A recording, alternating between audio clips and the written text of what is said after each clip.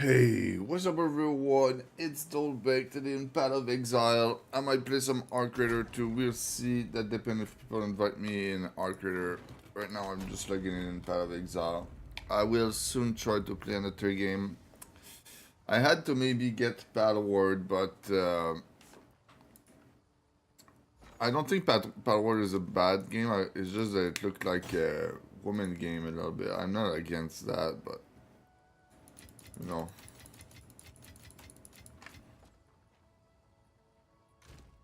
I'm not the type to play Animal Crossing and those type of things. I don't know if you can compare though.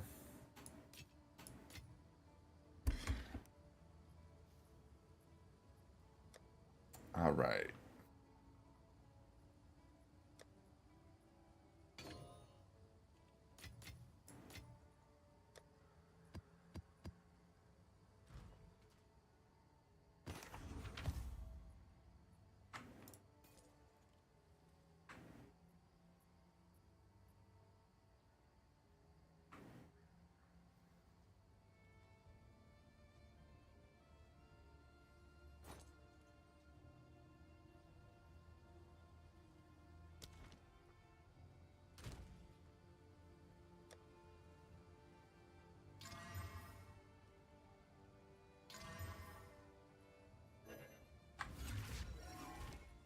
Oh, the Verde is not open.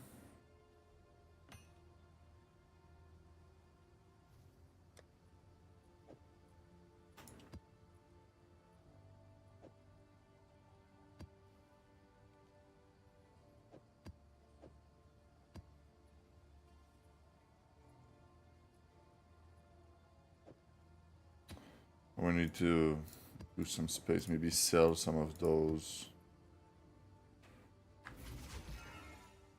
Let me open the Verde real quick.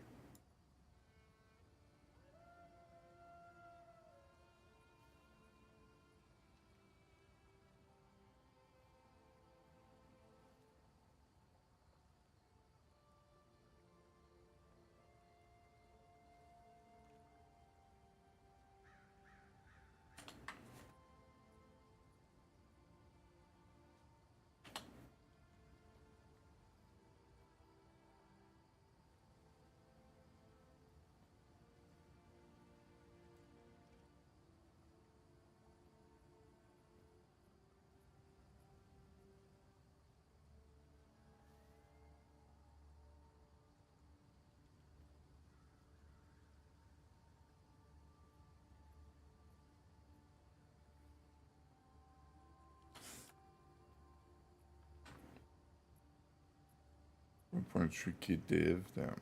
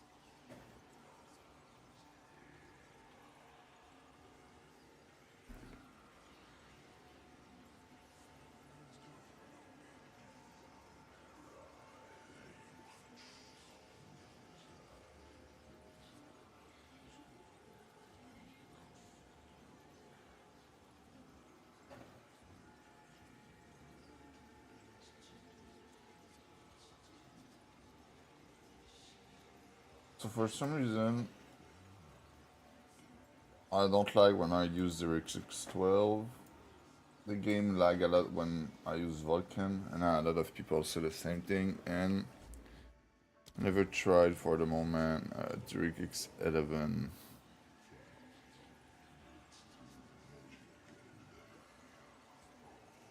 So I might try the DirectX 11 if I still lag.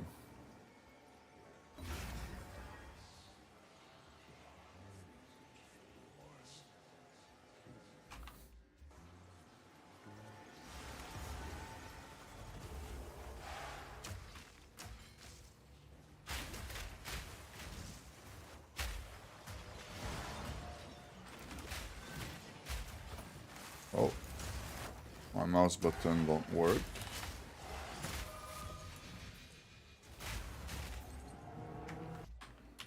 Make my mouse button work, I need to open Logitech.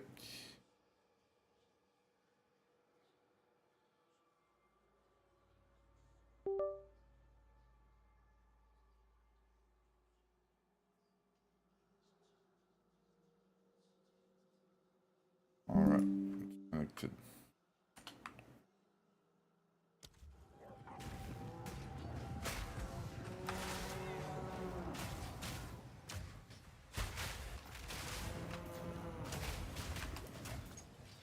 See, now I got some cow passing through my screen every 10 seconds. It's so fun. Yay.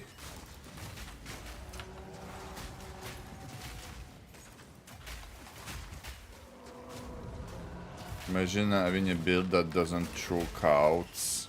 Stupid. It's all about cow or not, no cow.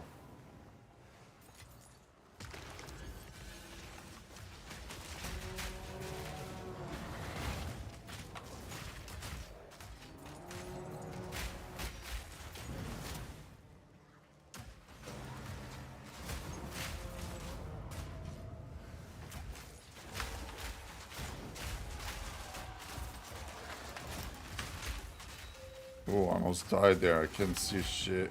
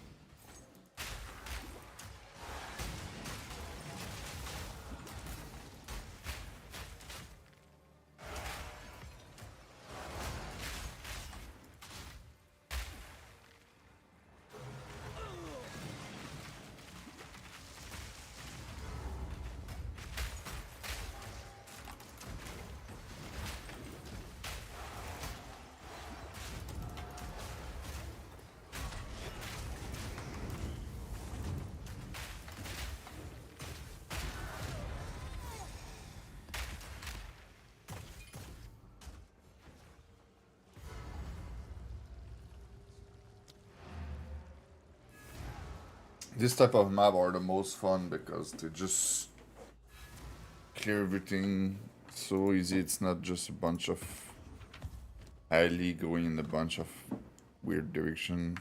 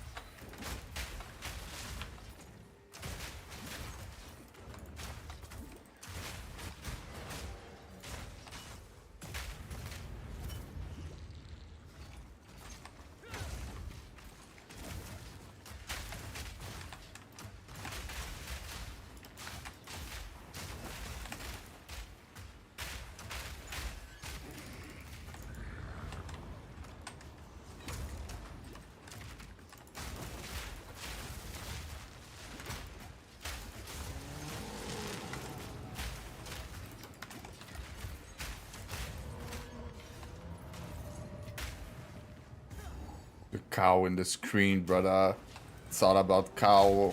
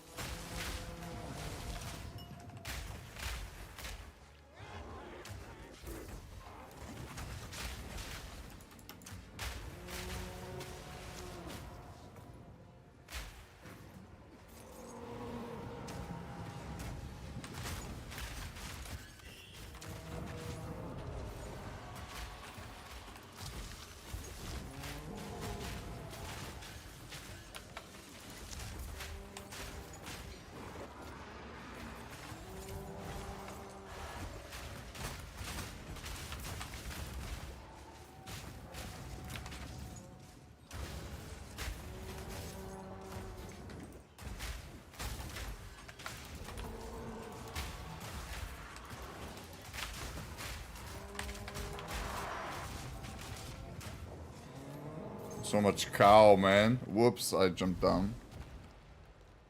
I still had some cow buff, man. Now I'm missing out. I think I just wasted them. Damn, dude.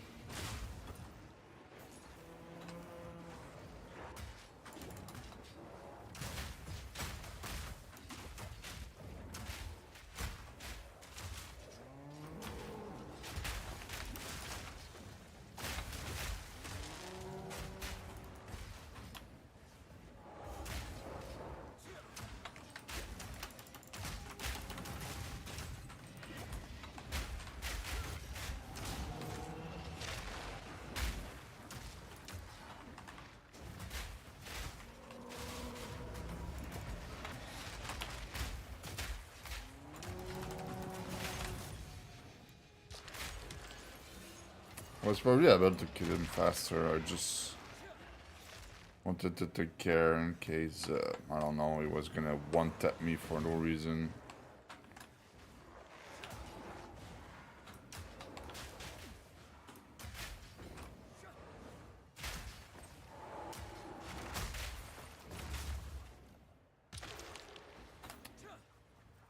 Those Abyss mob are like some of the easiest XP in the game.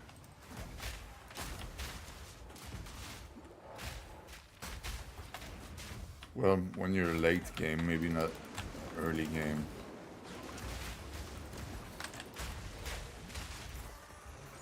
Just treated mob there.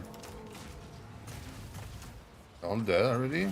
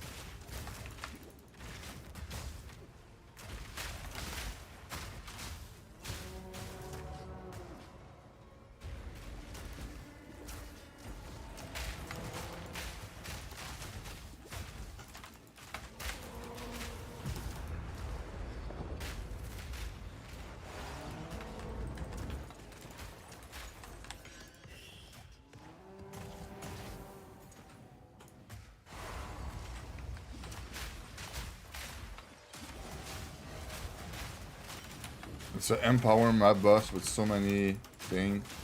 At least it's not the hardest boss.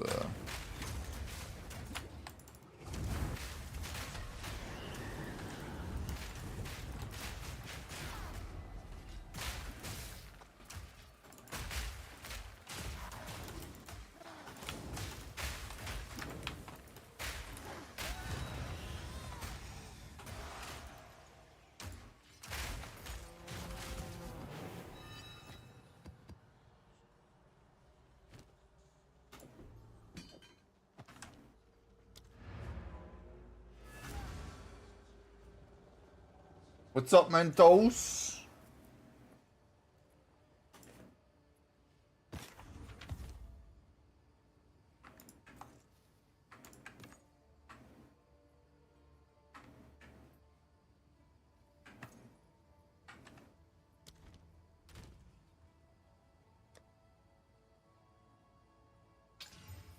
I know what you think. You probably think this game is ass. I should play something else. Damn, you're so right. But this game is fun. It's just not fun to watch, you know what I mean?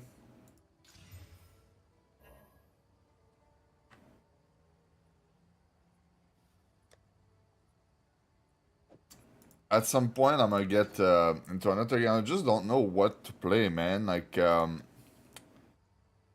was, what was the name? Battle World that come out recently. I was looking at it. It looked fun. But it's one of those other games that, like, there's almost no action and there's no PvP. Oh, 2.1 div. No action, no PvP. It looked like a woman farming game, you know, like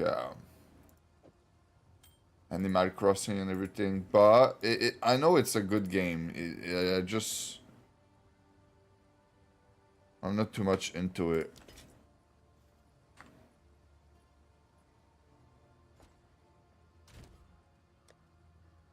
I almost got it. I almost took it.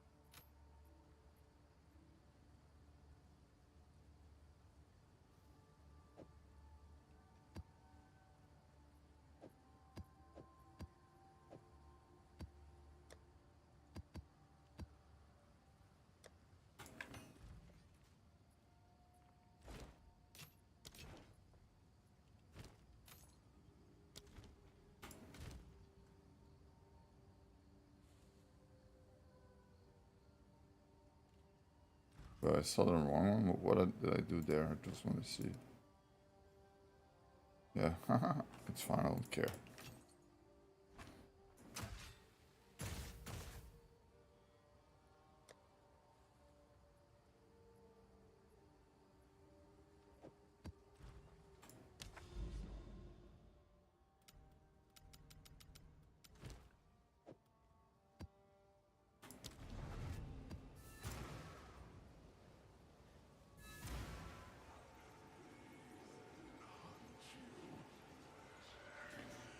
I got no lag today in this game. That's a good start.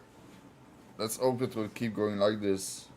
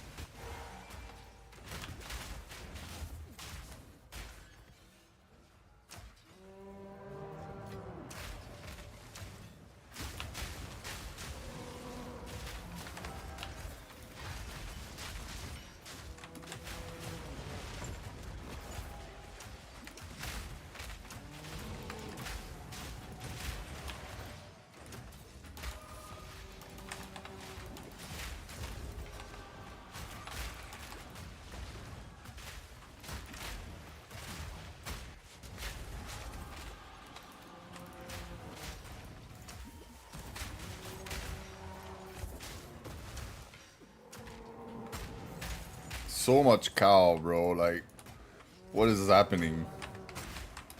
This is unethical.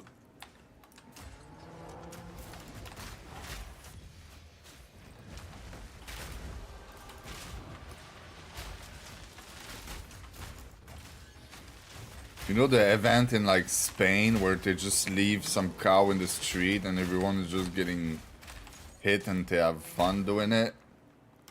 Well, looked like that.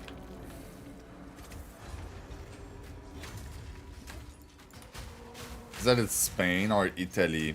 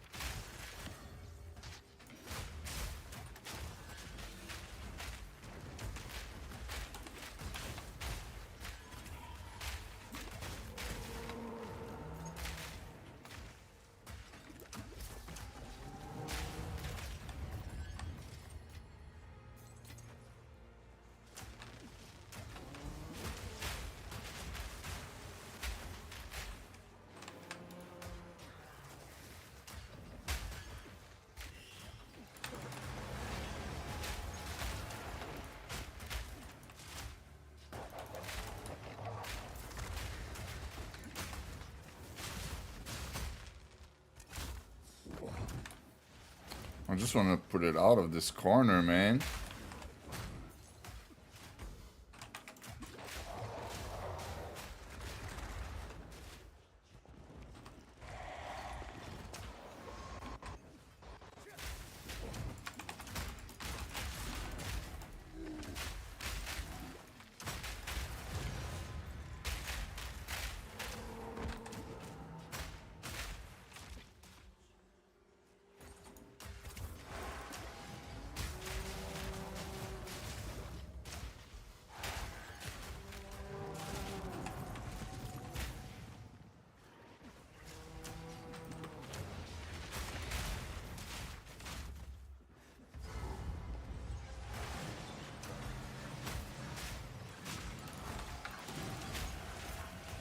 The amount of monster in this boss room is insane.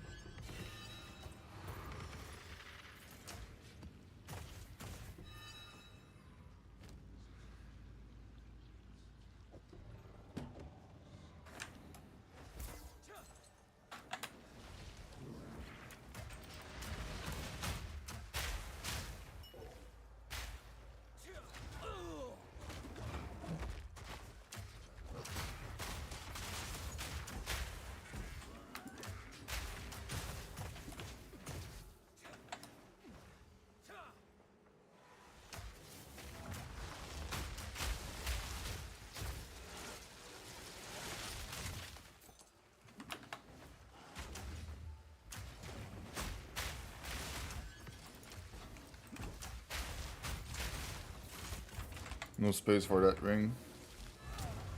In and out.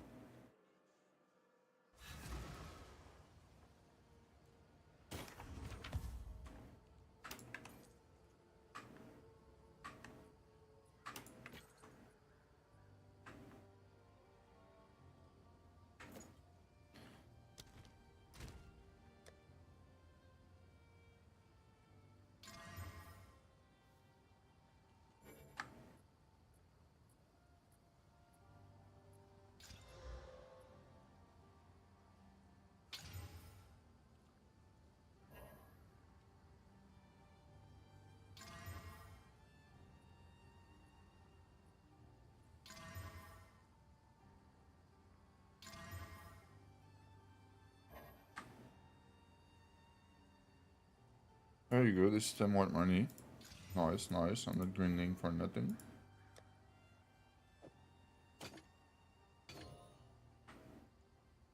.5 div.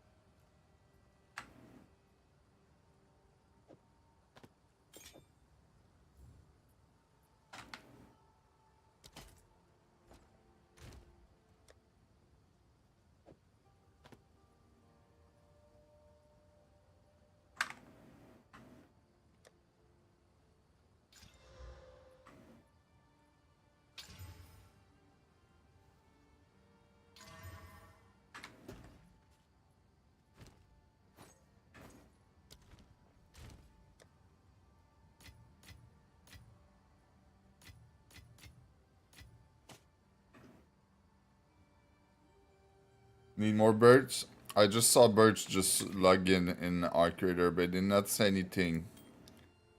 Let's see if he come in.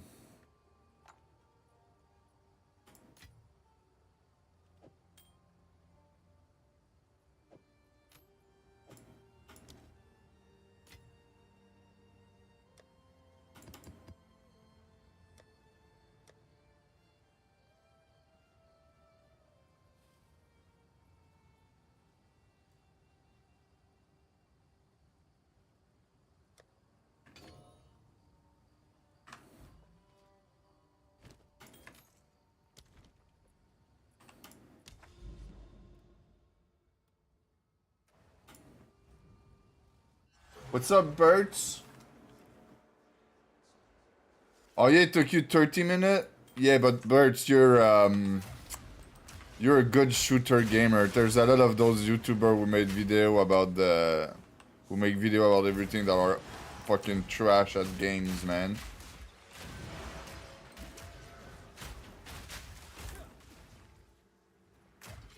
I just saw you like get an Arc Raider. Do you want to play Arc Raider, or you just like get to see the skin that you gain?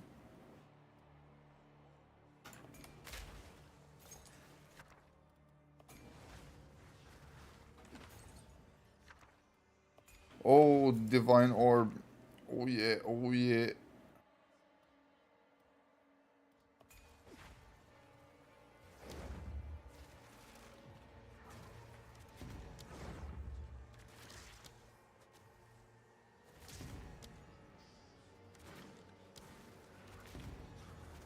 You're down, perfect. 10-minute max and I'm there.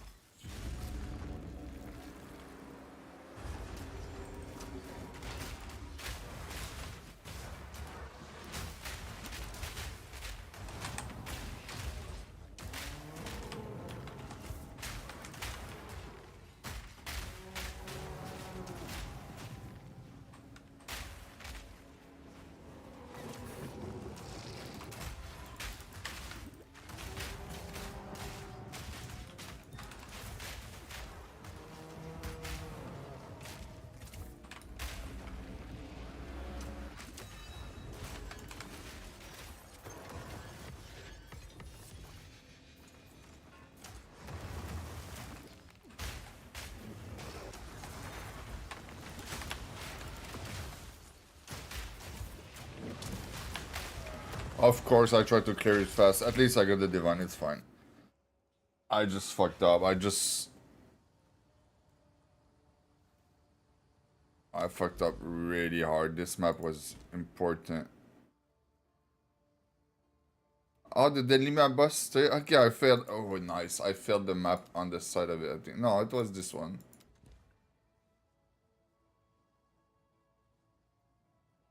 Wait, this one is repeatable? I just want to see. What? Usually when you fail a map like this, I have like 0 life and everything. Yeah, this one is... If you fail it, you can reset it. It's probably because there's like a special map bus into it. Alright, I'm coming.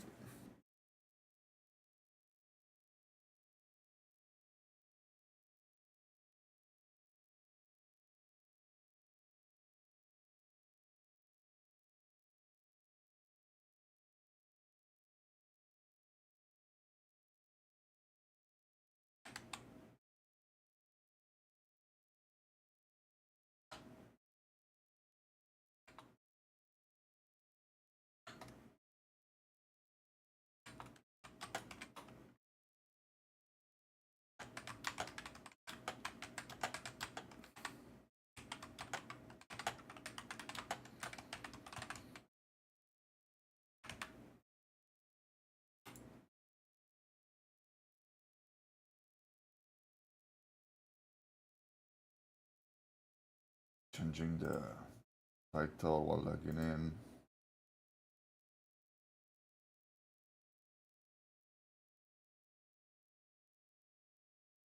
At least today I did not lag in Path of Exile. That's pretty nice.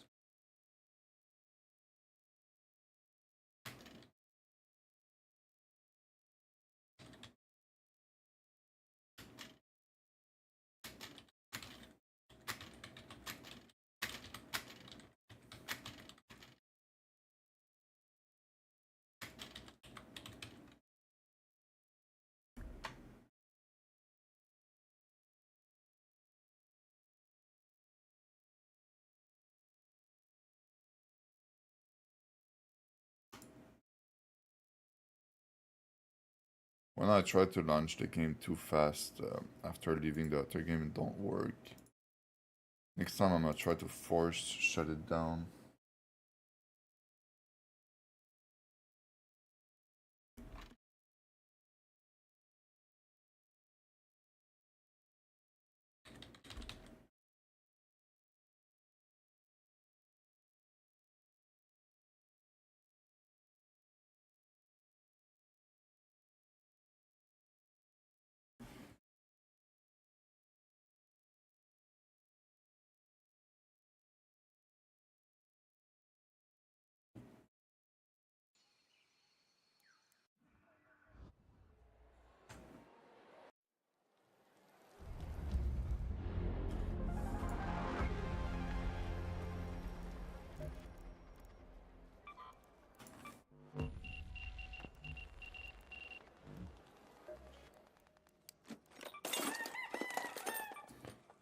Aha! I knew it was cheater one day ago. You know, those dude was they was showing as a console player and they was cheating.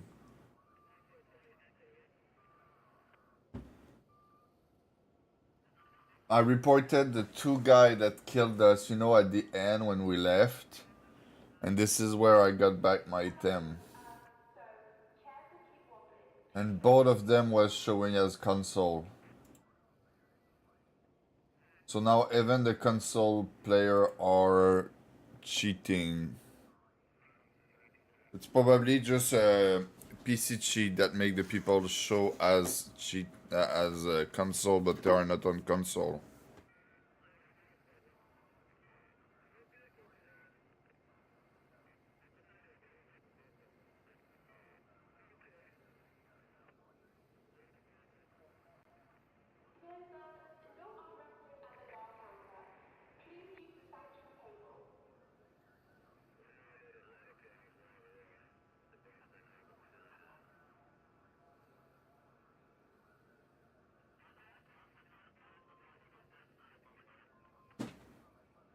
So right now we kinda average one cheater per day minimum, like even if we don't play a lot.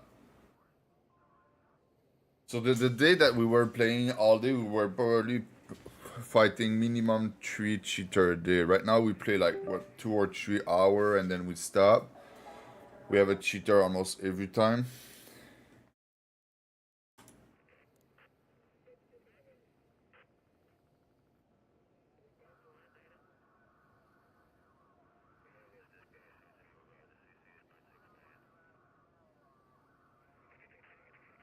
I invited you, Bert.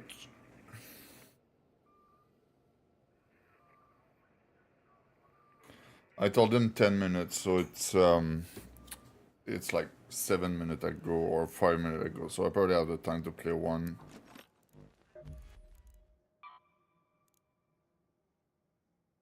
Maintenance report to Tunnel 3. Immediately, Tunnel 3.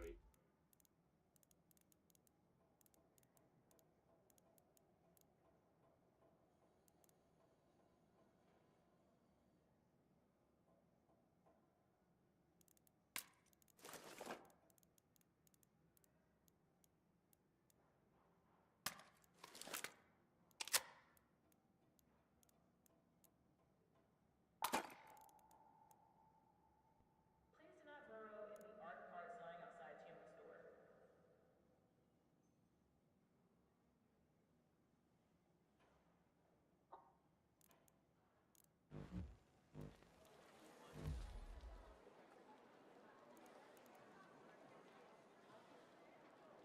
Loading, perfect, perfect.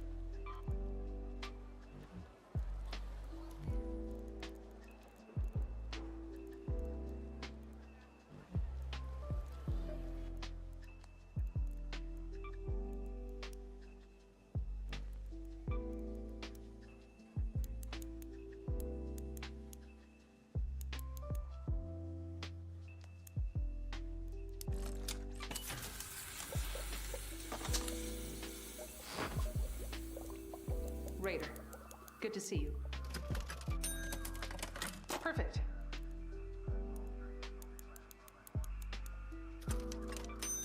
Thanks, Raider.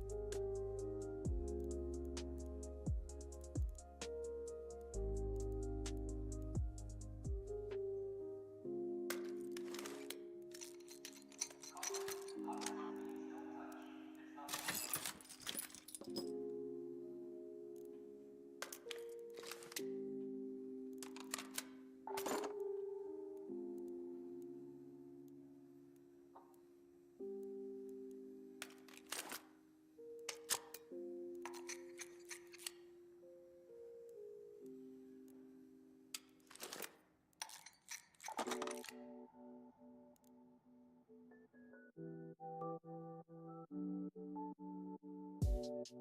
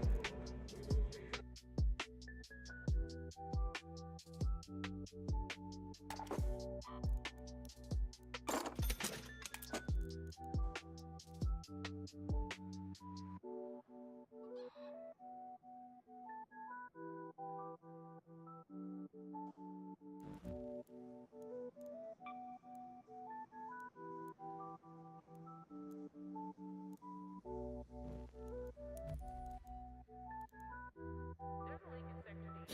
Maintenance says they'll get to it eventually.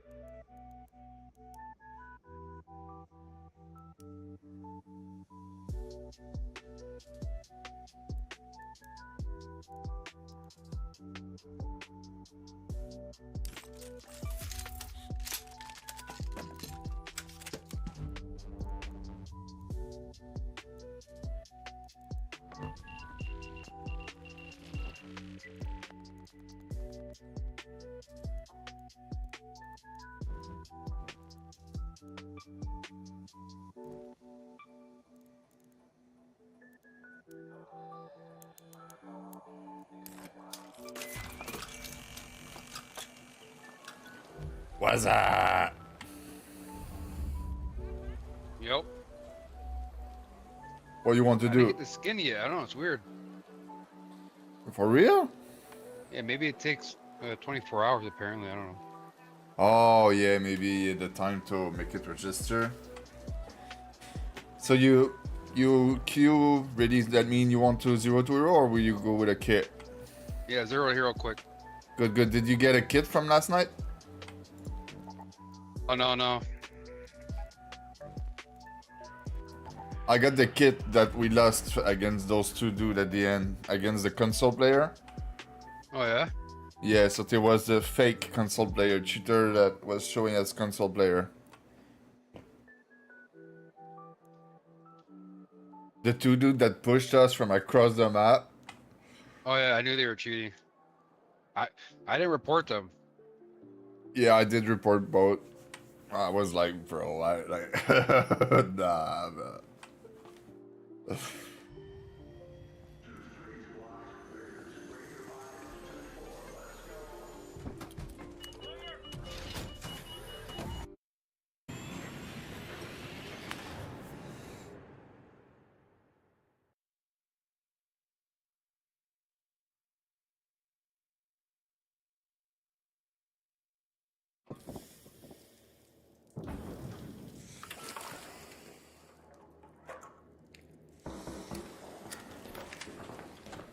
Still got to do more damage.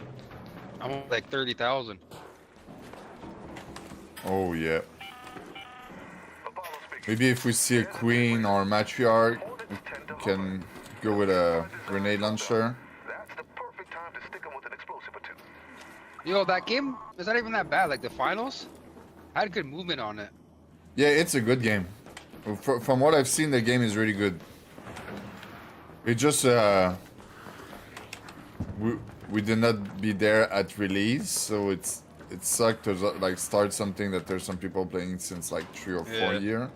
But the game looked amazing. Oh, I got some good money right now. Nice, nice.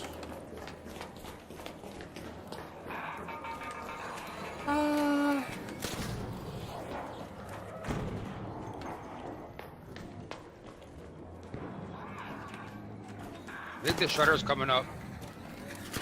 Come with me. I can't. I'm stuck behind the fire. Over there. Okay, okay. Coming now.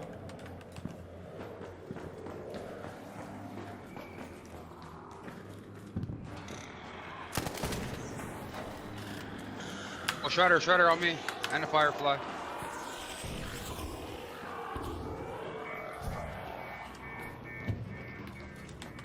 There's people there.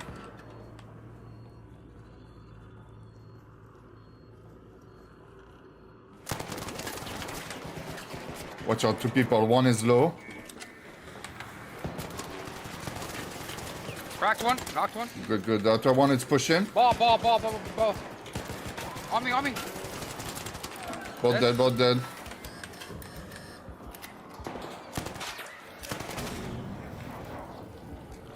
I'm stuck right now. I can't help you. People had the final skin. GG's, brother. Oh, these kids were goof, bro. Yo, someone just broke a camera. Watch out. Look above us. Maybe coming from here. I don't know.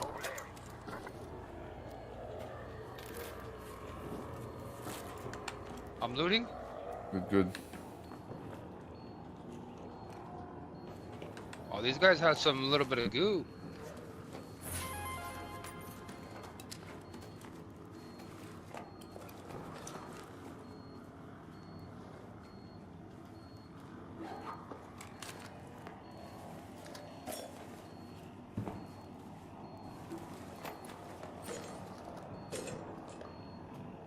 Let's cash out or what?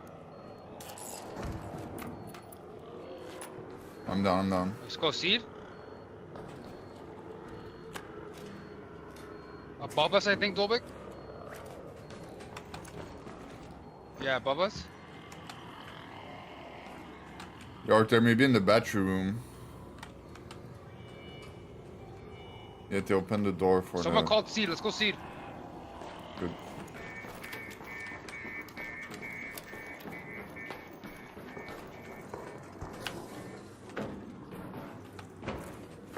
Shredder. Oh, I pulled it. Go up, go up.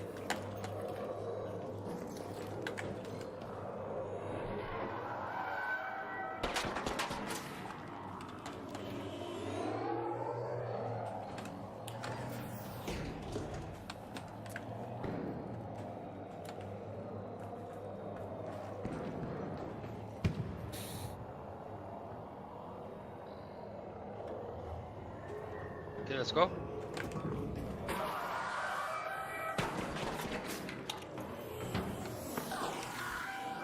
Twice no. in a row?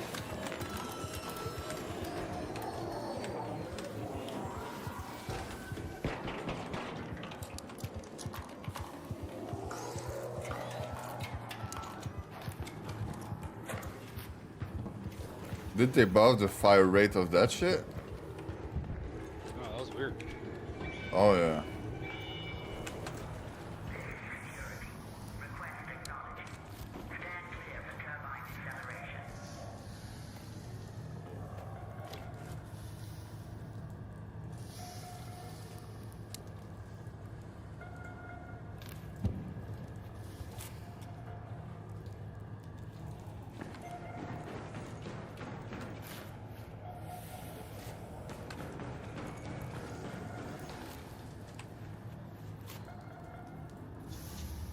No.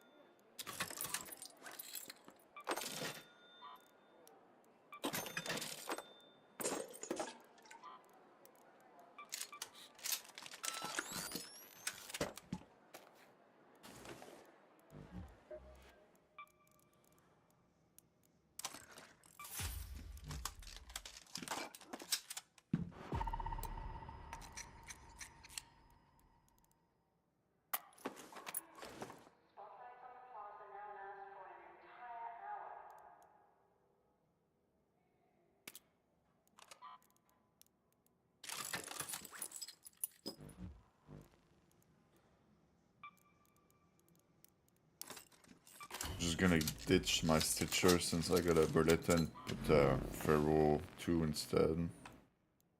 That's what I'm using.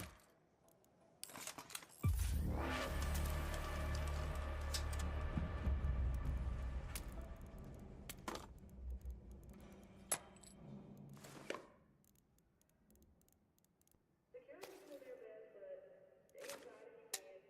It's rough out there.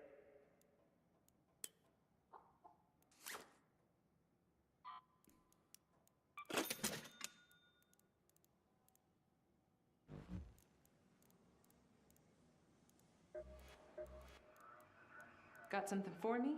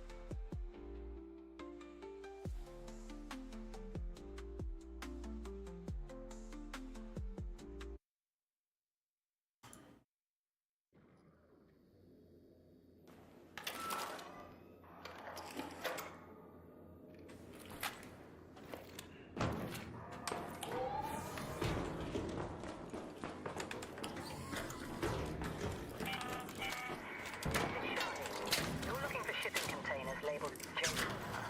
That's all the help I can offer.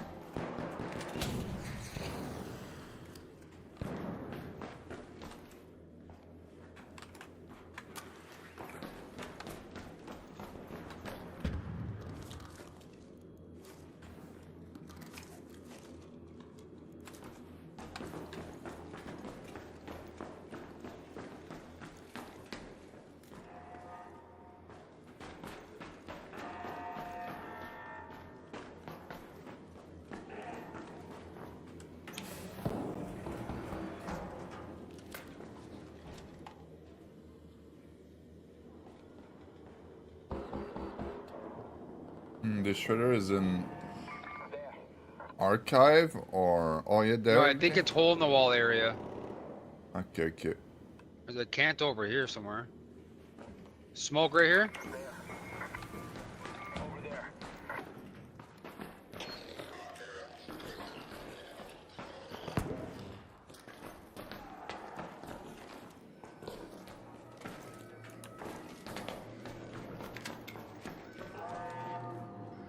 Yeah, they're in atrium.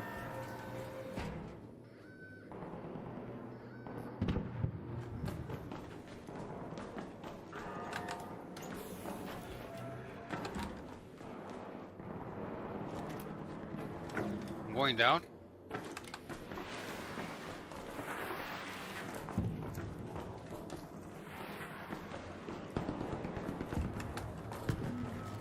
They're here somewhere.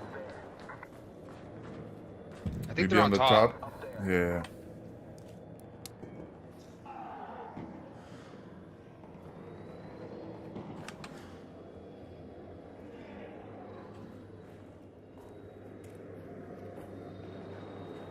Maybe by those stairs. Look there.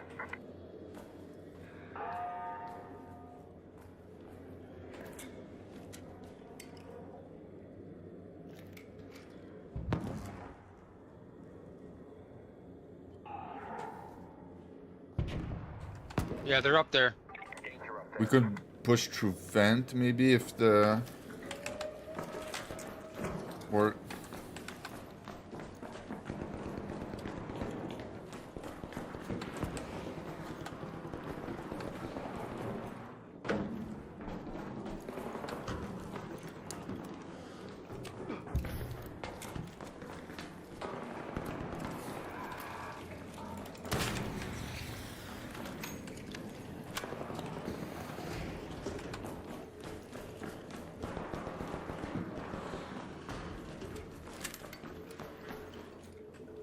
I think they are still in there. They just did a push. Yeah, they just knocked them out. Do we sneak up on them? Yeah, walk in, walk in. They could be looting. And they're probably still weak. I'll go right, okay? Yeah. It's here! Knocked one. Knocked both. Nice. Faggots, bro.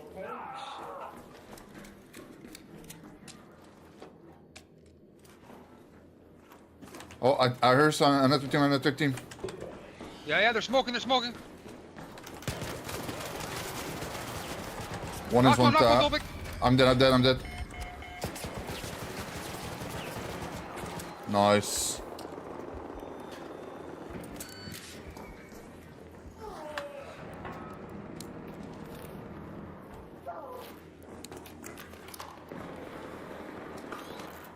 Lots of goop here, lots of goop.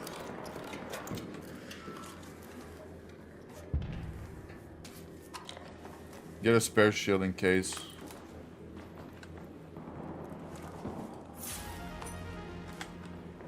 Loot these two bodies here.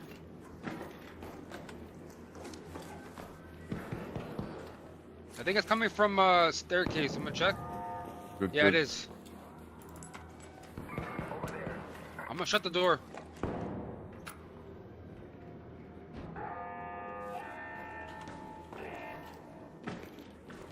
This guy was a free kit.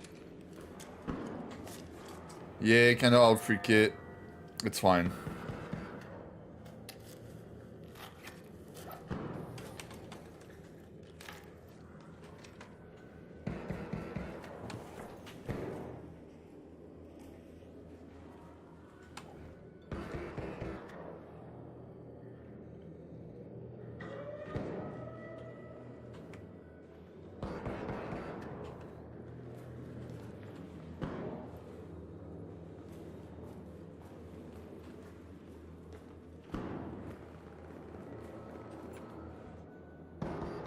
He's out there shooting at a shredder.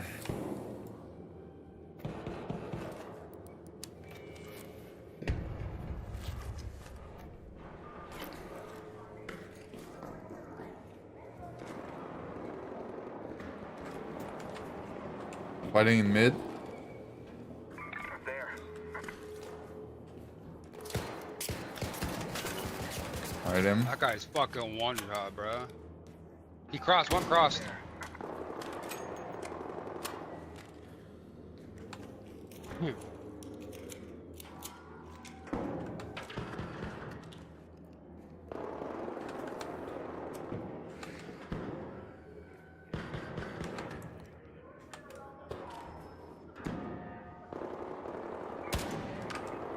He's crossing. He's alone, I think. No, he's not. His teammate crossed over a while ago. He's back. Side door. Our door! Cracked. He's super weak, bro.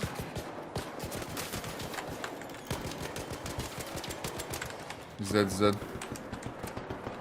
I'm gonna try finishing him. I'm getting shot from middle.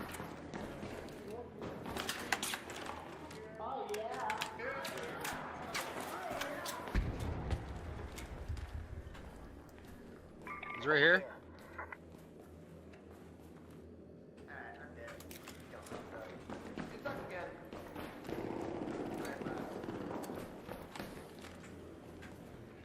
He crossed back.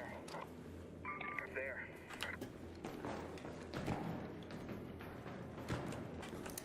Cross bridge. I'm going down and coming up. I'm gonna look real quick for the body. Yeah, I got you. He's dead. I'm coming back up. Loot him, loot him, loot him. I'm watching you. Okay, okay.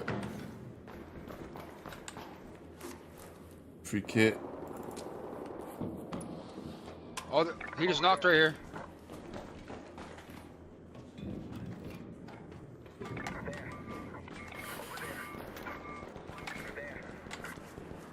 We can maybe try to look at this. Yeah, do you want a spare shield? I got one at 50%. I got one, an extra one. Good. On us! I broke his armor. Watch out, two there. I smoked. Oh no! Other side. Door. Other team's breaching left. Pushing in. Cracked! Knock one. Knocked. Other team might push. He's pushing. Danger. Over there. Yeah, he's pushing. I'm looking for you. I cracked him. He's fucking weak as fuck. Other guy crossed. Watch out. Don't Both crack.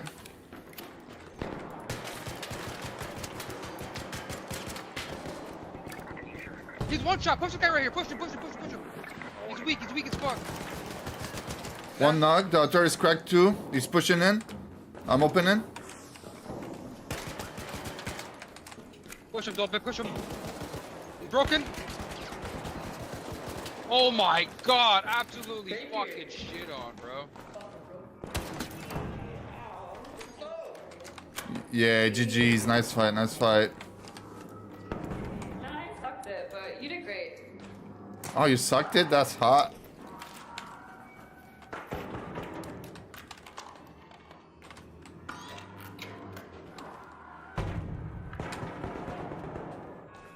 Careful.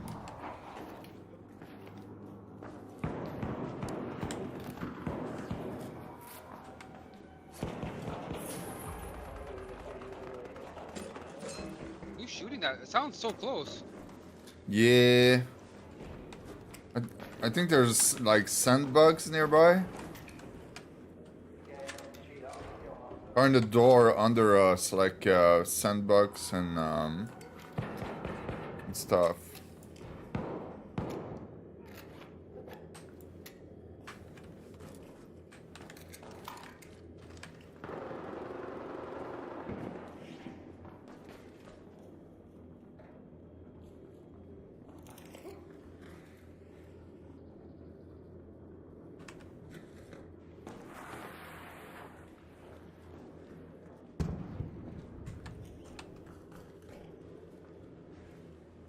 Dobek, this guy's not looted over here. Oh yeah, we killed two and then those two other ran straight in. Bro, these guys aren't looted. What the fuck? Yeah, we killed two and then the two other pushed, so we did not have time to loot. Good call.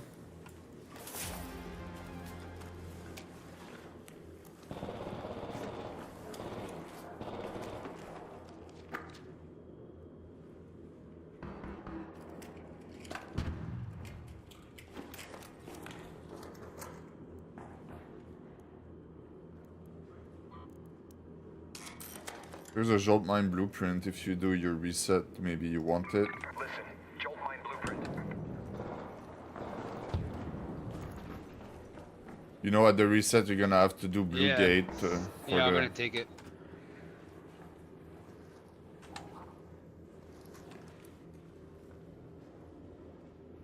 Survivor Augment.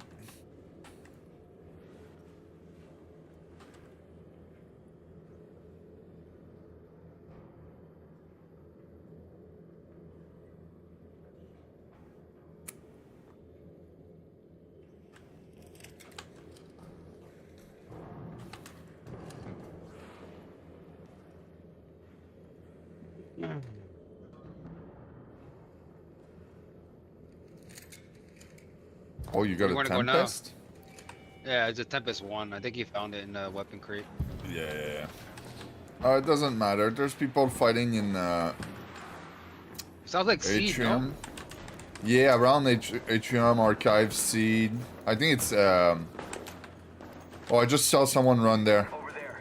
On TSA. Yeah, I think they're trying to go seed. Good. Rage or fuck. Yeah, they're in seed. They're in seed. I just heard a ball.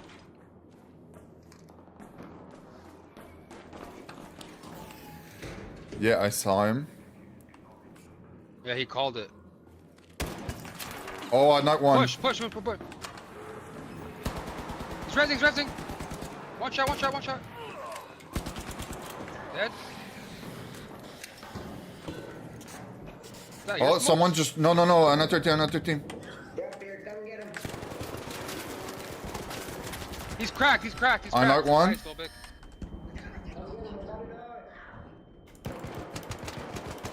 Both knock. More.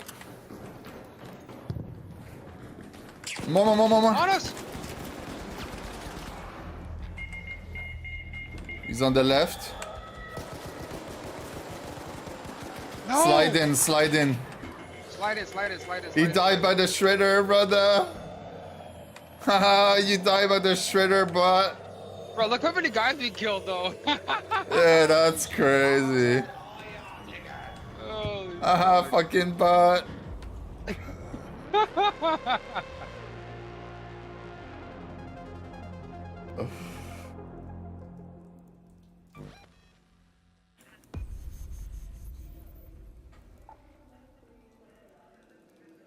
The Holy, player, I had 5,000 damage and 4,000 knocked out Raider. yeah, that's Fuck the crazy. Roulette 4, holy shit. The player interaction take the whole screen. That was fun.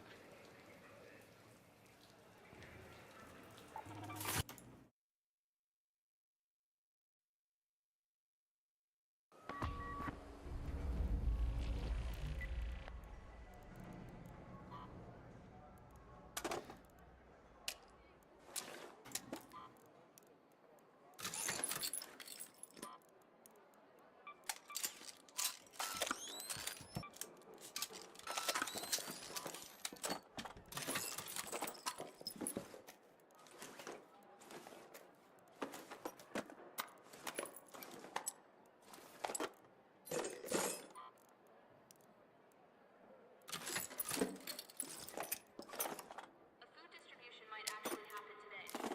Keep an ear out for an update.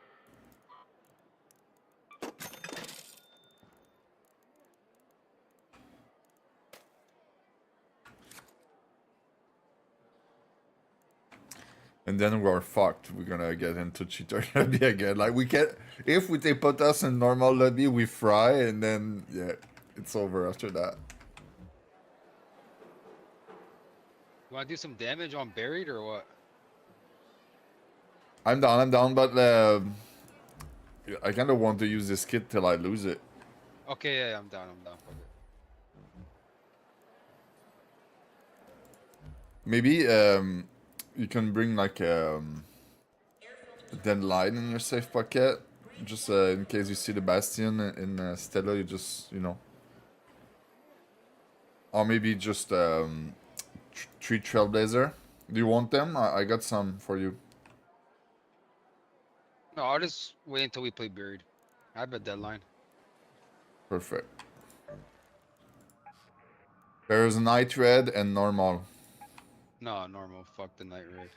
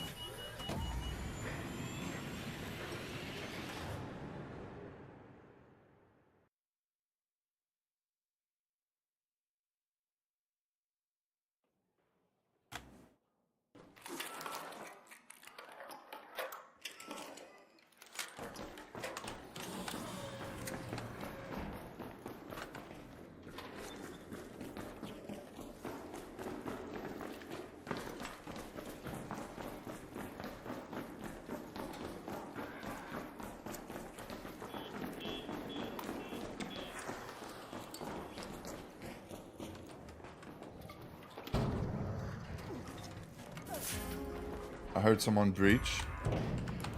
Fuck.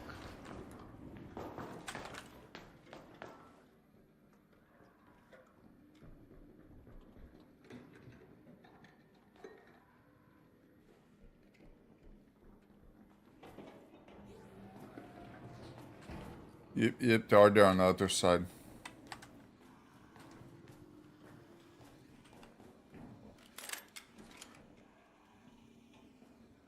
I hear more people, Dobik. Danger. There. Good. Yeah, they're coming. They're coming. They're coming towards you right now.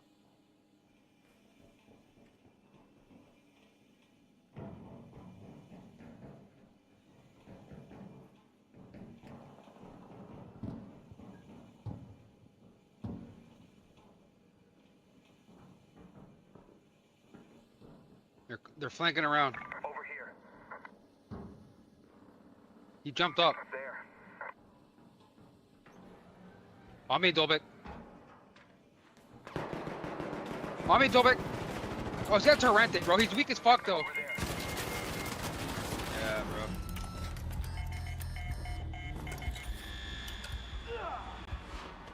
bro. Yeah, that was weird.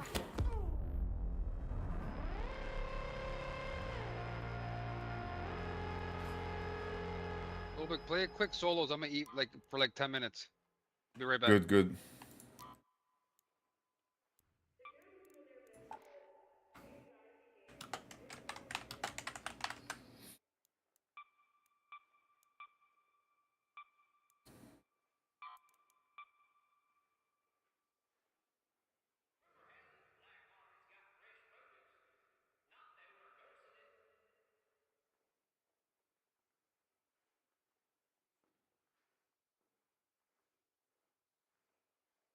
Sector 4 is low on power again.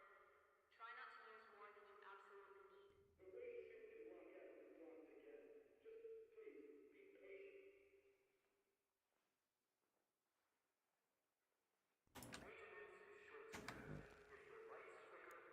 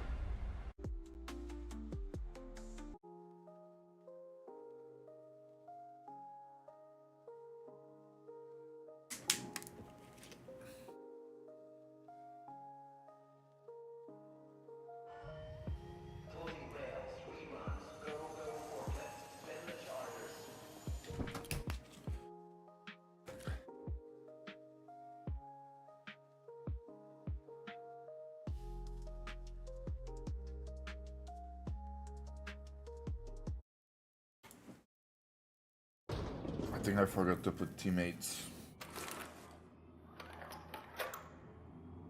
Yeah, that's gonna be cooked.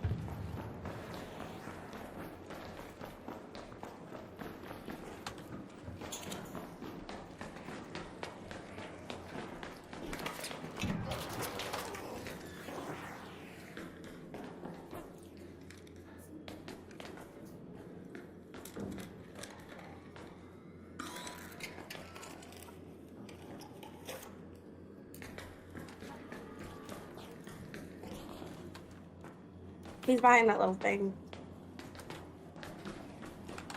Oh, he was. He might have moved. No, he moved. He moved. He moved. Oh shit! That's a shredder. Damn, dude.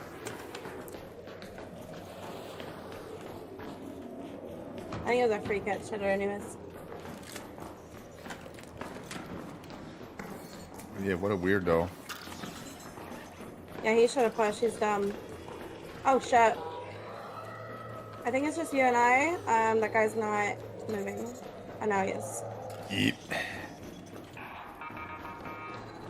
Oh hell no! There's a ball following you. I'm following you. Oh, he started to move. Bro, he don't get banned. Look at his name. What? I already seen that. What's the problem, bro? I'm not gonna say it.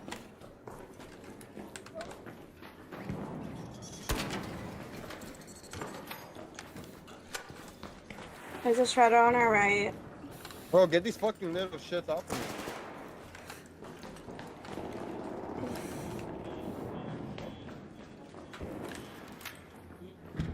Careful, there's a shredder. This way. Huh?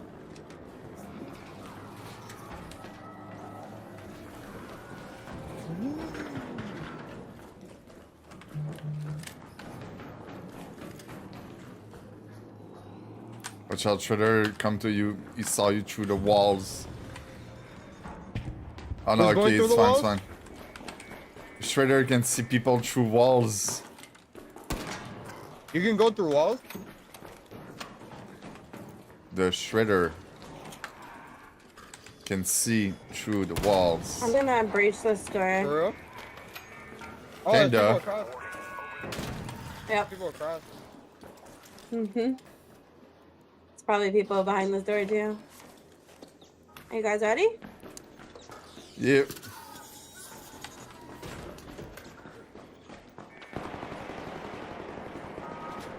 Oh wow, nice spot, bro. I like that. Are those for me?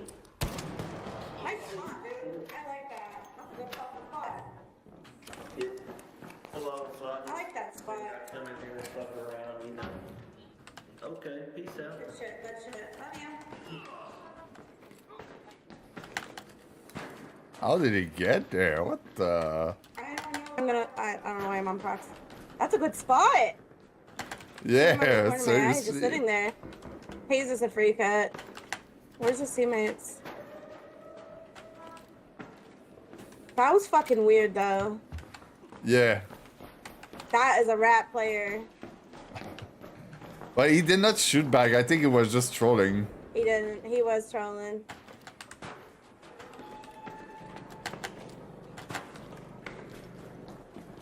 Well, now we gotta look above us and shit because his teammates are gonna be little weirdos too. Probably.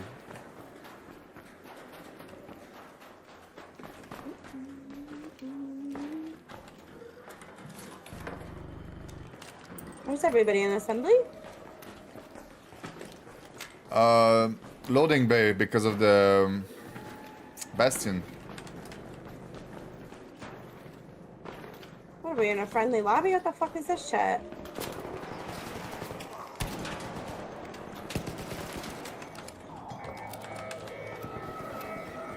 Shredder, shredder, shredder.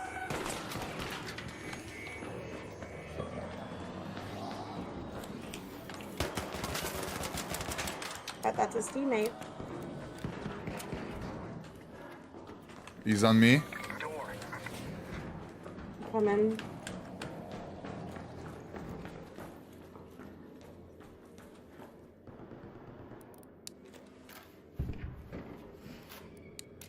He's stuck in the back You of get the him? thing. I put him one tap again and he ran away. Last time I saw him was right there where you are. On you. He's behind that wall. Oh. He's dead. One more. Bro, that's definitely that guy's teammates. Yes. For sure. Yes.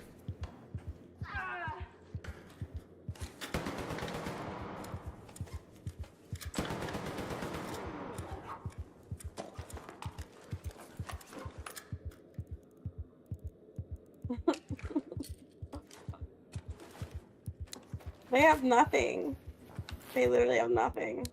Yep. This is such a dead raid. Except the shredder. Fuck that guy. I'm moving.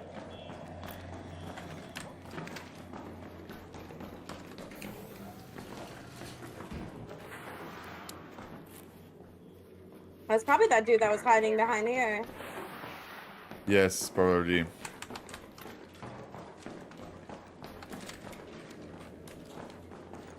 Where the hell is everybody? Is a medcat?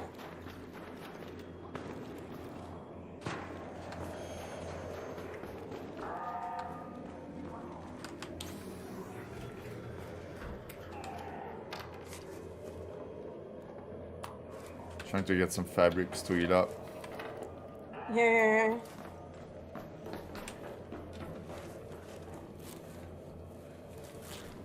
Thank you. Oh, fuck me! No! No, no, no, no, no. We're not going that way. Nope. Hell nah.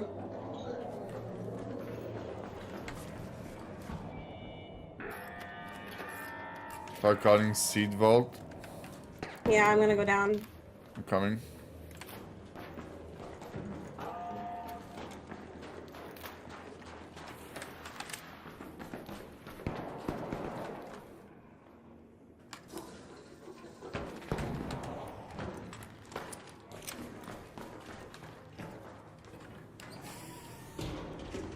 Oh, it's loading bay, not Seed Vault, I think. Am I wrong? Yeah. It's loading by. Yeah, they caught it.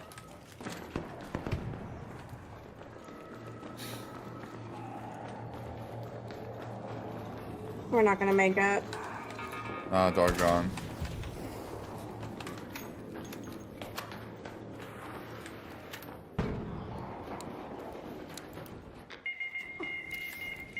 Oh, Hey, how'd you die? homie's dying by robots. No way, dude. I'm gonna call the train. I'm just gonna leave, dude. This raid's done. You wanna come out Good, with good. me in the loading bay?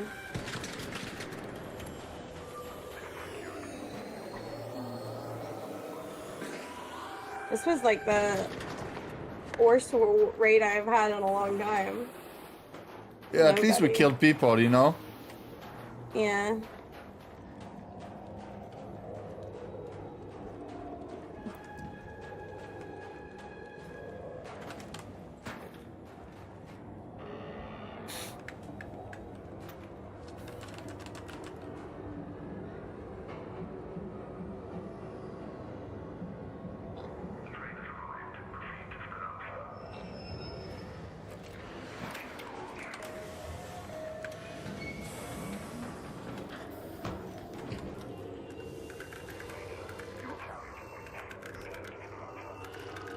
Taking my rattler and my stitcher and I'm fucking out of here.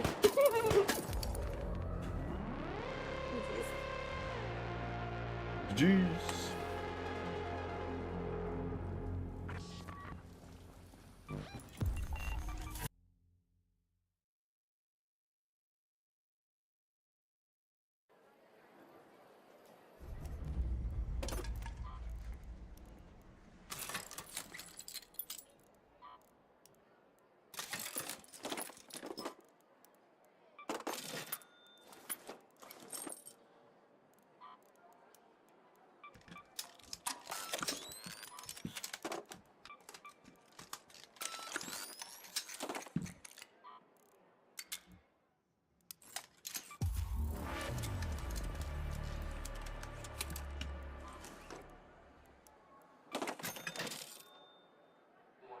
Avoid touching exposed wires and armed weapons, unless creating immediate electrocution.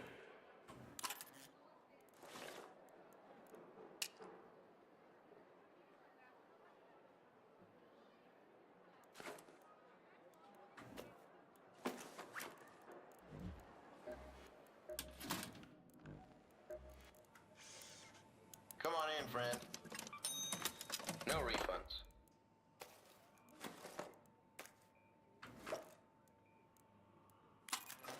Don't mind me, just thinking about roller skates.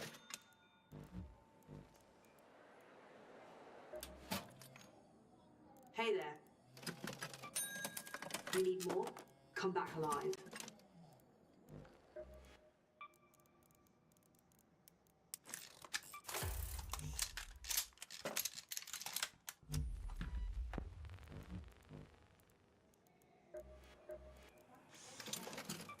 Forgot something.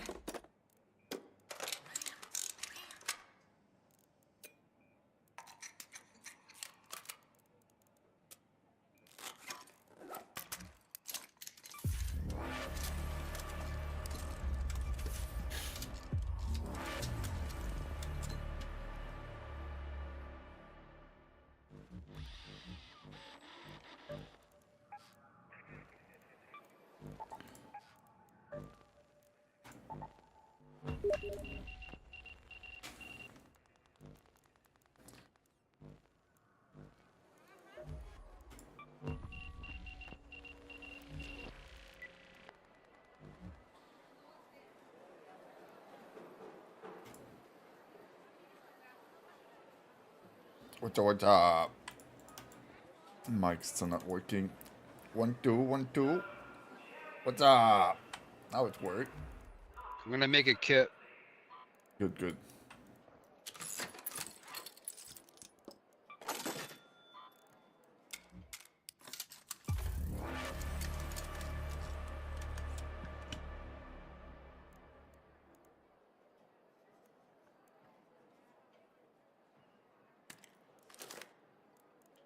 What gun? I'm gonna bring a bobcat and a hull cracker. Okay, okay.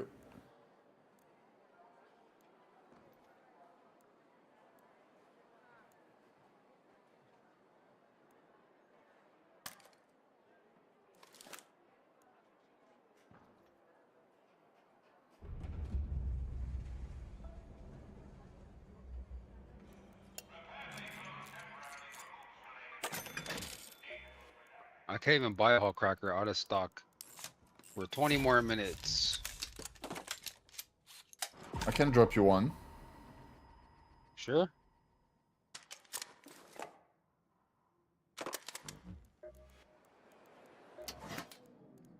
Yes. Tell your fellow raiders where you got that.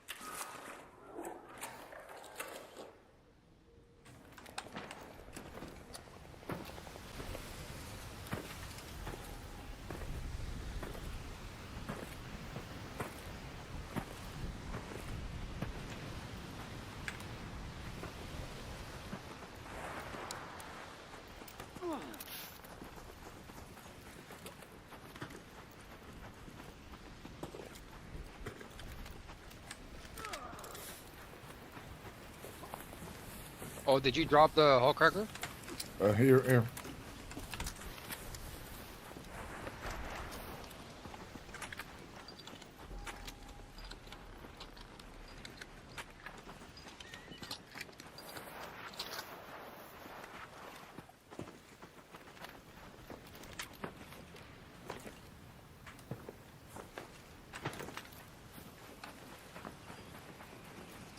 There could be people over there. Yeah, I think I just heard something.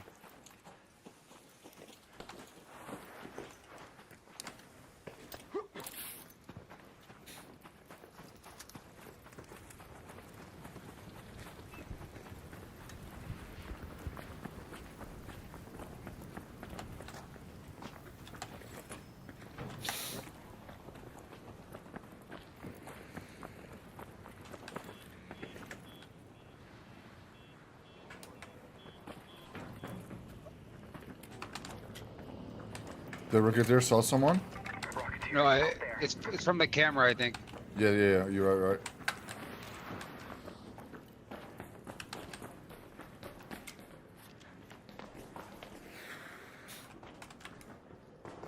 I think they're in hospital. Someone called the extract. Oh, yeah. Oh, probably dupers.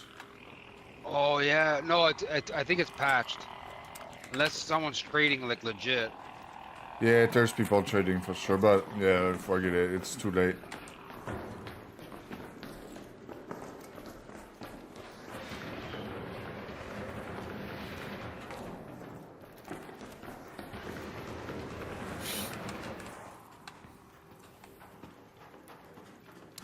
In most of the game, there's always real money It's still trader. green. It's still green.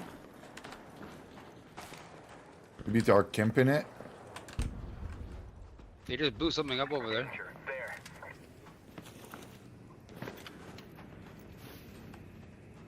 We focus on your damage, or we try it. Like they are camping Yeah, I it. just focus on the damage. I don't hear a bombardier or anything though. A Rocketeer.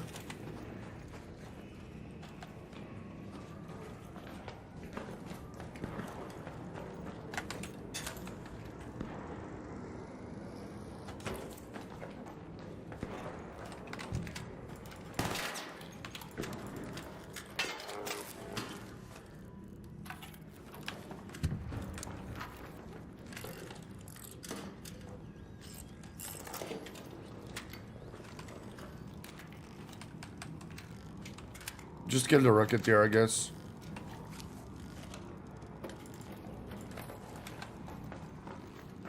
What the fuck is it?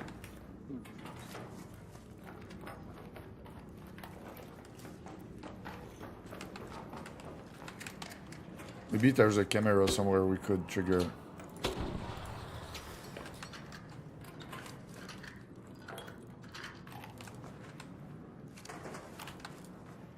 I needed those plastic parts. I hate looting them. I hear something over there. Is there a bombardier there? Or a bastion? Yeah, there Leaper. is. No, it's a leaper. It's good, it's damage. Oh, there's a bastion, I think. Yeah.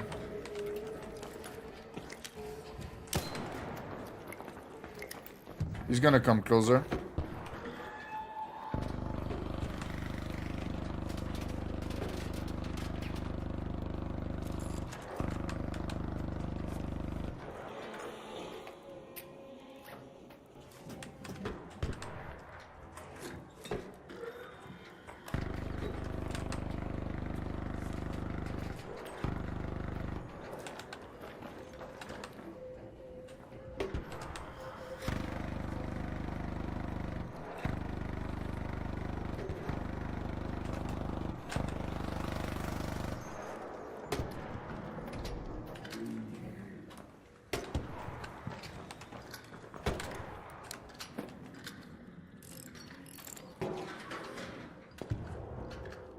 Two people coming by the alley.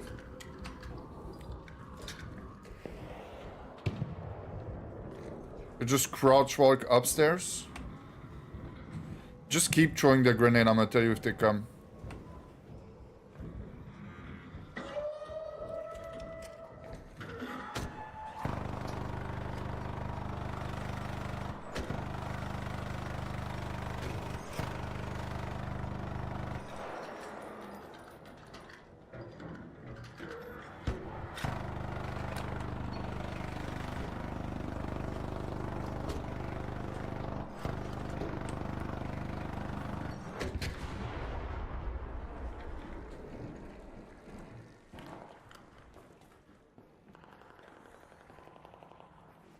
I hear them, I think.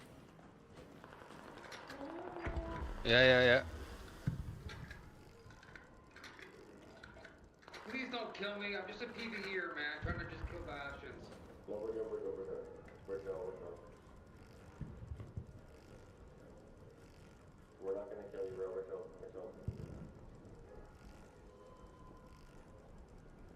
Are you gonna walk away then? You guys chill? Hello?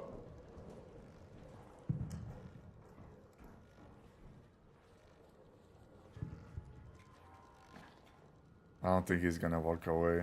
No, I hear them. He's switching his gun and shit.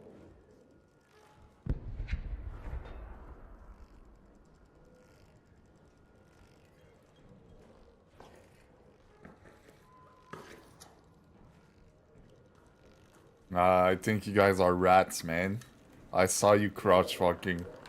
Yeah, you're gonna attack us while we loot the bastion or something. Oh, I thought you guys could do it. We're gonna go. You guys do your shit. Get those guys. We're gonna go. Let's get out of here. I don't wanna get killed by them.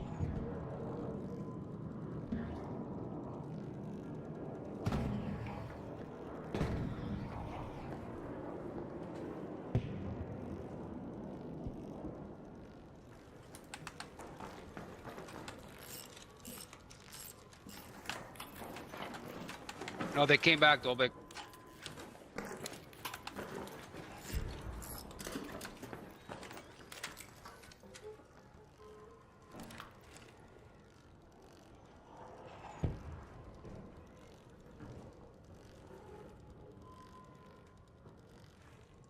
He jumped off, I think.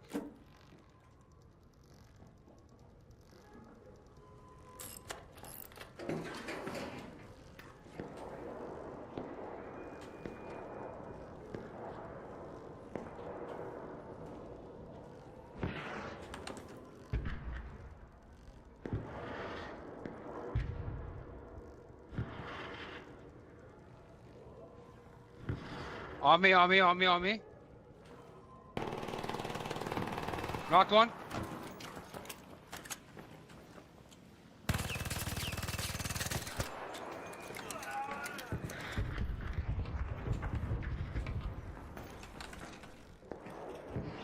You just can't try to loot like this? Nah, bro, you tried to steal the bastion, dude.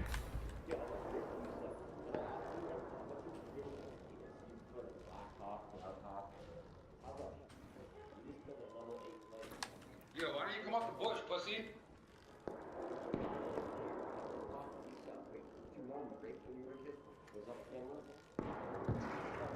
You sounds like you speak English, but you can't even speak your own language.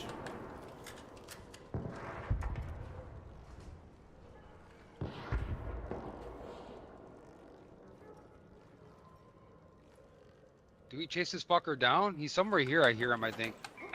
Yeah, or on the roof.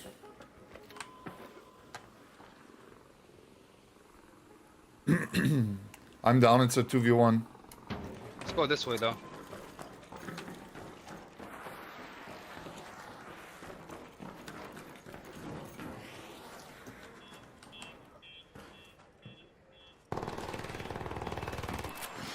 Yeah, what now, pussy? Night, nigga. Oh, you guys just got 2v1, 1v2. I'm gonna get this one, you get the other one, I guess. Yeah. Oh, you got the launcher Right. ammo for you. Probably free kits, no? Yeah, launcher ammo with a rust call. No, no, not free kit, not free kit.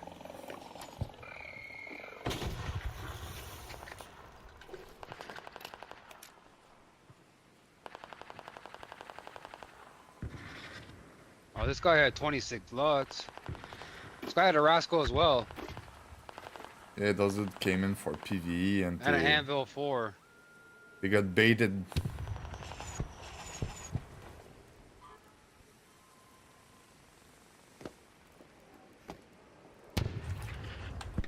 There's a lot of gunfights around us, so just be careful. Good, good.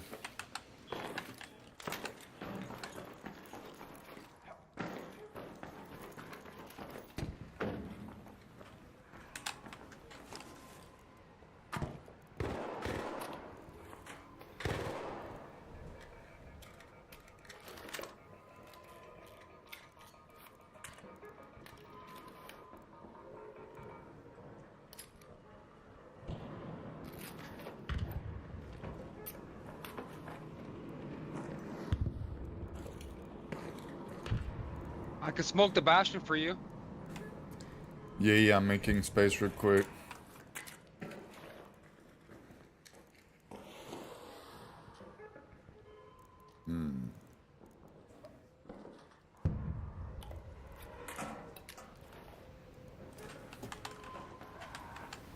Okay, I'ma go.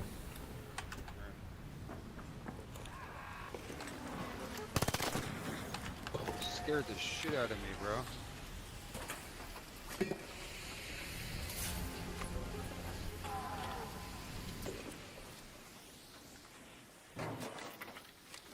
Do you want to do dress code and grenade launcher ammo? Sure.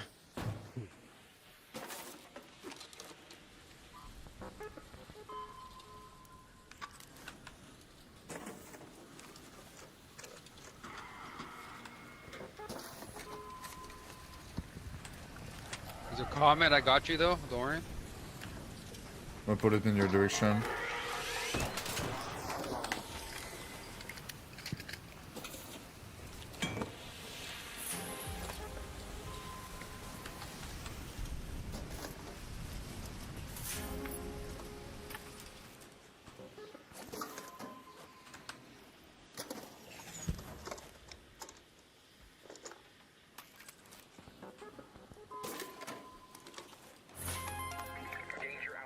Or is that hospital?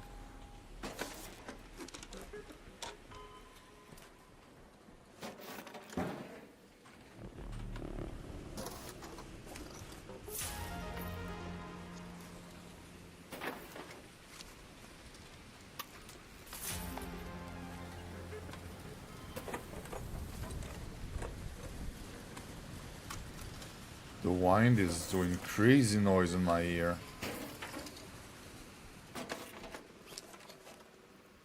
Feel like I'm on a bridge in real life. Like a seaside bridge.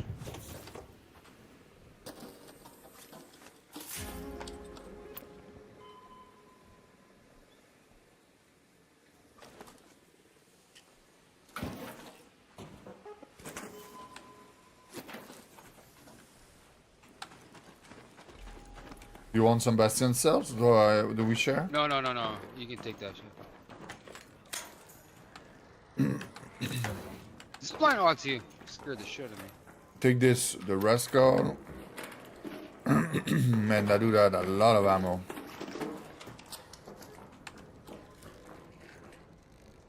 Oh, We reset by Town Hall. yeah, I'm done. Man, my throat. I'm a throat goat. Don't forget to take back my result. I won't let me take it down. Only barricades.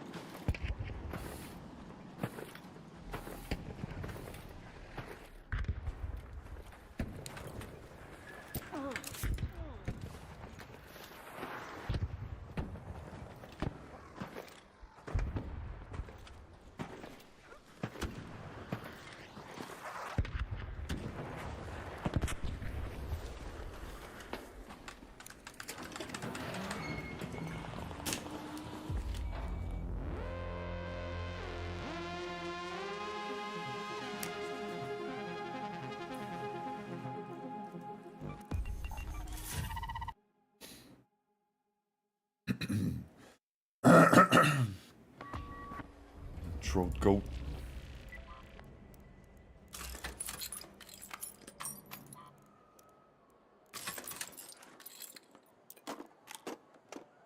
That guy added me as a friend. Oh yeah, damn. Oh, I got the new skin now. Oh, nice, nice. Where is it? Where is it?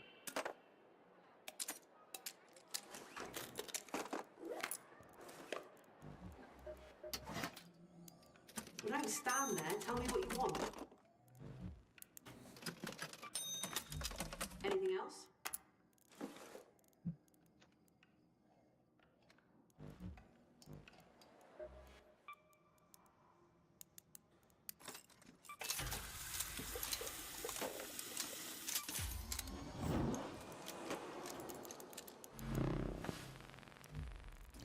No.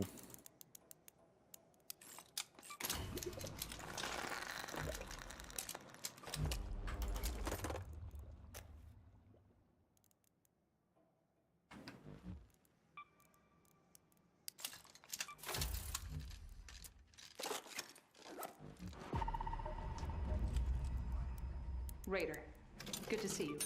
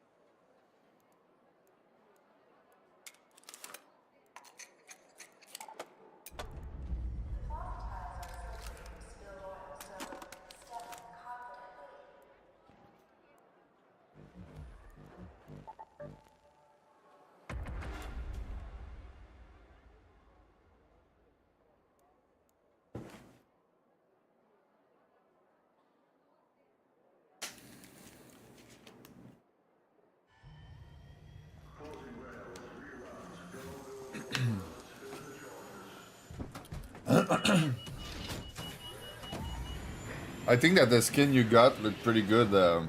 They need to go more in that direction. Yeah.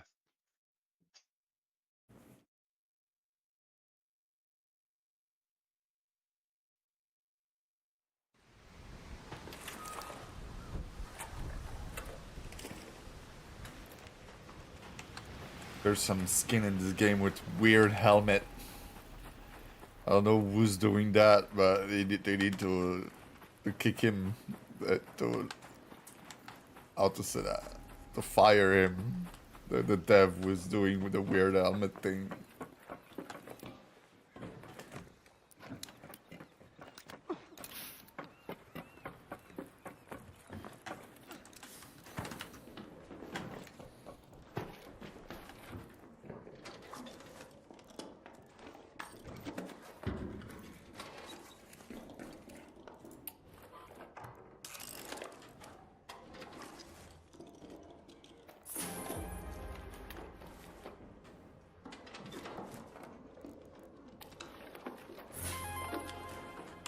I'll drop you a deadline. the first season, I'm not resetting. Over here. I'm already all the max skill points. I'm not gonna reset this one.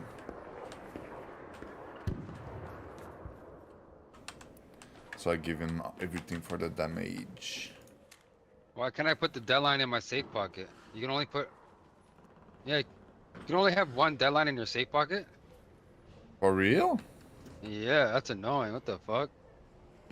Damn, so they nerfed it so nobody do the matriarch anymore? Oh, no, no, no. I got it. I got it. I got it.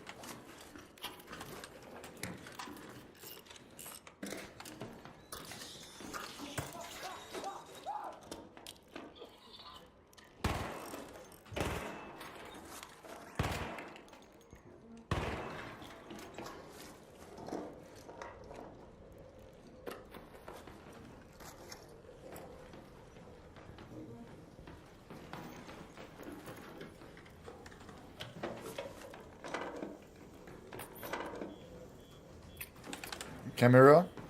Yeah, yeah.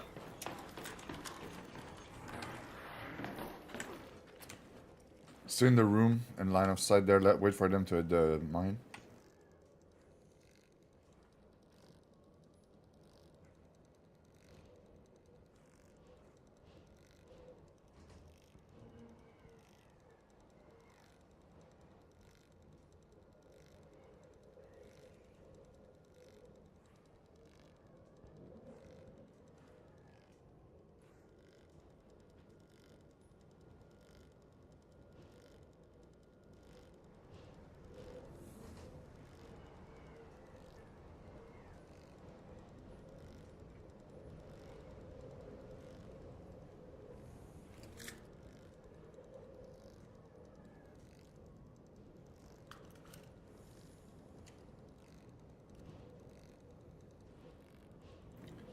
Finish to loot the container. I'm gonna look at it. There was still some thing to open, I think. Maybe not. Maybe I'm tripping.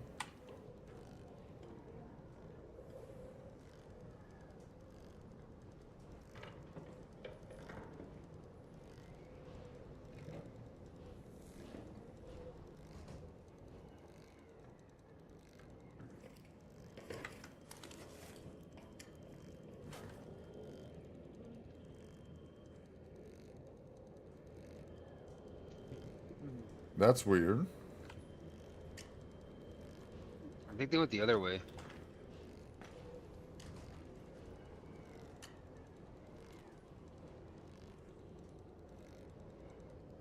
Yep, I'm gonna take down the mine and then we go find the bastion.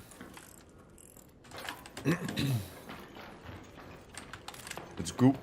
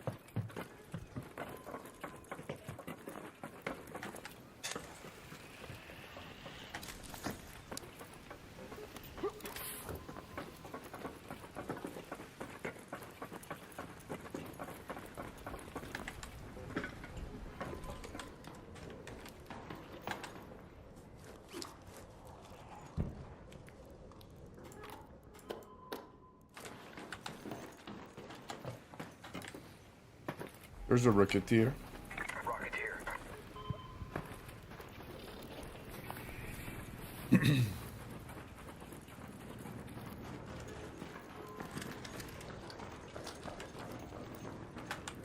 From the top here is not too bad to kill a Rocketeer.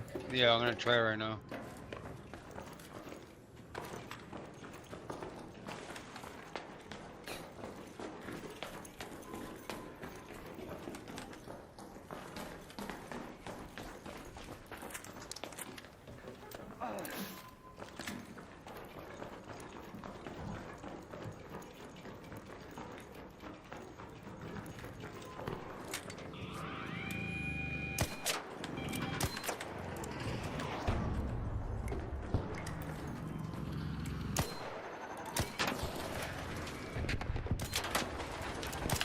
They saw there's guys on me, bro. No I'm coming. audio. Were they? One jump down, bro. No fucking audio. On my ping, he's thirsting me. They have bobcats and shit. I think they're cheating, bro. Bro, they came out of nowhere.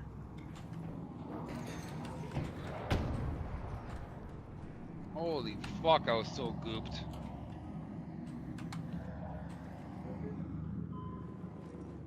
I thought it was you shooting me. Like, I'm like, what the fuck? And I turn around, there's two guys on me on top. That's weird.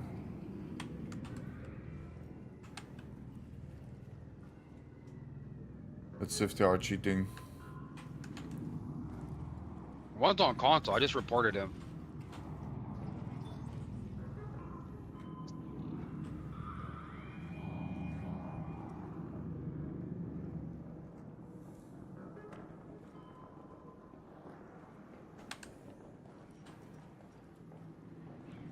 I didn't, bro. I had no audio. I didn't even hear them come up. Nothing. Yeah, they are they're cheating. Yo, same cheaters get reported, facts.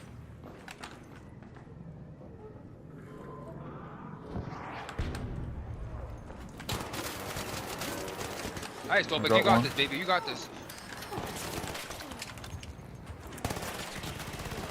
Damn. Yeah, they're cheating. Man, nice cheat, dude. What the fuck? They suck, bro. Bro, I wish I had like a replay on that, bro. That was crazy.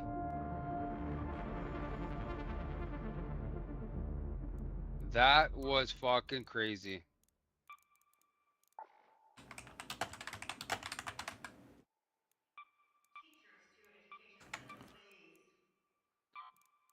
Oh, I donned the cheater too, I think. This level 3 dude was probably the cheater. So I think the name of the cheater is Calo Dario and the other dude is just playing with him, but... Yeah, 100%. I reported both of them. I knocked the cheater, it's his teammate that got me. Bro, they threw something exactly where you were. Yeah. Fucking losers, man. And I did no noise, nothing. Yeah.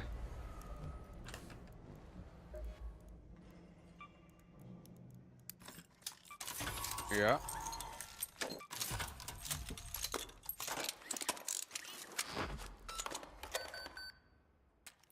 Well, first cheater of the day.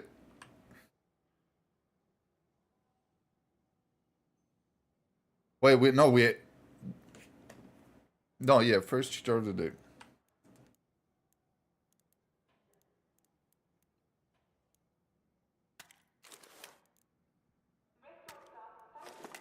Wait, why do I put Bobcat?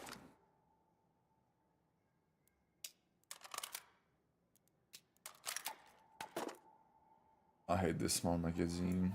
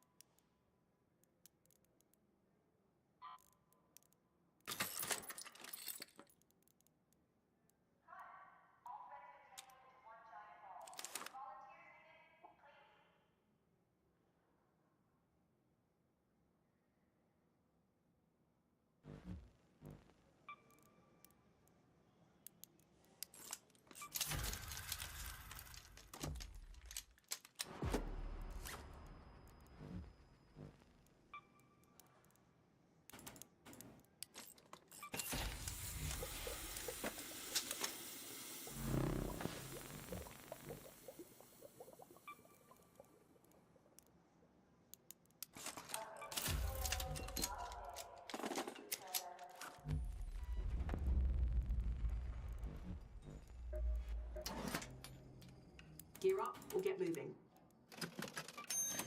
All I had to do was probably just to, when I cross the door, throw a couple grenade inside the door. And then Still heal up. loitering.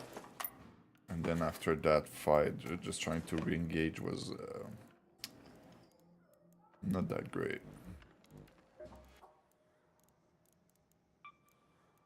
I took at the moment that I was maybe able to make him waste his ammunition and get him while he reload, but that was not it.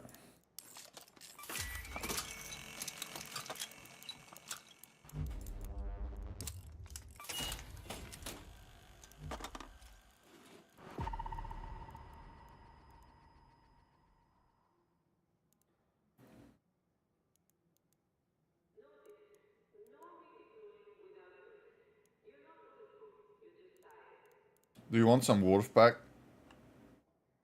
I can drop you 2 wolf pack for this one. It's up to you. Yeah, but do it.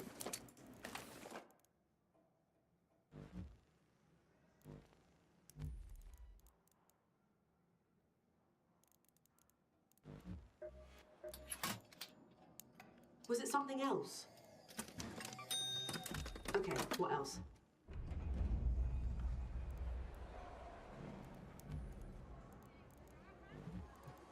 I want to use mines, but I don't have the resource for it. I use those.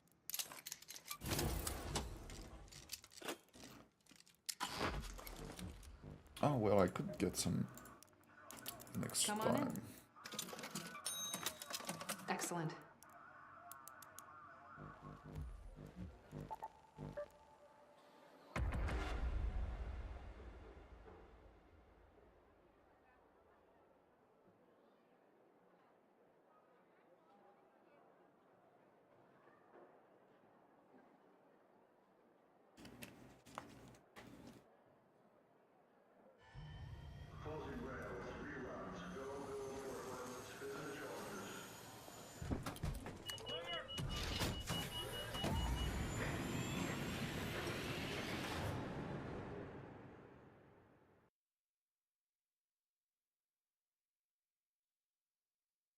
I never seen a game with that many cheaters. It's crazy, man.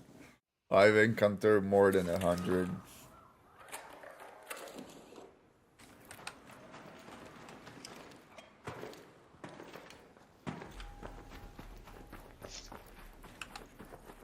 Do we do the hospital thing?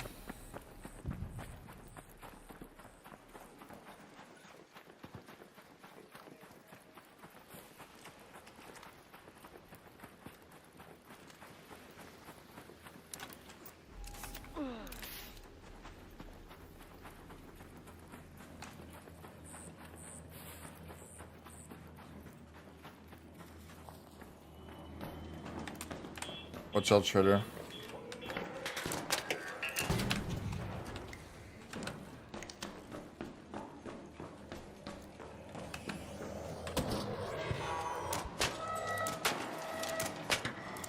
He's low.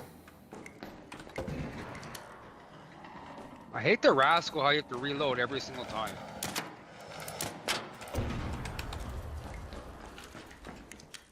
Yeah, it's pretty slow. Take this.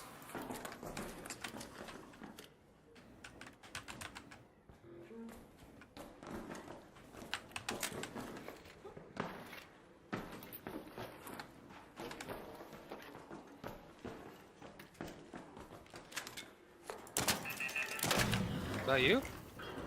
Yep, I I killed hear the a robot. camera. Yeah, for sure. There's people here.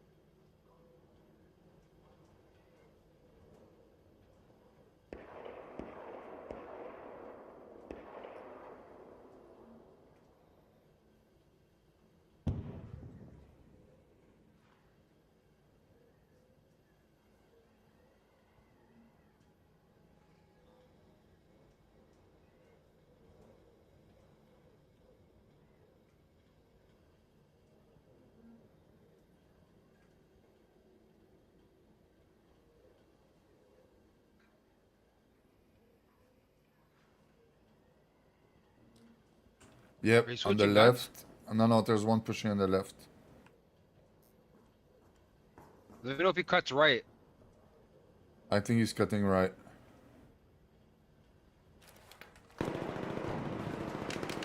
One shot, Dobik. I knocked He's him, dead, he's dead.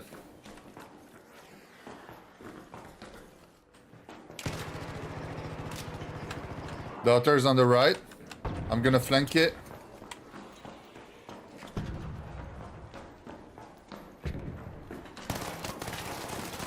Talk to me, Dobik. Talk to me, baby. You got him? Yeah, he's gonna die.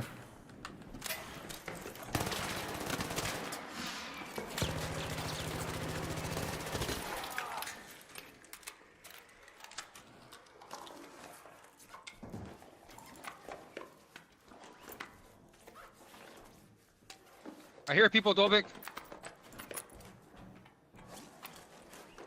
Coming up. I'm going back to our spot.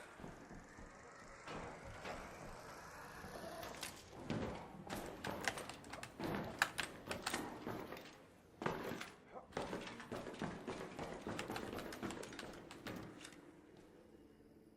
think they're about. They took the zip line from Galleria. Oh, I see. Yep.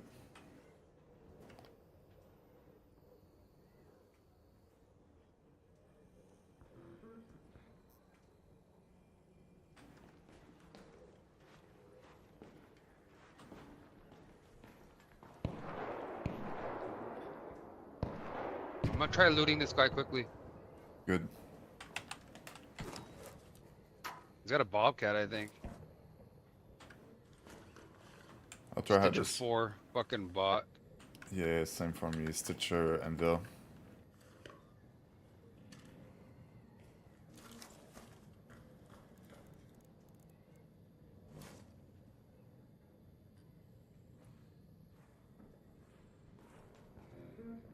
I hear them.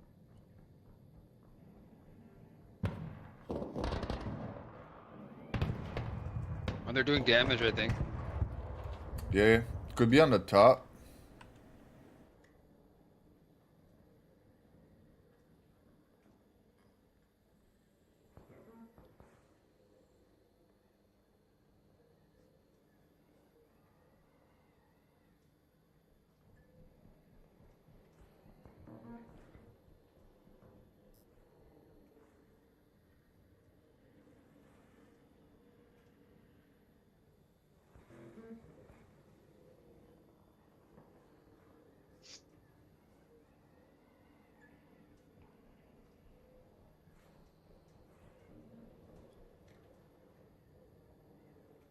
Yeah, maybe. Maybe I heard a zip line going up to the roof. Yep, I think this is what it was.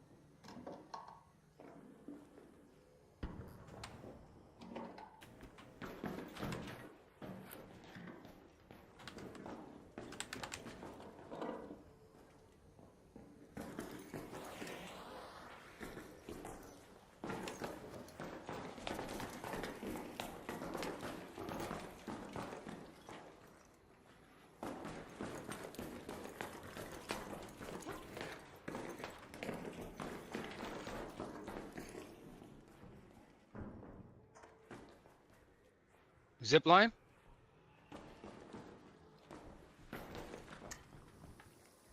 Did you hear that? Yep.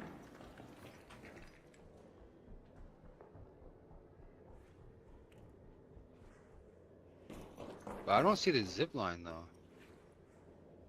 Unless it's in the back somewhere. Yeah, maybe to have a zipline on the top to travel from one edge to the other.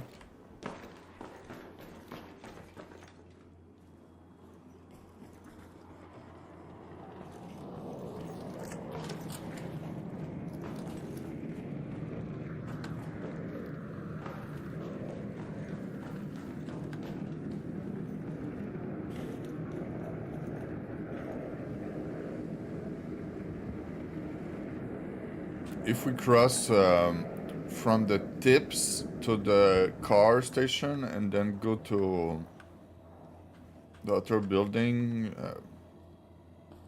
you know, could be fine. Yeah, I'll follow you.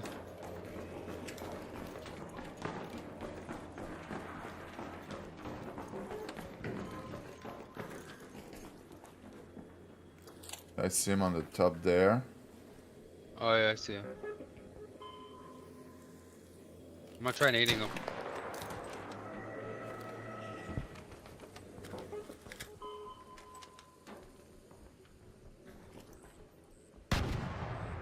Yeah.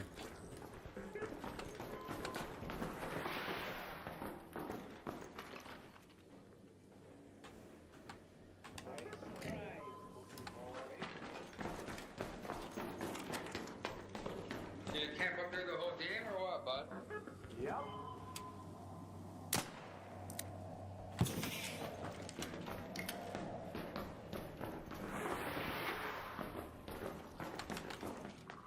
Just want to go in the car station. Is there a place where we can just cross? I guess probably by the window over there. We're gonna have to kill the shredder.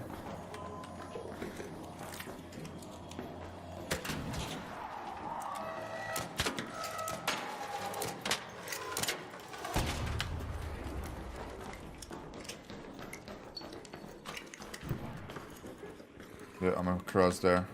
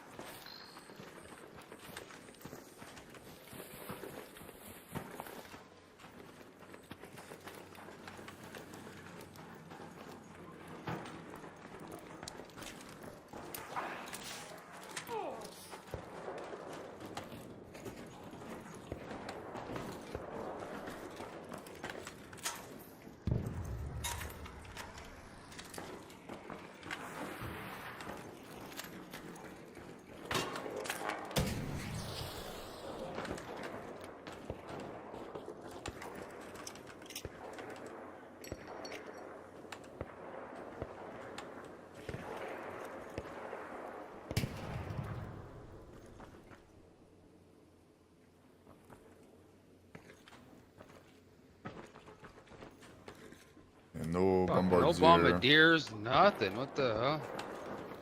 Yeah. Do we just fill the inventory and reset?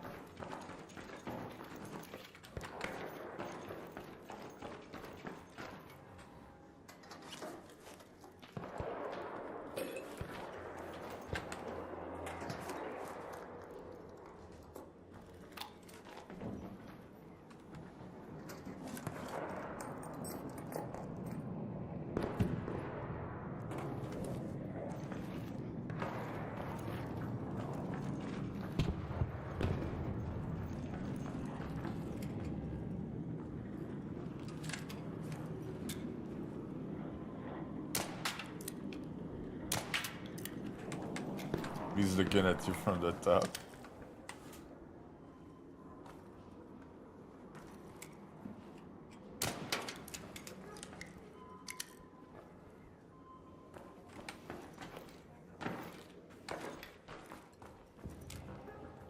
I hear a leaper.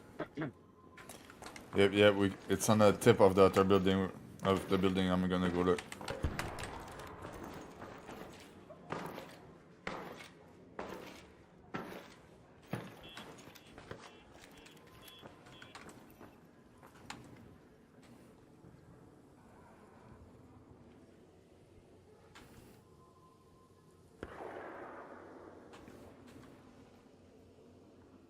I see someone right there. I'm coming to you. Up there.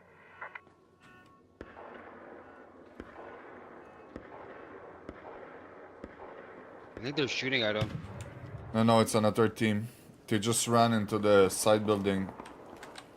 The building just on the side of ours. Let's chase him. Let's go to our in there. Space trouble.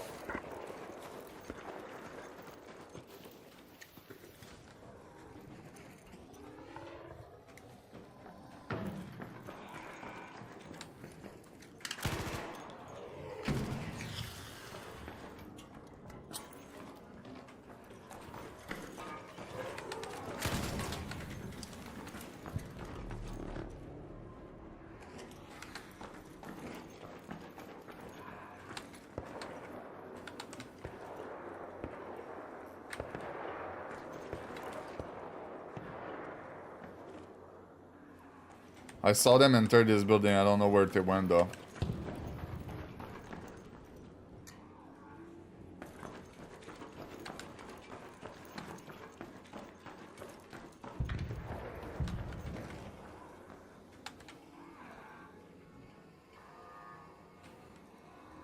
I hear a car alarm.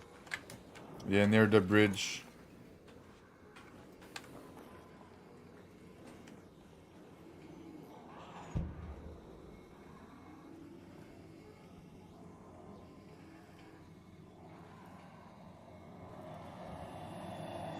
There's a shredder coming up. Shredder, down there.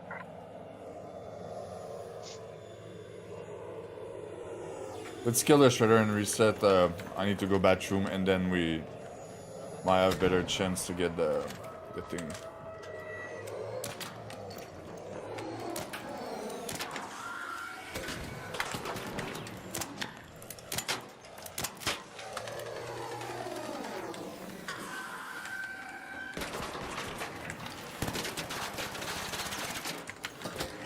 Oh, I missed that. What the fuck?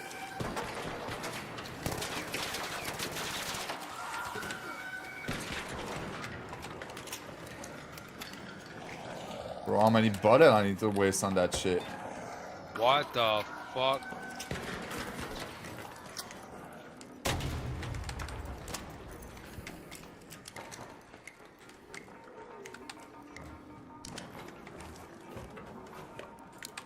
I think I hear people.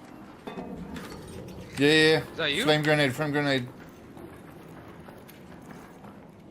No, it was. It's out there on me. Cracked one. Knocked one.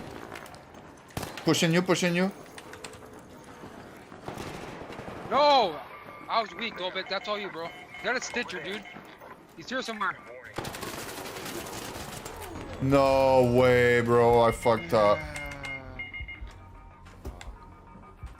I should have healed, bro. I went to go push him. I thought he was weak. Nah, the dude we knocked was the one I cracked.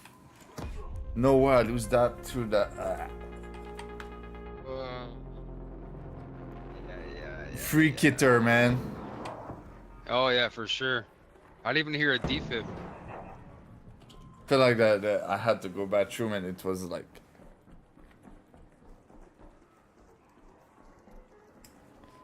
Did a mistake because I was like, bathroom.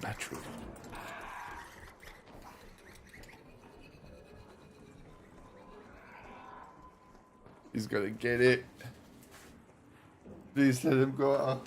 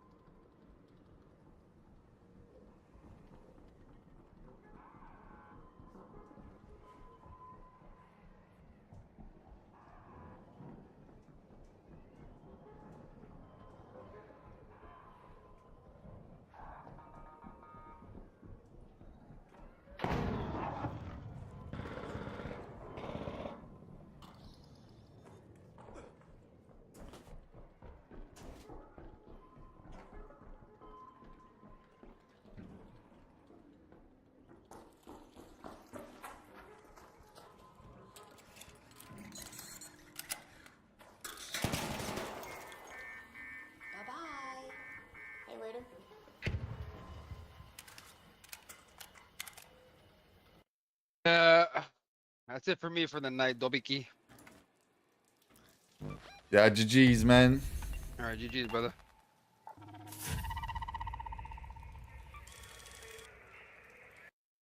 Oh, they were cheating, eh? Yeah, maybe one of them. What was the name? Fuck, I forget to look. Pink.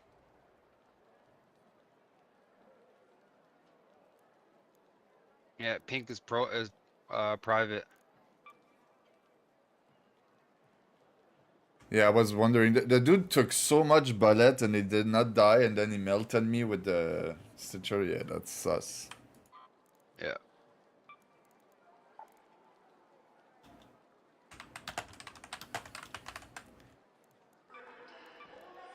So this one, there's a 50% chance.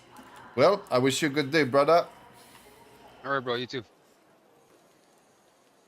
Someone else want to play Arc Raider, just tell me. I'm gonna go back and play. I'm gonna cook some food and watch a video at the same time.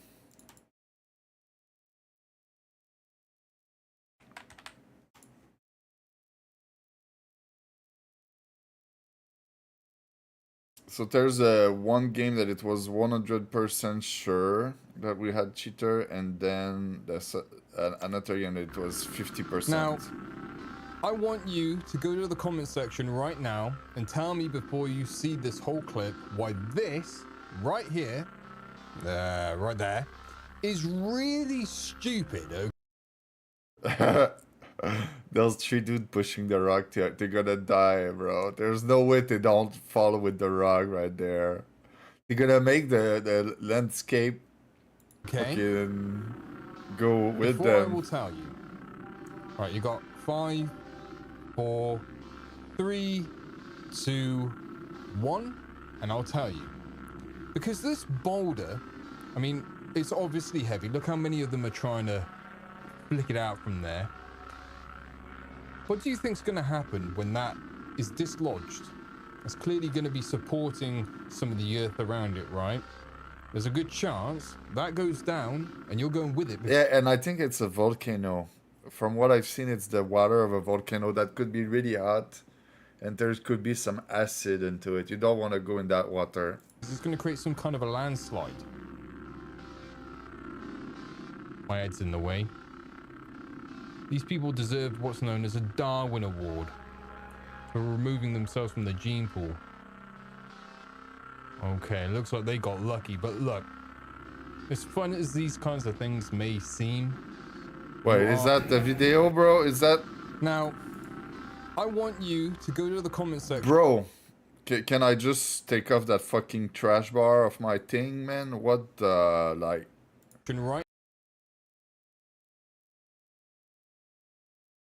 They don't even fall off, bro? I want to dislike, but I'm not logged on this thing. I was like, bro, he baited me into watching this whole thing, man.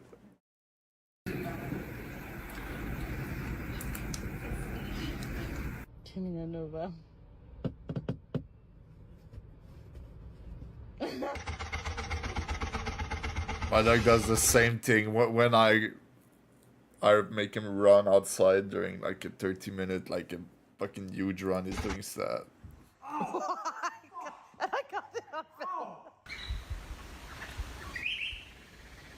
You are not going back outside. Pew pew.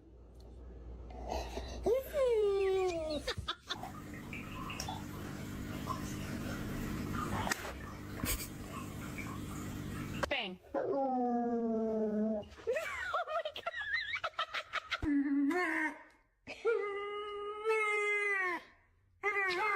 My dog does this too. He does this too. Oh, it's a This is supposed to be beer. a punishment for you.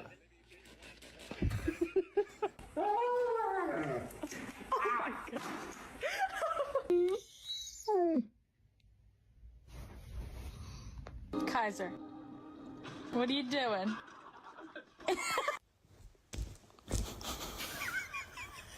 I need to get down. Stop. No. No. He cannot go back down. What are you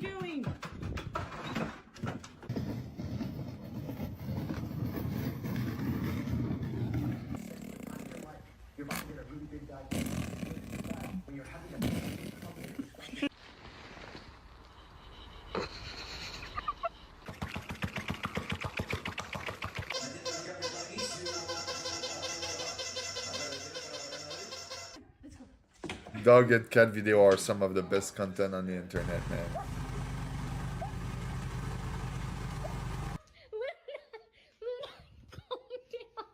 Calm down.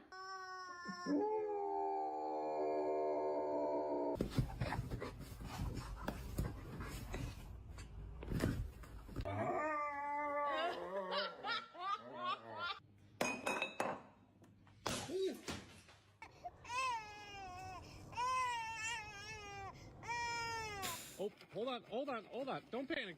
Oh, okay. Are you following? And then it was. Wait, no. Your stick?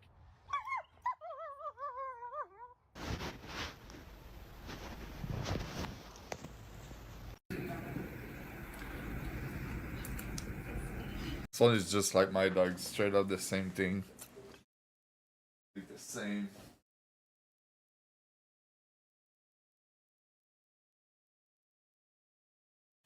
Same thing as you, Barata. Put some rice cooking.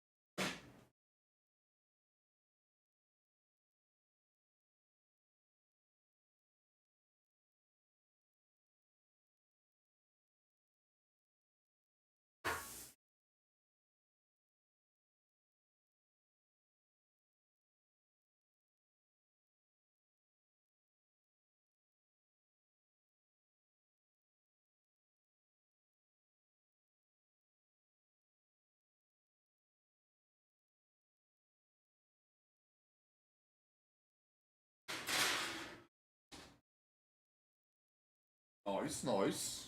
You happy now? Yes.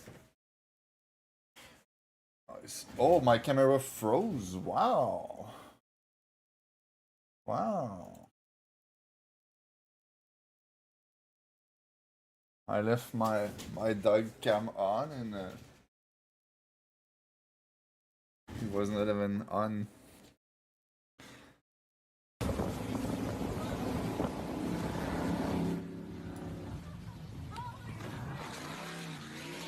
Damn, that was a distance.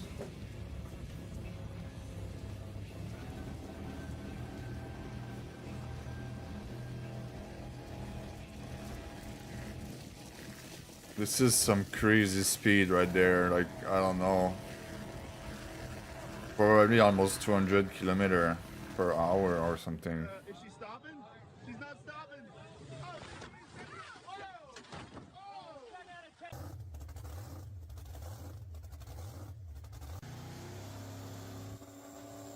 It was a woman driving. Damn, dude.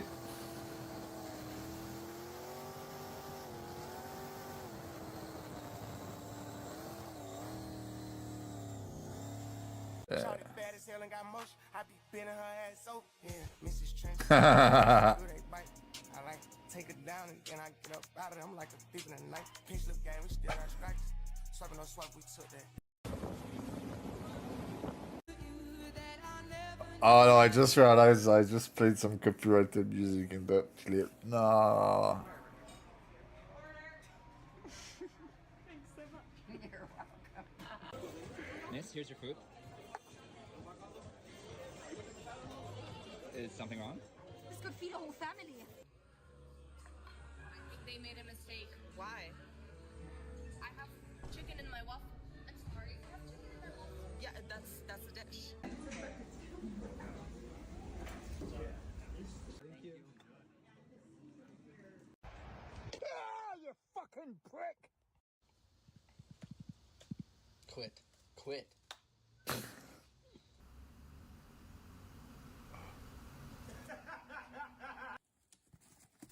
Oh, he got you again, didn't he? He got you. Oh my gosh. I'm cornering him.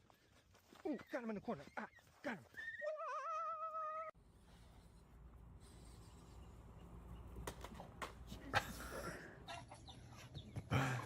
Damn, those birds are violent.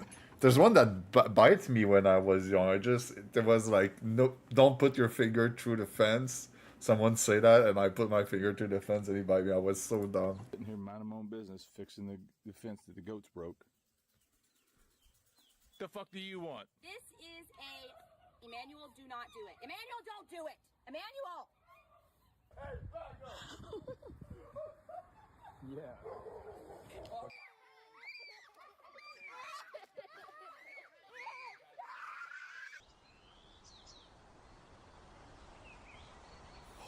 Oh shit.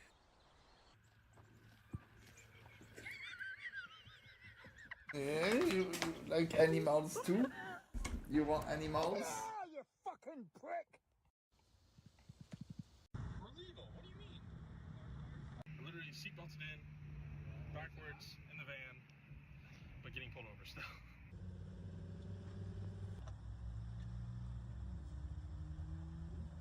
There's no way. What? That seat. What do you mean? Completely stopped. Want me to show you the factory clips? It's from factory. This is why we brought this specific van. Yeah. You guys are smart, man. We knew we were gonna get pulled over at some point because you guys are thinking that we're filming. Yeah, I just pulled so because it's people. I mean, at least you guys are in. Most people hang in the trunk and do whatever. Right, but I'm trying to figure out, why do you have seatbelts that face this way? So this flips. This turns back around the other way. Flips. You can change it. So these are for when it's facing the other direction. No. Yeah. There's no way. How much you want to bet? I don't bet. I'm working. But there's no way. What do you? This is why we brought the van. I don't bet, I'm working. And you guys are brilliant for that. Dude, I'm like fully for it, but I can't believe.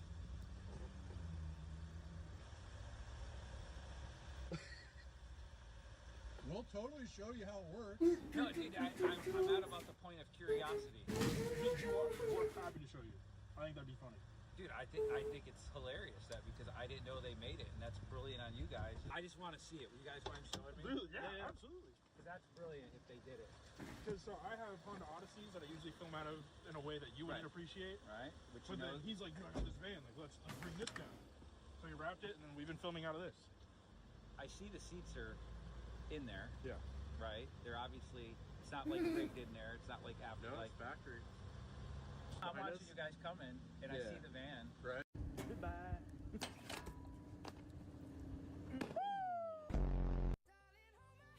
Nothing beats a Jet 2 holiday. And right now...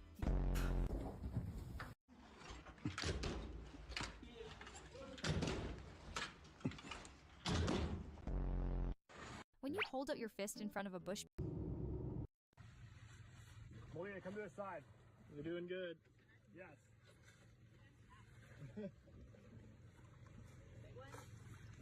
Hard to tell. Keep coming. Keep coming. Sit down. Yep.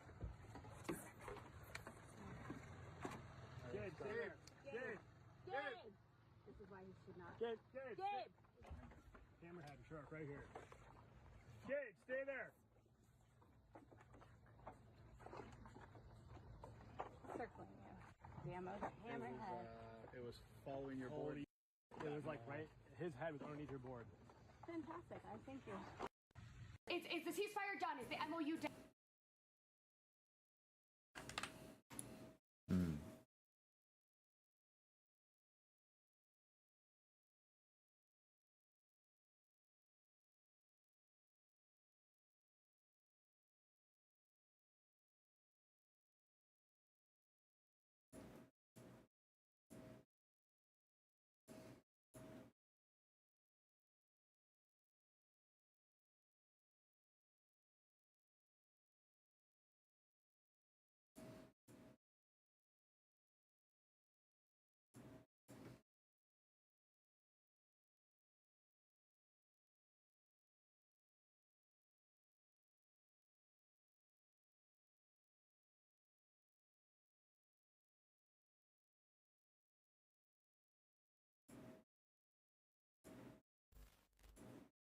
Oh, Mark Carney, he's getting into a little bit of trouble again, and things are exploding. The Globe and Mail just dropped a huge... There's a lot of thing in this background. You got the Mecha there, you got the Game Boy.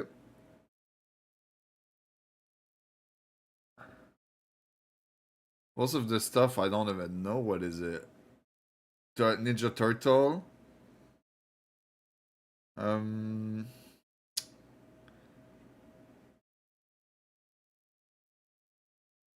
Atari.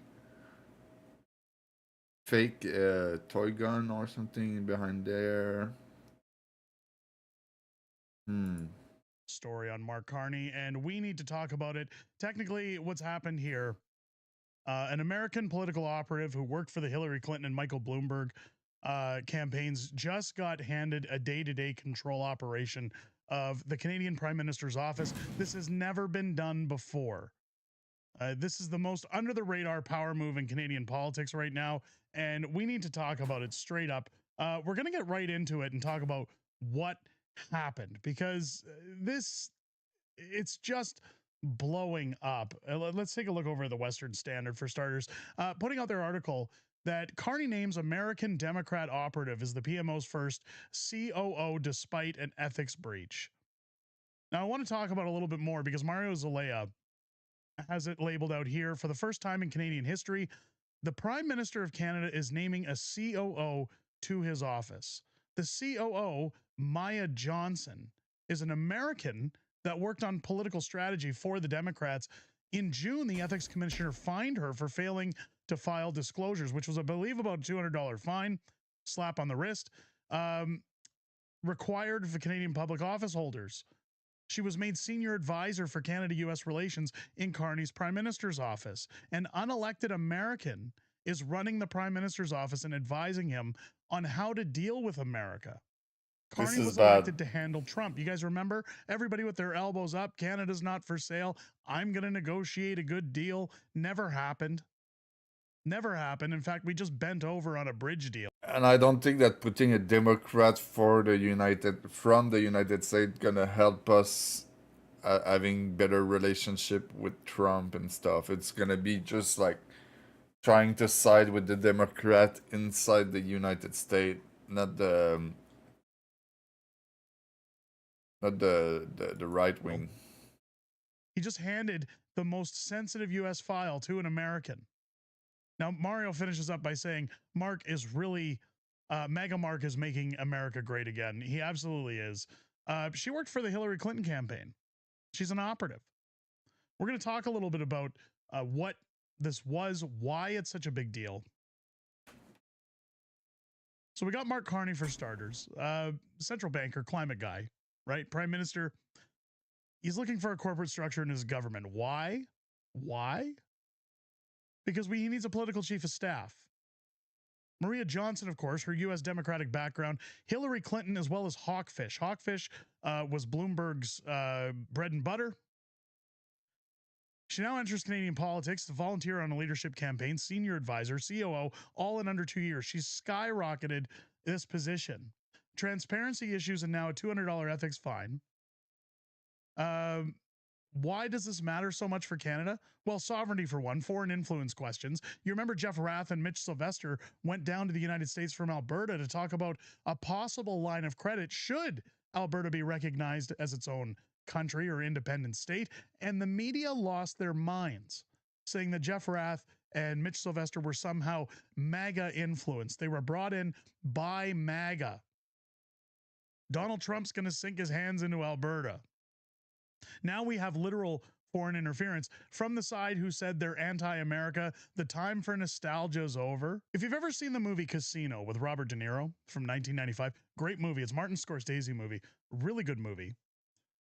He plays a character named Ace Rothstein. Ace is a highly skilled gambler and a casino executive who is secretly running a major Las Vegas casino on behalf of the organized crime, the mob, gaming the system through semantics and paperwork. And that's what we're seeing here with Mark Carney and this new hire that has never been done before. So here's where we draw the parallels. Johnson has a background to some of the most problematic, or at least worth heavy scrutiny, when it comes to American Democrat operatives with the Clinton campaign ties, late ethics filings, etc. Instead of a standard political role that might invite more questions, Carney's office creates a brand new corporate style title, Chief Operating Officer, never used before again by the Prime Minister's office, for her. This new title lets her take on or keep significant day-to-day operational control of the Prime Minister's office while I just realized you got a lightsaber right there. potentially resetting or lowering the level of immediate public political scrutiny. It suggests that they're changing the job title just like in Casino, so that she can keep running things behind the scenes, similar to how Ace stayed in power in the Casino movie. It's a dramatic Hollywood-style way to criticize the appointment as opaque or evasive, but it's also straightforward and transparent, true to its own time. So when we look forward at what Mario Zelaya is talking about here, why would they be doing this? Why are they handing control over to an American right at the time we've given up 50% of revenues from a bridge? We've essentially said, elbows up, we don't want America. And now we have clearly a Democrat in the Prime Minister's office who's going to continue running the country into the ground for whatever purposes. You and I both are clear to make our own assumptions, but it does raise the question of just what the hell is going on in our government. We have jobs leaving the country. In fact, we also showed the other day. Now, when we look over here on X, we talked about this in a previous video. KPMG found 11% of Canadian manufacturers plan to move their headquarters to the US. With manufacturers making up more than 10% of Canada's GDP, experts say that even that relatively small number could have a big impact on the economy. We also showed another report after from various news groups stating that it's closer to 40% or 50-something% of Canadian companies that are currently thinking about making their move to the United States, simply because it's too expensive to operate in Canada. There's no benefit to operating in Canada. Doug Ford, Mark Carney, Wab Canoe, all these guys that are Team Canada that say that they're here just to make life beneficial for everybody, well, they're running everything into the ground on purpose. They're running it onto the ground on purpose. In fact, let's take a look further into this video clip. 42% are considering or already leaving for the US. 57% paused or cut back or canceled capital investment.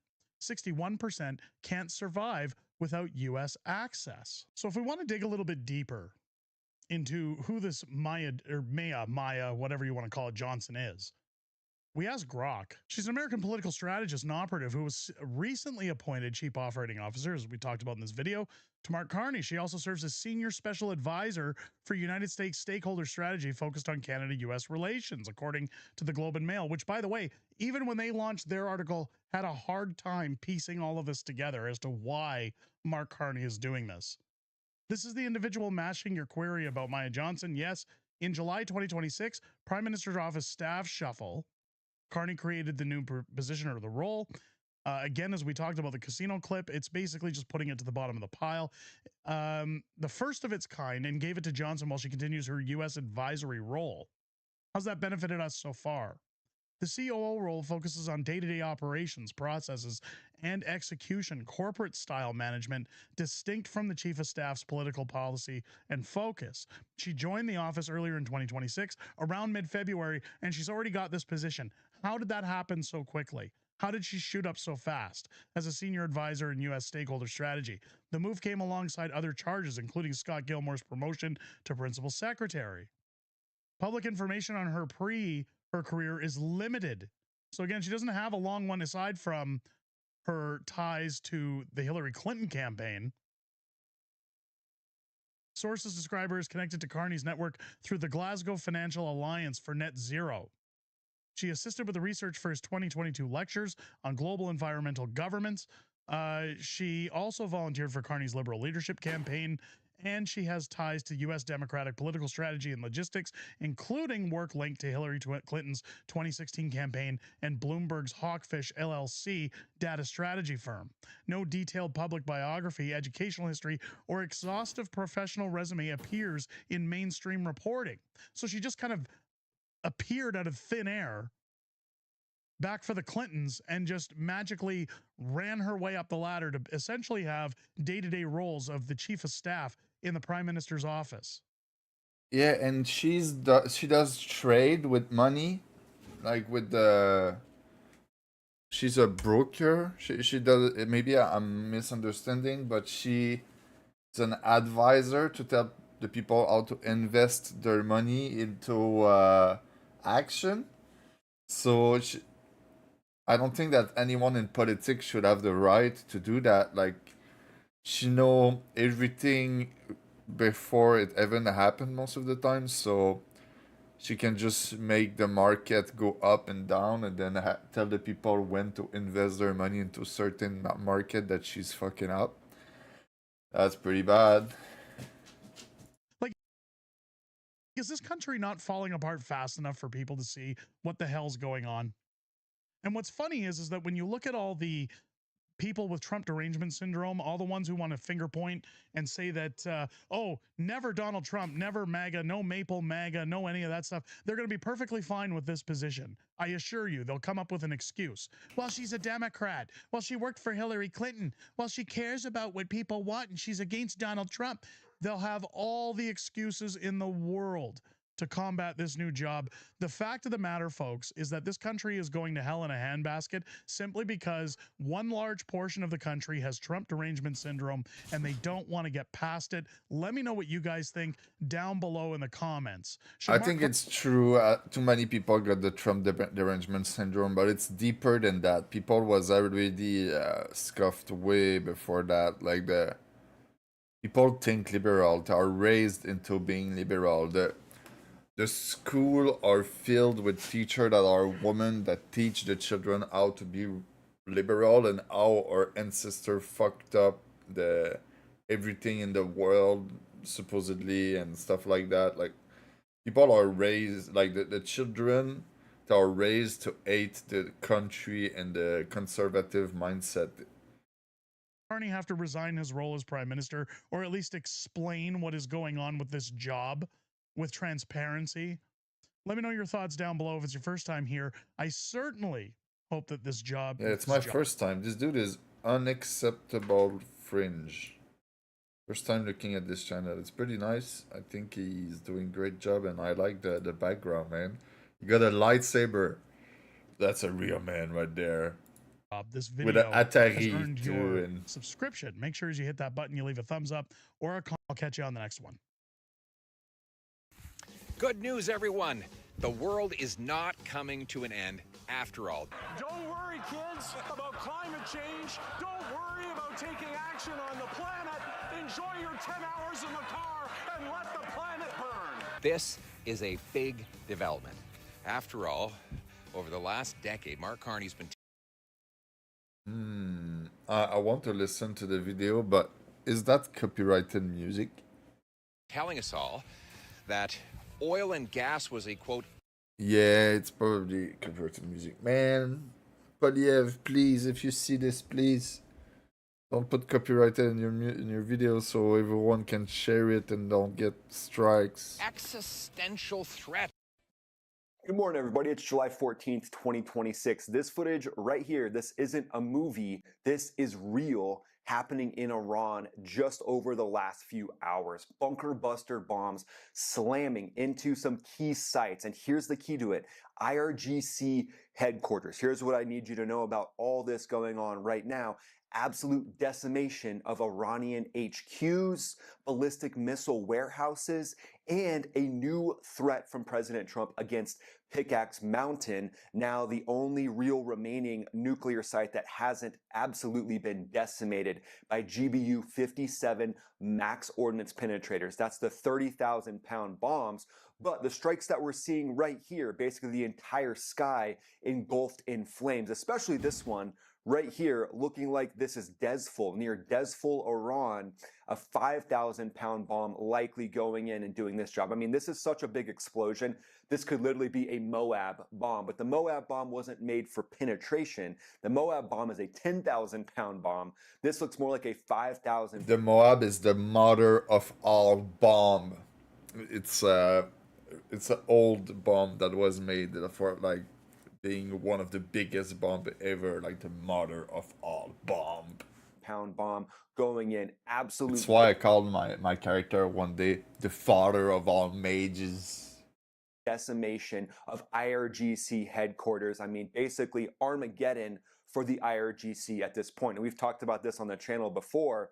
For this conflict to amount to something that could actually give the free Iranian people the chance to rise up, the IRGC has to be absolutely decimated. And that's what we're seeing right here. Missile storage complexes, islands, radar installations, specifically anything that's tied to the IRGC's ability to control the Strait of Hormuz is being absolutely lit up on a whole new level. Now, if we rewind a little bit, we know why this is happening, right? The whole reason why these strikes are happening is because Iran violated the MOU. They struck multiple tankers, and then just yesterday, they actually struck 2 more with cruise missiles.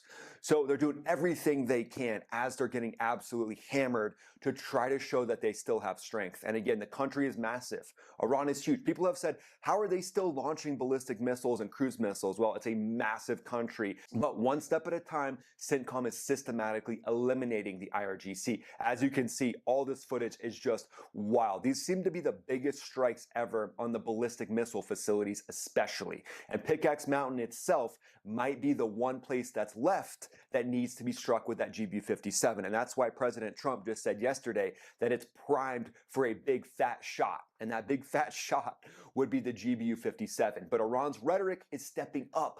Oh, weird. Iran's rhetoric. They're basically in the middle of a Michael Bay movie in Armageddon, and they're like, everything is fine. Everything is fine. We're still ready to spout our rhetoric. Here's what they said. The era of one-sided deals is over. We told you keep your word or pay the price. And then they're literally hitting tankers in the Gulf that are using the southern route. That was from Speaker Ghalibaf. He went on to say, if you strike, you will be struck. The Strait of Hormuz will remain open only through Iranian arrangements, not American threats. Well, you're basically blowing up tankers, saying that you're providing safety to them. Oh yeah, we're just providing safety. It looks like 8 casualties on the tankers this morning, with 1 person confirmed eliminated by the IRGC. The others are gravely injured. And then they went on to say the United States has no role in determining the future of the Strait of Hormuz and will not be allowed to intervene. Yeah, those tankers are a lot of money, like a lot, like, damn, dude. Iranian Joint Military Command. They're like, we will extort the international waterway. I think it's pretty funny too. President Trump basically gave them the big middle finger, saying that the U.S. would collect the toll. I mean, that's just kind of poking the mullahs at this point, saying, yeah, you know what? You're not only not in control of the strait, but we get to decide exactly what happens there. And then CENTCOM posting all this footage. They're showing that they're vigilant, lethal, and ready. And they're ready to strike at a moment's notice, as we've seen. F-35s, F-18s. We're going to get into the whole story of how Pickaxe Mountain could be taken down and what platforms are releasing these bunker buster bombs. I mean, these bombs are just insane.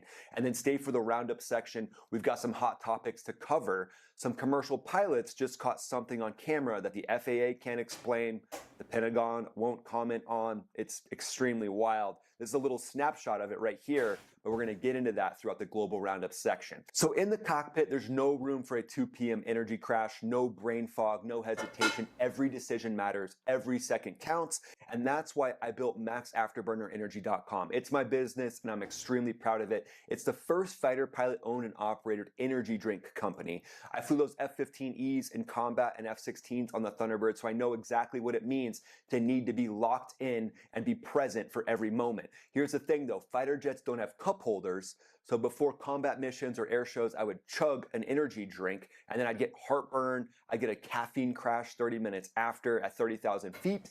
That's not ideal. So that's why I built Max Afterburner Energy to fix that. And I personally formulated these drinks to eliminate the crash that every other energy drink gives you. Natural caffeine, nootropics for focus, zero crash, zero junk, engineered to keep you locked on like a fighter pilot all day long. These are basically like fighter pilot go pills put in a can. It's not just a drink, it's a system. The drinks are in production right now, so go over to maxafterburnerenergy.com right now and sign up for our email list. It's totally free. We've also got merch that's on the way. Check out this F-22 Bro is setting energy drink now. What the fuck? Sure, this is going to be awesome. This should be up within a couple weeks. So join the email list. You'll be notified about when the drinks and when the merch are ready. And you'll get a weekly roundup email so you never miss any content and you never miss 35 bucks for 12. That's like $2 each. It's not too bad. any news that's going on around the world that you need to know. So don't crash. Head to maxafterburnerenergy.com right now. Click the link in the description. So let's cover what just happened, because if we rewind 18 hours, we kind of know why the sequencing here is so important. Monday morning, the IRGC launches 2 cruise missiles at UAE supertankers, 2 of them, the Mombasa and the Al Bayaya, in Omani territorial waters. Both ships were on the Omani Southern Corridor, the UN-designated safe route specifically negotiated so commercial vessels could transit the strait away from Iranian mines and IRGC. Bro, UAE vessels passing near the UAE and to get struck. This is cringe, man. Iran is so cringe. Harassment, and the IRGC hates that, especially the shadow generals and admirals that are likely running Iran at this point. Likely, the leadership in Tehran is just taking orders from these more powerful admirals and these more powerful generals that are down running the Strait of Hormuz. Essentially, they're the ones that are like, yeah, you're in charge, little buddy, up in Tehran. Meanwhile, the guy in Tehran is like, I hope I don't get on the bad side of Admiral Tuna down in the Strait of Hormuz, because at that point, Admiral Tuna has more power, he has the ability to target Iran's leadership, and they know that. So it looks like to me, the leadership in Tehran is bowing down to these shadow generals that are operating the Strait of Hormuz right now. Because you can see Ghalibaf basically covering for them, trying to gaslight the world. After they hit commercial tankers a couple days ago, he posted on X, he basically said a little snippet of the MOU that said that Iran will arrange for the safe transit of ships in the Strait of Hormuz. And he's like, yeah, the safe transit is us hitting them with Shahed drones and now with cruise missiles. That's us helping them. Getting them up to the north is very important, and we're going to blow them up to help them out. And now CENTCOM is basically returning the favor, basically putting out Iran's fire with a bunch of water, and that water happens to look like 5,000-pound bunker buster bombs. 6 cities, Bandar Abbas, Chabahar, Jask, Jonah Rock, Abu Musa, Bushehr, that's Iran's entire southern coastline from the Strait of Hormuz all the way up the northern Persian Gulf, hit simultaneously in a 5-hour window. For those cities to burn at the same time, this isn't a sequential strike. This is a coordinated multi-axis package that owns the airspace from the opening second. Basically, the heavyweight champions rolling in. And this includes the door kickers. That means SEAD, suppression of enemy air defenses, F-18 Growlers jamming the radar picture, HARMS launching off of F-16s and the F-18s, absolute coordination like a well-oiled machine, like a well-oiled symphony Yeah, I'm pretty sure symphonies get oiled, right? Yeah, we can all agree on that. It makes me think it'd be pretty cool if there was like a symphony going on during like a monster truck rally. That's what I would think of when I think about this strike package. You got the symphony playing all nice and beautiful, and then you got the monster trucks that are ready to absolutely unleash hell. And part of those monster trucks would be the F-15E. This So is from nice. my seat as a former fighter pilot, what I would really want to do with that F-15E is team up with MQ-9 Reapers, Space Force assets, also even advanced drones. If drones like the AI X-Bat are in the theater, those can pump a lot of information, and the targeting solutions that we're seeing are just absolutely crucial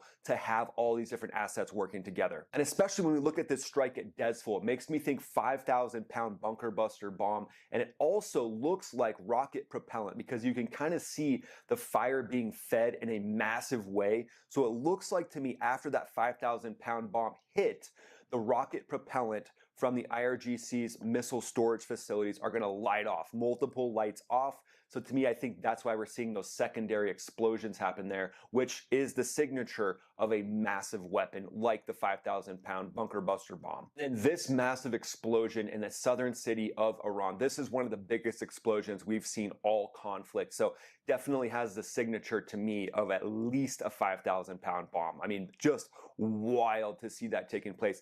And the secondary explosions there tell you ammo dump, ballistic missile facility storage, and a lot of times the IRGC will put their headquarters in certain places like this, especially underneath it, where they can then access their ballistic missiles. But if you look at the secondary explosions here, the real targets are being absolutely decimated, and Iran's been trying to hide these. So this one especially, you can see those multiple light-offs, looks like a fireworks show basically. This is what the IRGC has been trying to do, is hide all their ballistic missiles in hillsides, in bunkers on hillsides. You can see some of this footage right here. You can see how they actually operate with their bunkers being built into these hillsides, but you have to watch out for fakers and make sure that you're not targeting fake targets. But as you can see, CENTCOM didn't fall for a fake target here. They're basically creating their own volcano out of Iran's ballistic missile production stockpiles. That's crazy, And then the dude. GBU-57. So let's talk about how that GBU-57 would actually target Pickaxe Mountain. So I've used the exact software that can build the different targeting package to go in and drill in to the mountain itself. Now that software is classified, but the overall gist of it is it gives you the ability to know how deep your GBU-57 is going to go into the rock and into the earth, and how many of those you might need. Or maybe you need to team them up with other weapons. Maybe you need to drop a Moab bomb first. Just a little opener. Let's just do a little opener for the actual grand finale. It's like an artist at a concert having an opener, but in this case, your opener is a 10,000-pound bomb because you're a 30,000-pound bomb. This sounds like a pretty epic concert, but I would want to see this concert from a couple miles away. I wouldn't want to be in the front row like the IRGC. And remember, the IRGC has a vote. Never underestimate the enemy. Like our boy Sun Tzu says, their maritime doctrine is genuinely sophisticated when it comes to proxy warfare. So they're focused on hiding those C-802 NORs, and that's likely what actually hit the ships recently. So the C-802 is a Chinese-derived cruise missile, and that's going to pop up from coastal hideouts. Literally, they've got places buried along the coastline. We've looked at the different target imagery. The intelligence picture here is knowing that they could just pop up these specific C-802 missiles from what looks to be just a rock and then launch them. So that's the level that they've gone to with their proxy warfare, and that's why I call it sophisticated proxy warfare. But with the US introducing things like the Corsair boat, other abilities of these drones to literally sit there and watch exactly what the IRGC is doing. I mean, the target footage of these drones watching these coastal hideouts, watching these ports is just next level. So just a big hats off to all the intelligence, surveillance, and reconnaissance, those ISR, eyes in the sky, running those MQ-9 drones, Space Force running the different satellites that are doing ISR. This is what really makes these strike packages, like what we're seeing happen to Iran, actually possible. And then the internal fracture inside the Iranian regime, to me it makes it even worse. Iranian state television cut Speaker Ghalibaf's broadcast mid-sentence last week. Hardline IRGC affiliated clerics are publicly calling the Islamabad MOU treason, right? Because you've got this extremists who have benefited from this in the circle of the mullahs, where they have seen that extremism is the only way to keep their population in check. And then just yesterday, President Trump confirmed, and I've been able to confirm through some sources that I trust extremely well, that over 50,000 protesters have been killed by the Iranian That's government bad. over the last few months. Now, that number has gone down drastically as far as the amount they're killing per week while this conflict has lit up, but it hasn't gone to zero. They've still been targeting their own people. Are we seeing right now the ability of the US, of Israel, and of the UAE, of Saudi Arabia, of these partner nations to actually strike and crush the IRGC once and for all? It looks like we're on the right track, and the GBU-57, the 5,000-pound bunker buster bombs going in and absolutely decimating the IRGC is definitely the right track, in my opinion. You made it to the Global Roundup, my friend, so check this out. These are UPS pilots filming these orbs. I mean, wow. You can just see the way that they're moving around, the way that they're almost like flying in a formation position. We don't know exactly what these are.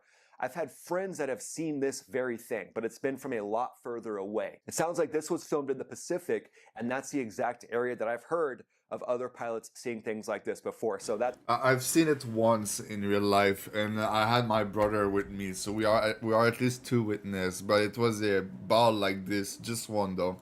it's just wild. And then Saudi Arabia has begun absolutely decimating and crushing the Houthi rebels. They crushed an airport where the Houthi rebels were operating out of because it sounds like Iran is trying to start up wars on multiple different fronts. And that's exactly what terrorists are going to do. They're going to try to activate their proxy armies. So it looks like they're trying to activate the Houthi rebels in Yemen, and Saudi Arabia understands how bad that could be for places like the Suez Canal. Basically, the Houthi rebels trying to take a note out of Iran's playbook and harass international waterways. But it's really cool to see Saudi Arabia step up. Also, it looks like UAE has joined the fight with their fighter jets, and they're actually striking targets in Iran as well.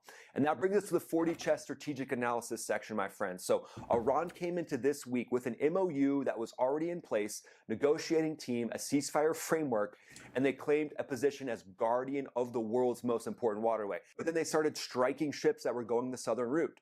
So by Tuesday morning now, they have a UK terrorism designation, by the way. UK has finally fully designated Iran and the IRGC as a terrorist organization. They reinstated the naval blockade, the US military did, that will be effective today at 1600 Eastern time. So the blockade is now back in full effect. This is the second blockade in 3 months, a 6-night strike campaign that has systematically dismantled their entire coastal defense grid, and it's going to keep going.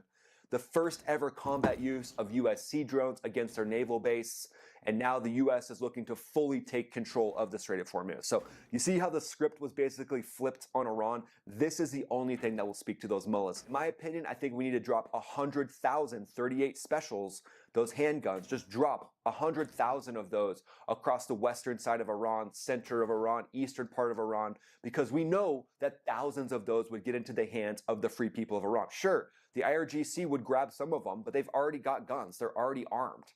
So literally doesn't really make the needle move at all for the IRGC. But if we get these in the hands of thousands of people, now we've got the chance for the free people of Iran. Yes. Yes, this is the way, man. Give gun to everyone over there. Yeah. To rise up. What do you think? Let me know in the comments below. We'd love to hear your thoughts. Go ahead and follow me on X, follow me on Instagram. I'm posting there. Bro, I think this is one of the best idea that I've ever heard, man. Just drop a bunch of gun to the civilian and let them do the work. Let them clean their own country. They're gonna be proud after that. Every day, and then go to maxafterburnerenergy.com, join my email list. It's my baby, my energy drink company that I'm so excited about, and we've got merch coming out very soon. It's totally free to join the email list, and you'll get posted on the latest breaking updates. That's maxafterburnerenergy.com. Thanks so much, guys. Really appreciate it. Have a great day. This is Ryan, also known as Max Afterburner, signing off. The fact that they are programmed to say this shows you how poisoned the youth are. Do you think that people in America should be allowed to have guns? No, not at all. No. No, I don't think they should. I don't really see the point of really needing a gun, or so why should they have it? Guns in general for me just feel like they're more unsafe than safe. I feel like having a gun makes it easier to just go around shooting people. I feel like with a gun in my house, I would feel less safe. Yeah. If my dad owned a gun, I would feel less safe. Okay, I think people should be able to have guns, but I think there should be really strict regulations. I'm pretty sure you can be a 14-year-old and just walk in and get a gun. About 94%. To say that, but I'm pretty sure that those women are the same people that are scared to cross the street at night while it's not even dangerous. If they had a weapon on them, they would be less in danger. Of mass shootings happen in gun-free zones because people who are going to shoot people know there won't be anyone in there with a gun to defend themselves. So do you think that like in a gun-free zone we could have people who actually have guns, not make them gun-free zones, and then people wouldn't go and commit mass shootings in them as much? I think the idea of someone in my community walking around with a concealed weapon just in case somebody else has a concealed weapon is terrifying. It would have to be like a police type figure, but not like a police officer, but like, you know, like a designated gun person. Have you ever heard the concept like a good guy with a gun stops a bad guy with a gun? Yeah. You ever heard that before? There was a guy came in, crazy guy, he was going to shoot up the whole church, and a guy with a gun who was there at the church, he defended the entire church, killed the guy who was coming in to kill all these people. Right, exactly. Yeah, no, I don't think there's any reason you need to bring a gun to a church. Well, there was a reason right there. The guy shot him. Like a good guy with a gun, I really don't think that that does exist. He could have like shot his leg, like disable him from being able to like walk. They could have like called someone and prevented it a different way rather than killing. That wouldn't happen if guns weren't allowed, you know, out in the open. There would have been a lot of lives that would have been taken at that time. So yes, like you said, a good guy with a gun, there's such thing. But because of the world that we live in right now, people are blinded. What if like someone... Why would someone listen to a bald woman, bro? Like, if she got cancer, okay, it's fine. Or if she's sick, but if she's not sick, man, that means she's sick in the head. No woman should go bald for no reason, man. It's not beautiful. When broke into your house, how would you defend yourself? I'd try to grab whatever I can in my house to hit him, and then I guess, yeah, just wish for the best. Yeah, if you had a gun, then you wouldn't have to wish for the best. You could defend yourself. Yeah, that's true. I'm not too paranoid about people coming out to get me because I'm a nice person. So you say you want to ban guns, right? But the government's corrupt and spends money badly, right? So technically you would be giving your guns to a corrupt government. Then the government, these corrupt people, would be the only ones who had guns. If you trust the American people with guns more than you trust the government, subscribe. What's it saying? What are you doing? Stacy, I have the belief that you may be in possession of drug. What? Yes, I got the belief that Is he you may even be an officer? you may be in possession of drug. Are you even an officer? Stop being rude and just listen to him. That's why I want to search you. What's your name first before you search, man? I want to search you under section 23. Yeah, can I have your name, please? Say your color number, my color number is 08387. 08387. Where are you based? I'm down Longside Police Station. And what do you want to do search, man? I have the reason to believe that you may be in possession of drug. And possession of drugs? Yes. Right, who told you that? I got that information. She told you that? I got that information because they have already been telling you that they want to search you and you say no. And I say no, I've not said nothing. What? Can you just move away? Can you move away from her? Let him do what he's doing, just move away. Let him speak for himself and move away. Stay where you are. I won't put. I'm staying nowhere. But you just move away. Move away and let him do what he has to do. Move away and let him. I'm not touching you, man. You're fucking weirdo. Go on, mate. Do what you're doing. Can you put your phone down for me, please? Can you put your phone down? Just search me. Do what you do. I'm not gonna hit you or anything. Mate, don't touch your pockets while Don't touch your pockets. Just leave him to do his job. Right, don't touch your Stop pockets getting when involved. you're searching. Leave him to do his job. Leave him to do his Have you had job. something today? Because you've got to realise You're pissing me off. Shut your mouth. As I'm searching you, you have the right, you have your own entitlements to get a copy of this page. I'll just move away from the bank. Stay in one place. Yeah, just so you can get around, man. Which is where we'll start with a message to Iran's military leadership. To the KH leadership and IRGC leadership, we're watching you. Our capabilities are not the same, our military and yours. Remember, this is not a fair fight. And we know what military assets you are moving and where you are moving them to. While you are digging out, which is exactly what you're doing, digging out of bombed out. There's one thing that the US is not doing that they should do. You see, there's that expression that's a lion that chases a bunny or something. Lion that chases a bunny always go food first or something. Yeah, I don't know, man. I'm too French. I can't say that. And devastated facilities we are only getting stronger. You are digging out your remaining launchers and missiles with no ability to replace them. You have no defense industry, no ability to replenish your offensive or defensive capabilities. You only have what you have. You know that, and we know that. You can move things around, but you can't actually rebuild. You can dig out for now, but you can't reconstitute. But we can. All right, time right now officially here on the East Coast, 6 a.m. in the morning, over on the West Coast, 3 a.m. Let's continue on with more of the developments from over the weekend, and we're turning our attention to these international headlines. I like Fox News, but man, this woman looked like a bitch, brother. Including what's going on between the U.S. and Iran. Taking a look here at your screen, it is a radar system courtesy of marine traffic. It showcases the Strait of Hormuz. The green dots you see on the screen are cargo vessels. The red dots are tanker vessels. And the U.S. and Iran asserting on Monday that they controlled the Strait of Hormuz after a weekend of attacks stretching across the wider Middle East, further threatening any diplomacy to end the war. The AP is reporting that the attacks, sparked by Iran striking a container ship Sunday in the strait off the coast of Oman, again underlined that the waterway that once saw a fifth of the world's traded crude oil and natural gas pass through it remained the key issue in negotiations.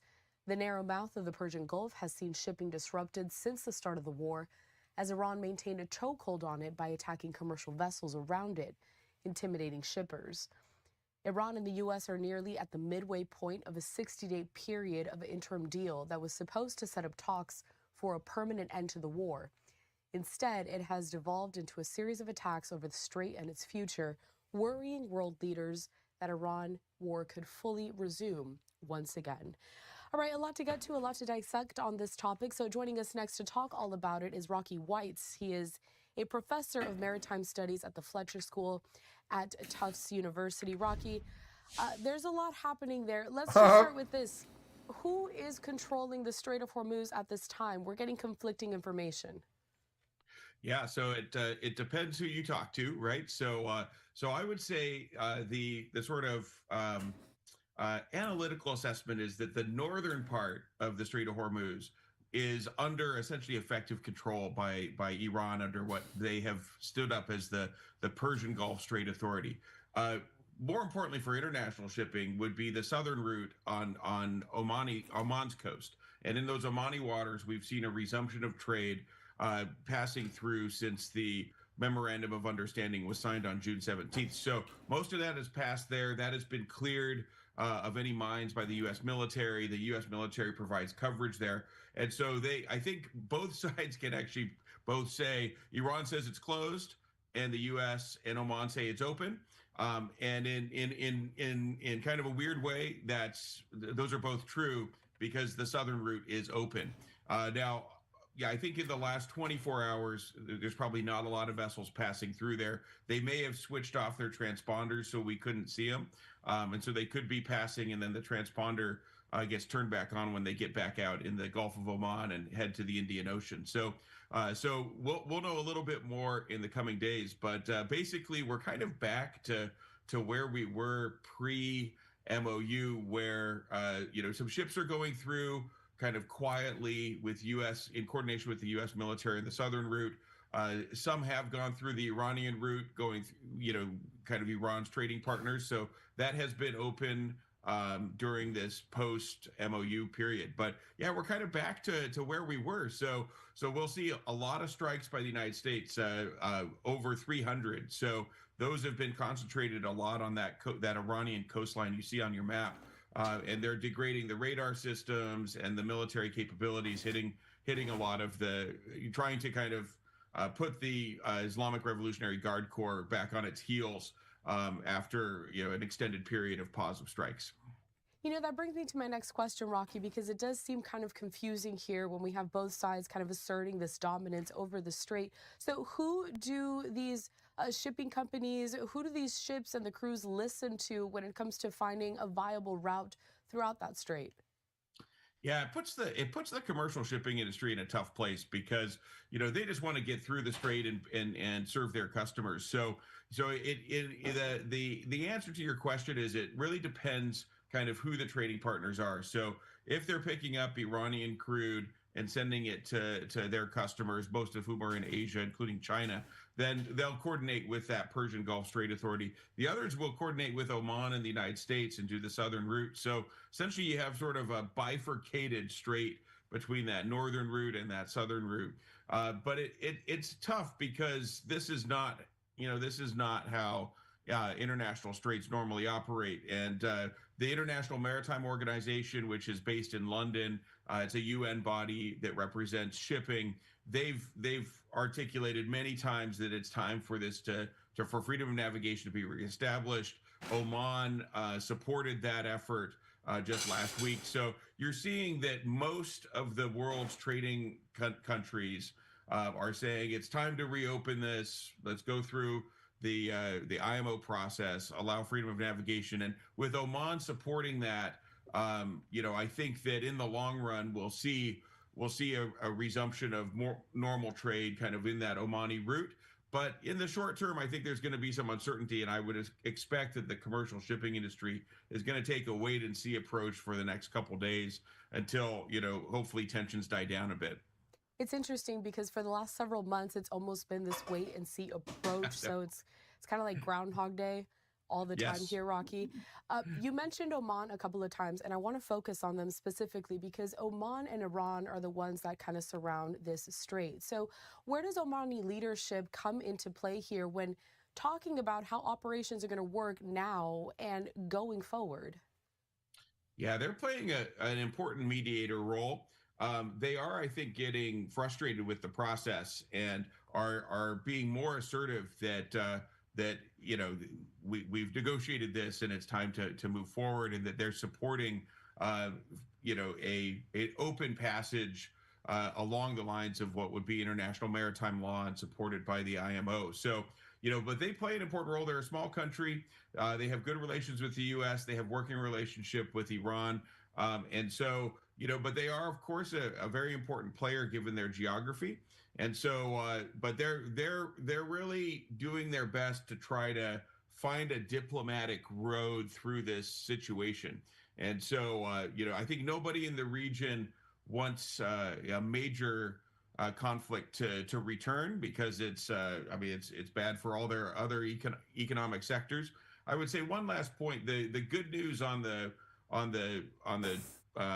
oil trade is that because of the pipeline networks being reactivated and expanded, that there is oil going out through Saudi Arabia and through the UAE, and then of course some sneaking through with transponders off through the Strait of Hormuz and the Omani route. So we have seen. I just checked oil prices this morning. They're hovering between $72 and $73. So it's not. We haven't seen a spike in oil prices, and oil prices have gone down quite a bit during the MOU period. So I think that helps to not pressure all the global economy, while we're dealing with this current situation. There's so much to talk about with this specific topic. I want to stay though. We just talked about Oman and kind of their role in this situation. I mean, they're really poised there to be at the forefront because, they share this waterway with Iran. So they're really part of it. But Rocky, are there any Gulf states or maybe any other countries that are also trying to have a heavy role or be heavily involved, I should say, in how this is going to operate? Is anybody else trying to take the lead here? Yes. So the Gulf countries, they're together in something called the Gulf Cooperation Council, but they all have kind of a different approach to this current situation. I would say Oman and Qatar have been leading in trying to mediate a solution. The UAE has been trying to assert its independence and is eager for that the situation should return, and if not, that there could be a resumption of military strikes to further degrade Iranian capabilities. So obviously all of them are very eager to get their oil out. What we saw over the weekend, where there were strikes on American bases in Bahrain as well as in Kuwait. So kind of all the countries are affected in a way, but I think that by attacking by kind of returning us to Groundhog Day, as you mentioned, I think the patience with the Iranians is pretty thin right now with the Gulf Cooperation Council countries. They're pretty eager to move forward.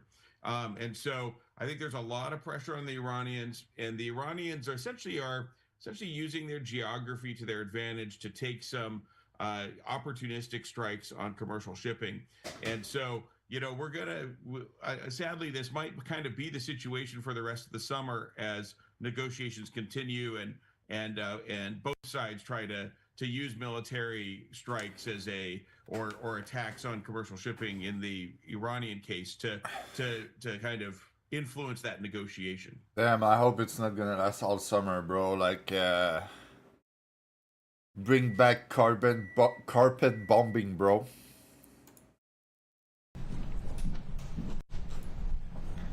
That room, there's a lot of money in this room. That's crazy. I think Trump asked for more gold into it or something, and it looked rich. I'm pretty sure that room worth a couple million, bro. What the? Well, thank you very much. Maybe they should just change the chair. I think those chairs are kind of ugly and old school, and it's overrated. I don't think those chairs are nice at all. Had already a good meeting. We're going to decide to do a little lunch. It wasn't scheduled, but we are going to do it on the fly because we have a tremendous chemistry together. The Prime Minister of Iraq has been amazing. He won an election that a lot of people didn't anticipate could be won by anybody else other than another person who was not, in my opinion, a good person. Not good for America. I don't think good for Iraq. And I played a role in, it was very important to me to have somebody get in there that can do the job and do it well. And we have a fantastic champion, a new champion. And he won the election very soundly, very conclusively, and he wasn't favored. But by the time they got to know him, he ended up winning. And he's going to be there for a long time. So I just want to say it's a great honor to have the Prime Minister of Iraq with us. He's been a great fighter, and he's been a great fan of America. We'll be discussing that a little bit with you. He looked like he's very humble for some reason. You see, he's not like you see, he's humble. He's not like I'm so full of myself. But they have tremendous oil reserves. They have tremendous potential wealth, and they have tremendous wealth, not only potential. But he's done in a short period of time. He's changed that country so much, especially toward their thinking about the United States. And we have partnerships. Chris was just saying we have tremendous oil partnerships all of a sudden being formed over the last short period of time. And I guess you're going to be announcing them this week or next week. But massive, among the largest. So they have done a fantastic job over the last short period, a very short period. يقوم بعمل رائع. أنا لم يتم في هذه الانتخابات مليئة برجال النفط. سوف يتم الإعلان عنها. Okay, it's pretty nice. I like it, but man, I'm just gonna go game. It's too long.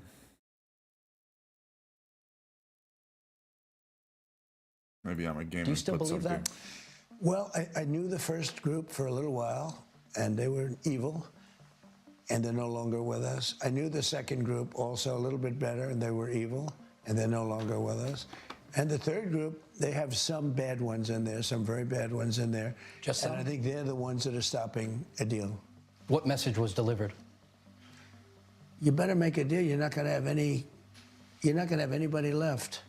We're being very careful with the civilian population, as you know, but I said, you better make a deal. You're not going to have anything left.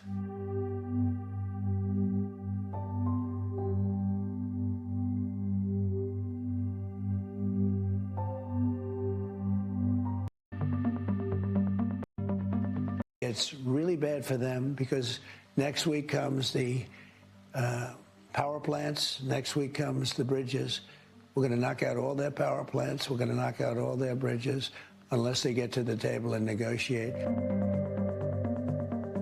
Music is so loud compared to the voice. And this is Sky News Australia that does that. Like, they're supposed to do their stuff properly.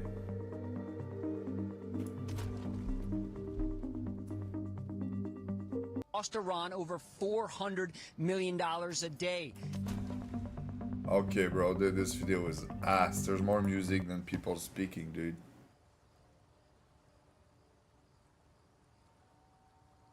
We don't get a whole lot of details as Canadians about agreements like this one, when phone conversations happen with the president, the status of negotiations. And I think it's pretty ballsy, frankly, to ask Canadians for their support and then provide none of that information over the course of the last 16 months. Bang. Bang. Mark Carney tried to tell Canadians that he was the one that could handle Donald Trump, that he knew how he operated, knew how he negotiated, and that only he was able to get a deal for Canada.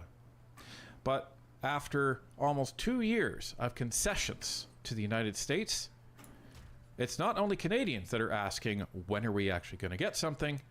CBC's Power and Politics panel also is starting to ask that same question. Let's take a look. Vandana, two very different perspectives on this deal off the top of the show between Mayor Dilkens of Windsor and Shuv Majumdar. Mayor Dilkens seems to think this is a nothing burger, very little money going to go to the U.S. It gets the bridge open, and you heard what the Conservatives think. Why no specifics from the government on how much cash is actually going to the U.S. as a result of this? I mean, I think they're still trying to figure all that out. I think the important thing they focused on is getting the bridge open to begin with. You know, we've seen Donald Trump, President Trump, saying that, holding it hostage, saying it's not going to open. You know, we know that key support of him owns the Ambassador Bridge. So I think the important thing that the government focused on is how do we get this across? You know, we've long known the Ambassador Bridge isn't enough for the amount of trade that can go across. And, you know, Windsor and Michigan, you know, they're hurting. You know, we're hurting for a number of reasons. But I think opening the bridge is like the focus of the government. I think the details will come later.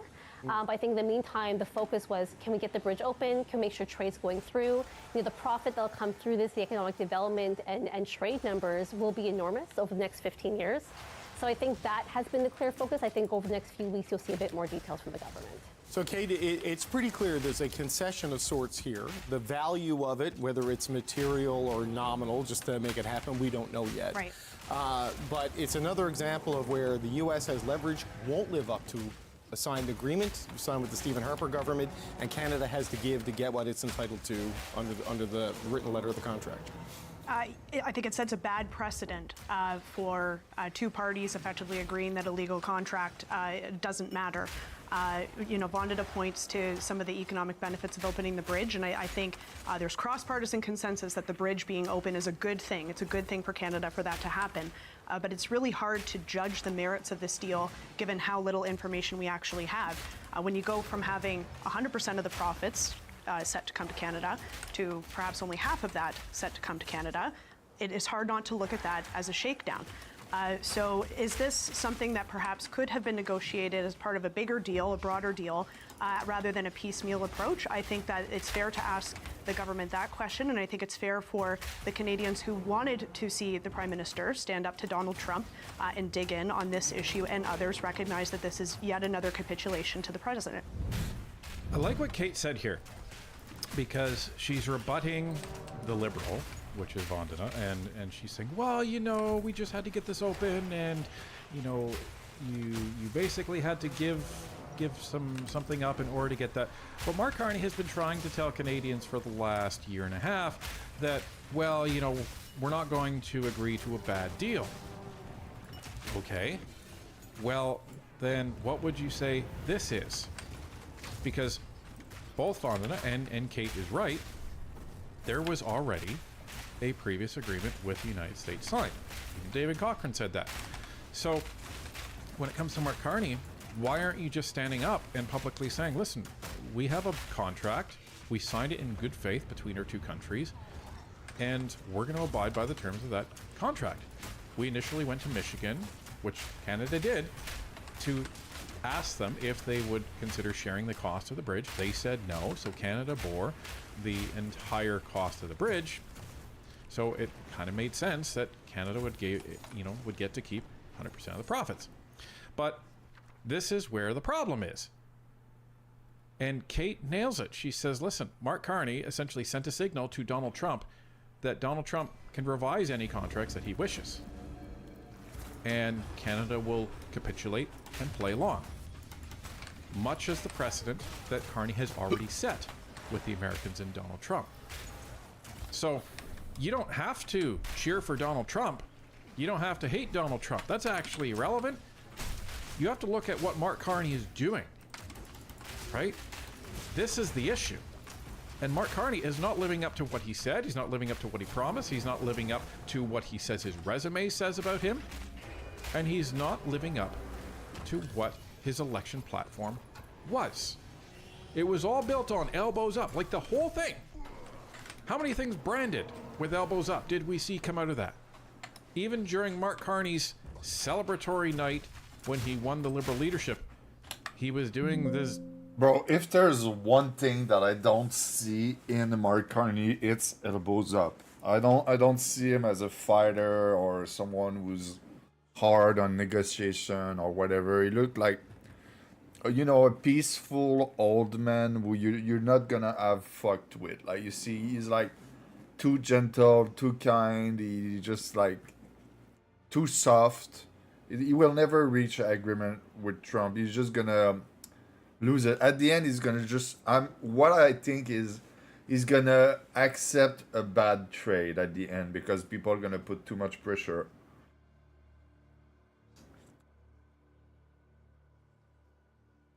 I'm pretty sure he's just gonna get a deal, but a really bad deal that even the Liberals are gonna hate it.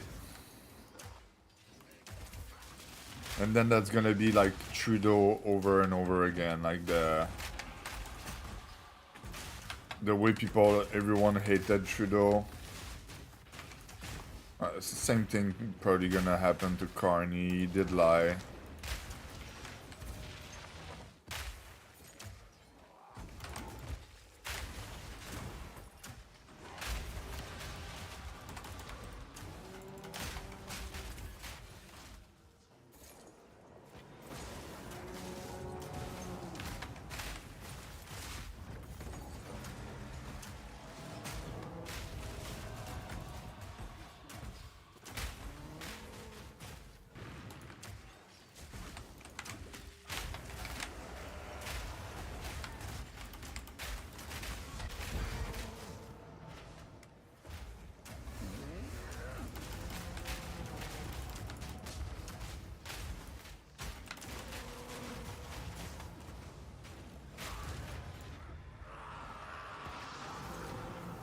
I forgot to put the video on play again.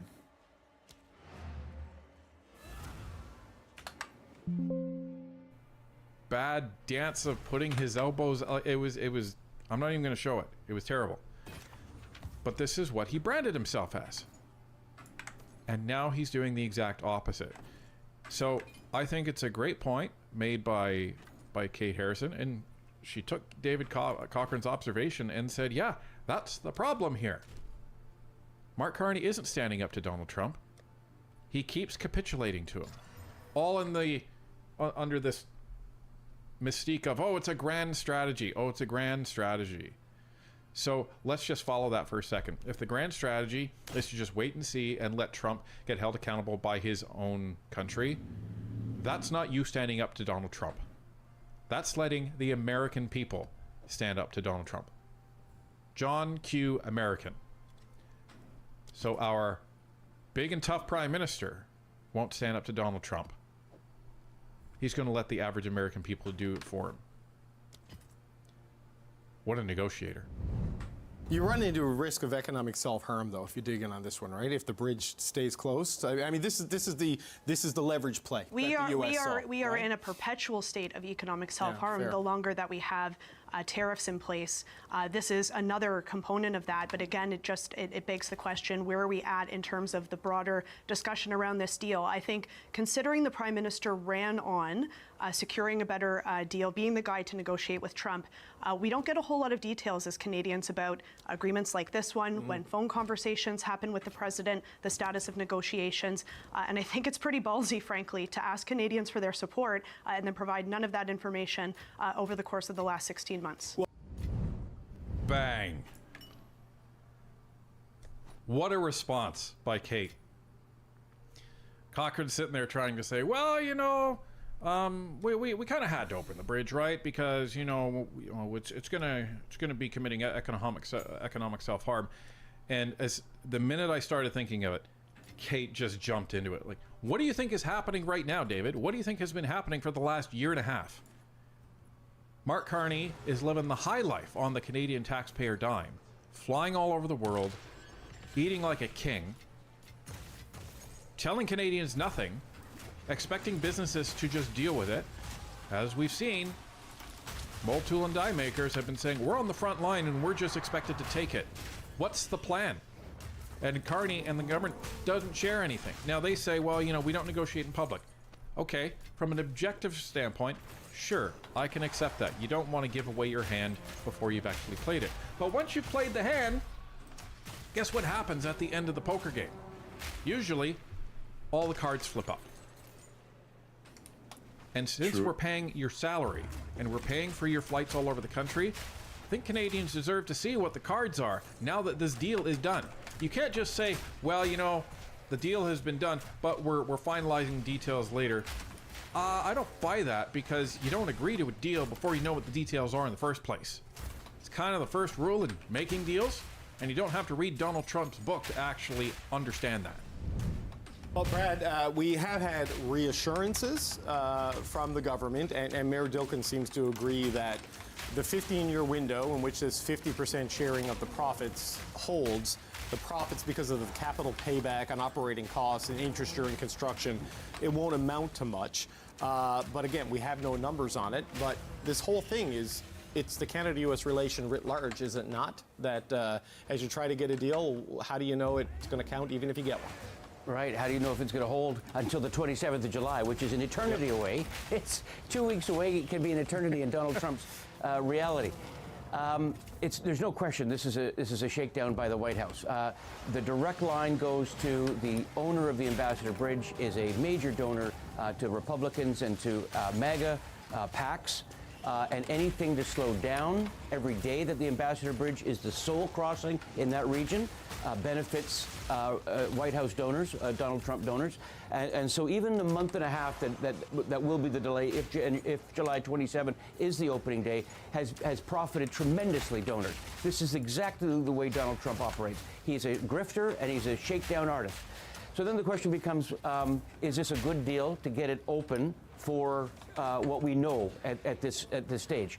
You know, as long as the Canadian taxpayer gets their money back, and that's the difference between revenues and profits from the bridge.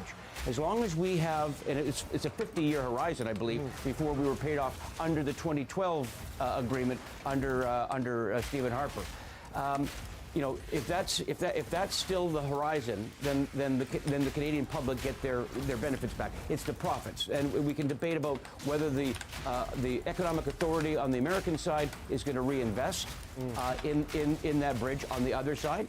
But we have to understand here that while this is a difficult man to deal with, the benefits to the supply chain in North America and the trucking industry, if you have any goods coming either from the States to Canada that comes over that bridge, this will be a benefit to them. So at the end of the day, as long as we pay ourselves back over 50 years, I think most Canadians will probably say that that's better to have it open and have Detroit enjoy a little bit more of some of the profits than it being delayed until maybe after the midterms, which is one of Carney's potential options that he had, is to wait Trump out until Michiganders go to the polls in the fall.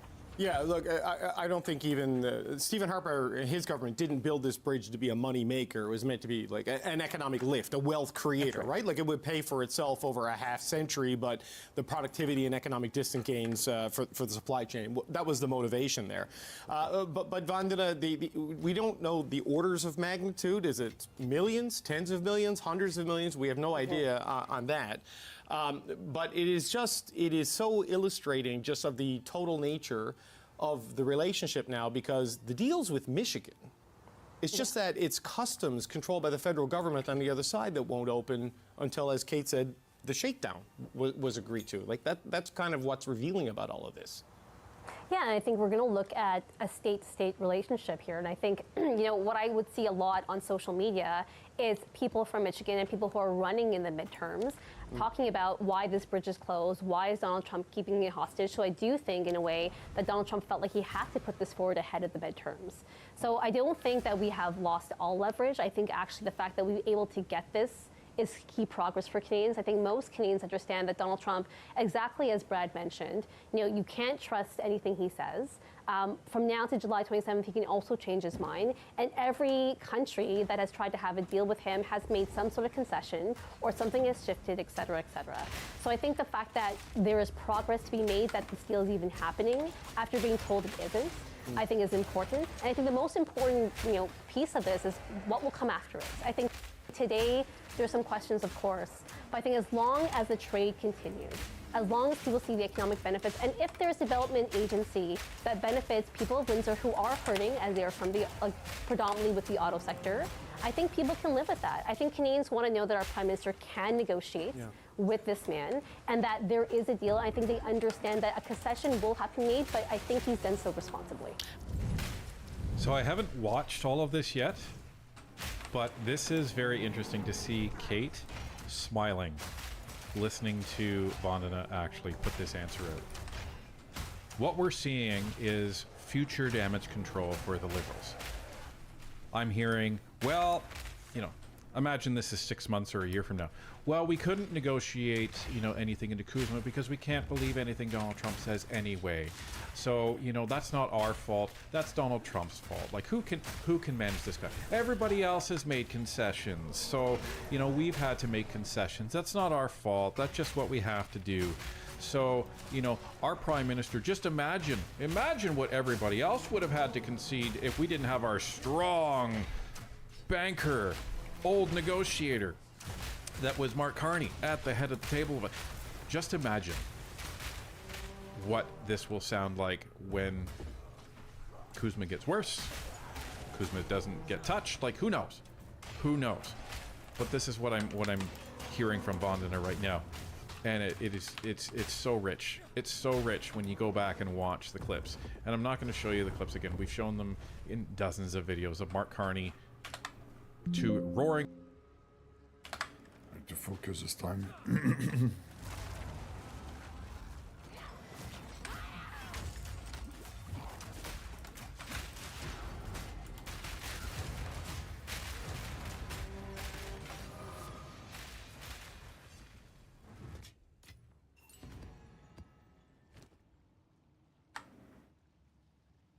.3 div, it's good, but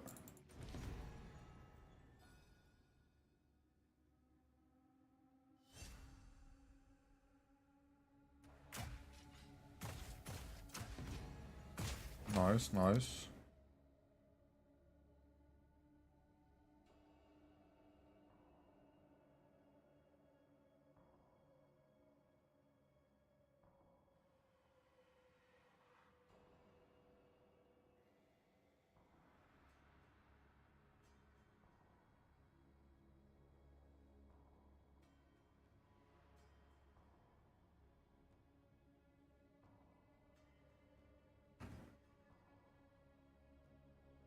Random extra content.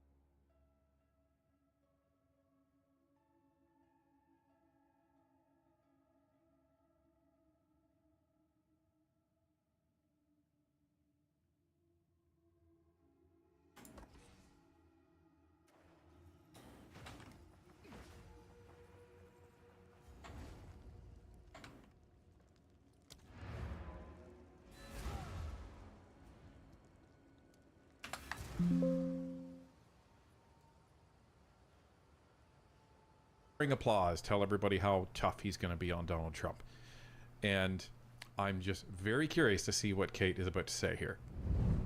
My understanding, Kate, and I don't know this for sure because even the government officials I was speaking with today, is that the money that goes to the development agency from the profits will be spent on the American side of the border, right? So, you know, it is for them. It is a straight. I mean, it may benefit Windsor if it increases traffic flows coming the other way, but very indirectly, very indirectly. It is unquestionably a concession to get what Canada was entitled to. But is it possible, as the mayor says, believes, and the Prime Minister says, that it doesn't really amount to much, just given the payback nature of infrastructure projects that cost this much? Before we get to Kate, that was significant. That's David Cochrane calling out Mark Carney and agreeing with what we've said, with what the Conservatives said, with what the Liberals will not accept, because you've seen them posting on social media that, well, you know, 50% isn't really going to the United States. You know, it's not going to the United States. Yes, it is.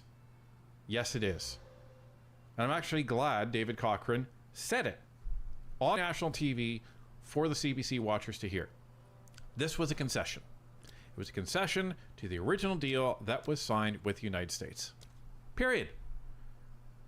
And you can try and play semantics, you can try and play that shell game, but you're not going to see any benefit, if any, marginally, to the Canadian side of the border from the 50% of funds that actually go to the American side as a result of this bridge.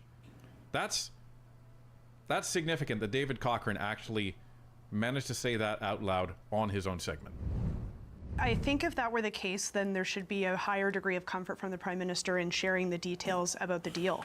What do we care if we're offending Donald Trump if it's actually a smaller amount? Because he might close it again, Kate. You might blow it up. There is an option here that's not just hoping and wishing and waiting. I know Brad's talking about, you know, waiting till the midterms and seeing what happens.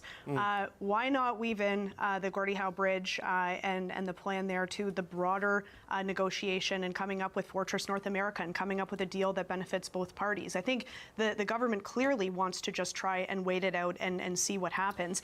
But at every moment, they have caved to the president. So Vandana is right in that Canadians want to see the Prime Minister negotiate. We're getting a pretty good look at his negotiation skills, David, and they're not particularly overwhelming. We lost on DST. We're losing on the Gordie Howe Bridge. He promised Canadians that he was going to be the guy to get a deal. And if this is the litmus test for what a broader CUSMA negotiation looks like, I think there's going to be a lot of Canadians with buyer's remorse. Brad, is that a fair criticism? I mean, you could look at the broader CUSMA thing and be frustrated by its lack of progress, but the Gordie Howe Bridge shouldn't have even been on any table. That's a signed deal, you know what I mean? Right. With no reopening clause. I mean, what do you make of that critique there? Well, I think the caving on the digital sales tax is a good example where, and I remember at the very beginning when Trump first got elected, we were down there talking fentanyl. Remember when all this was about fentanyl? And David McGuinty was down there going, oh, we're going to have a fentanyl czar and we're going to do all this stuff. And I think you can see that you know, anytime you give something without you know, some assurances, and again, his assurances are very, very shallow or hollow for Donald Trump. Anytime that you give up, oh, you're upset about the digital sales tax, we'll get rid of it for nothing in return. So I think with this one, and I agree, you'd rather, you know, negotiate from strength rather than weakness. On the Gordie Howe Bridge, at least the sense here is that, yes, we're going to give up some of the profits in the first 15 years, but we're going to get the damn thing open. Yeah. And so there is, with the digital sales tax, we gave up, you know, revenue to the Treasury. That were paid by the big, you know, the big platforms from California, and we've got nothing in return. At least there is a perceived benefit here by getting the bridge open. And so I think I wouldn't put them in the same categories.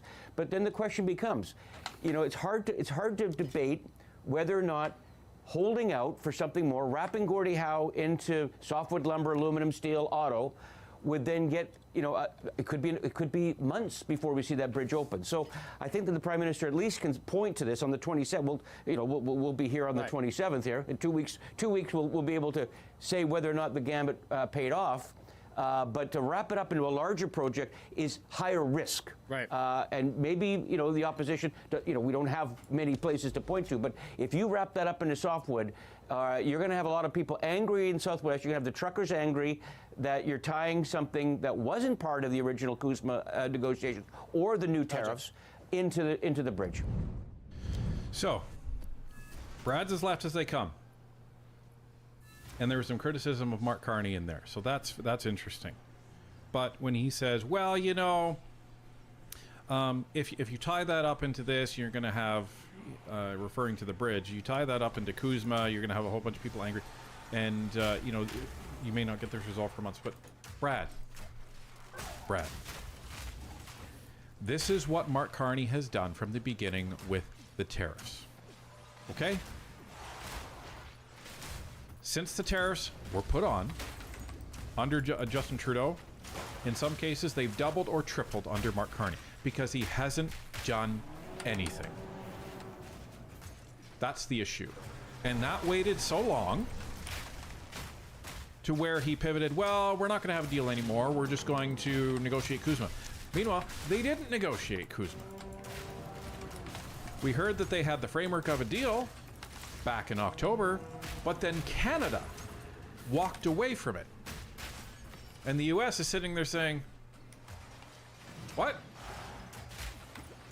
And we have business owners who are talking to people on both sides of this, and they are hearing that Canada is putting forward proposals that they know the US is going to reject.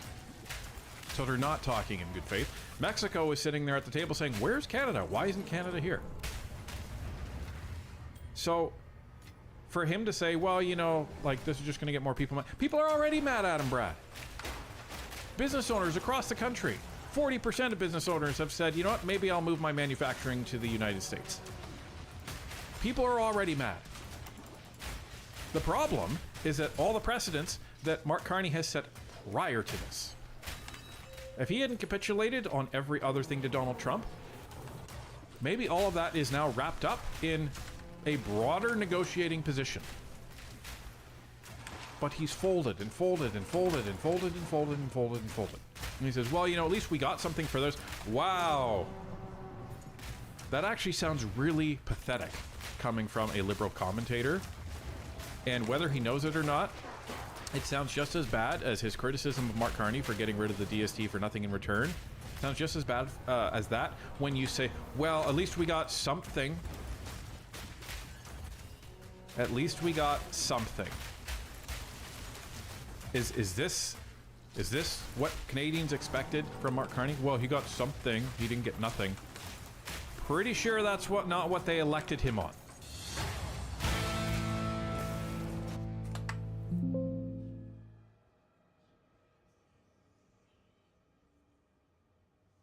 Well, that was pretty good.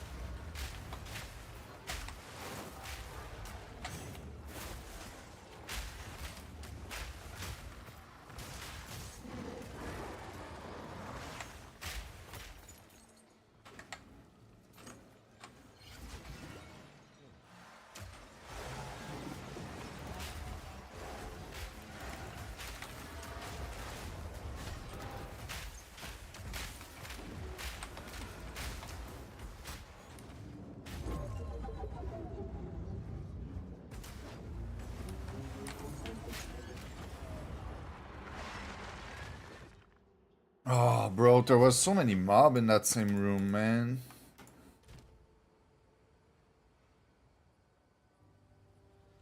I kind of forgot the mechanic too, but there's so many mob, man. Fuck.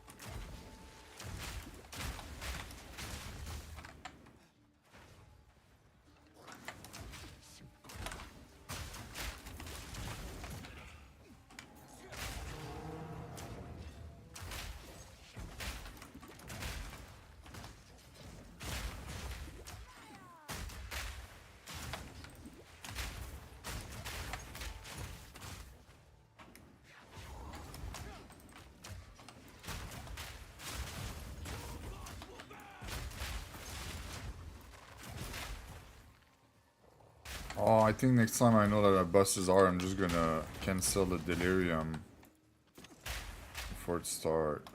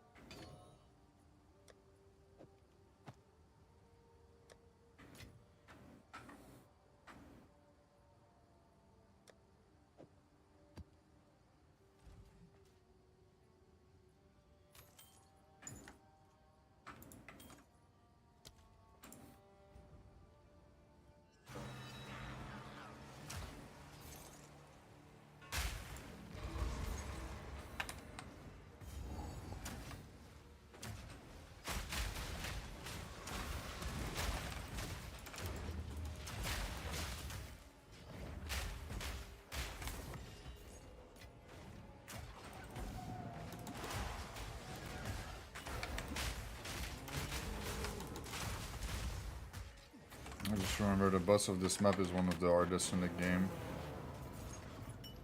Can't wait to see if I melt it.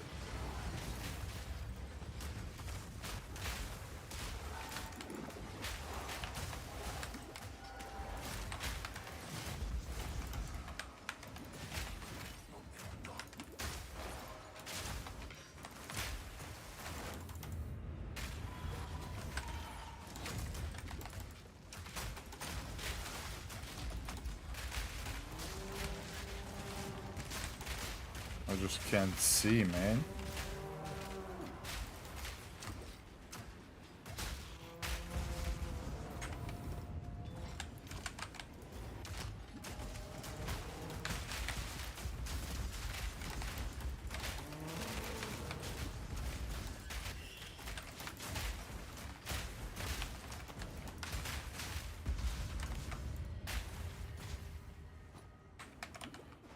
Alright, the boss is just there. I might just clear it.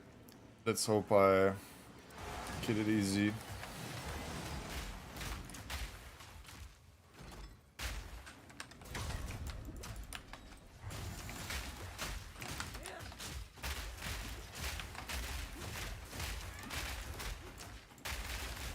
It's like not taking damage.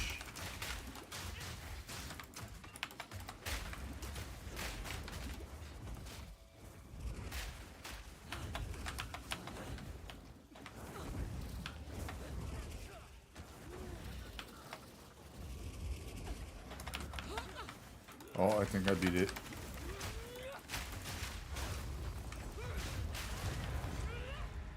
There you go.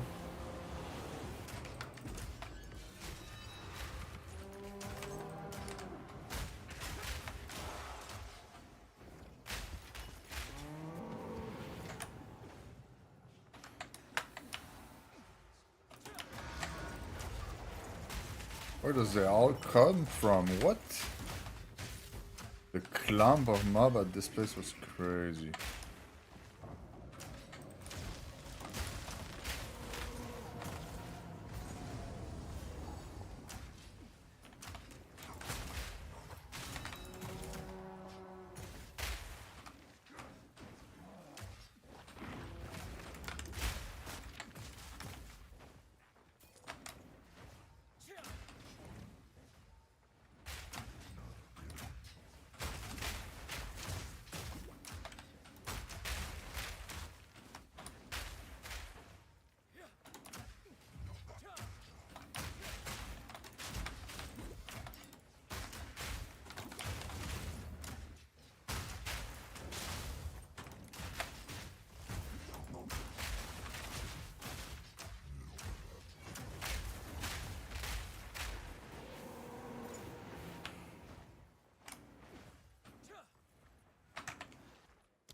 I got so much attack speed that I maybe instead of trying to get more damage, I should probably get the cooldown reduction. And if I do that, I will probably need more mana leech too.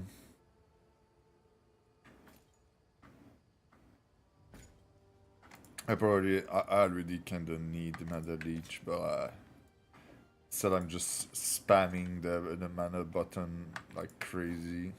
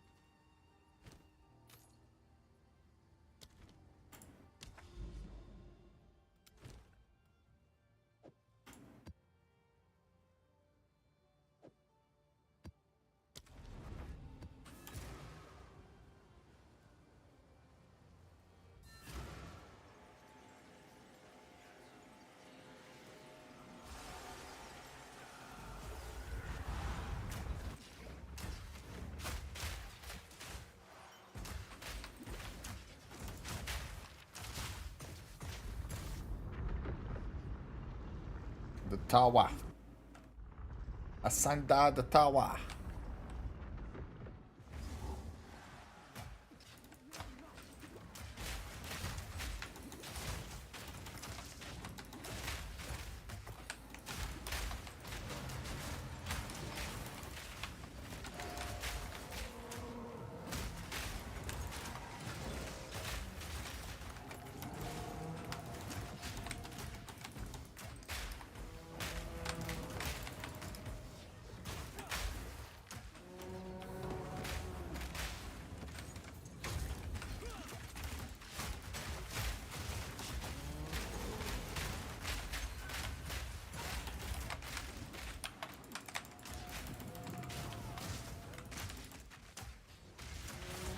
See right there, I just used all my cooldown.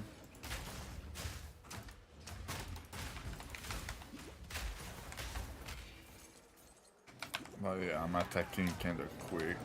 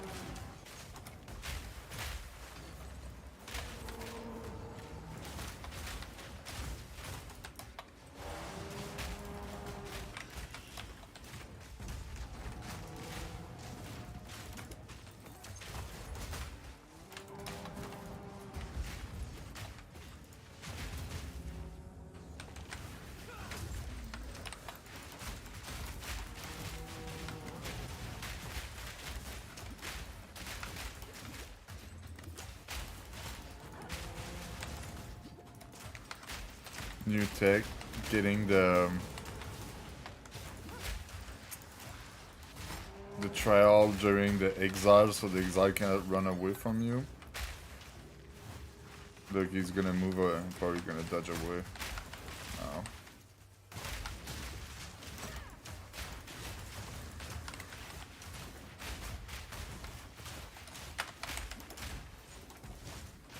I use all my mana.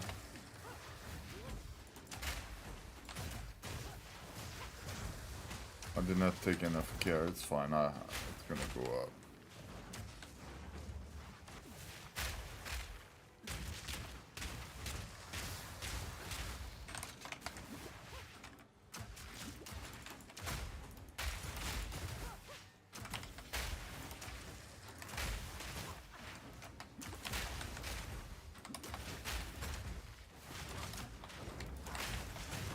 I have no more mana.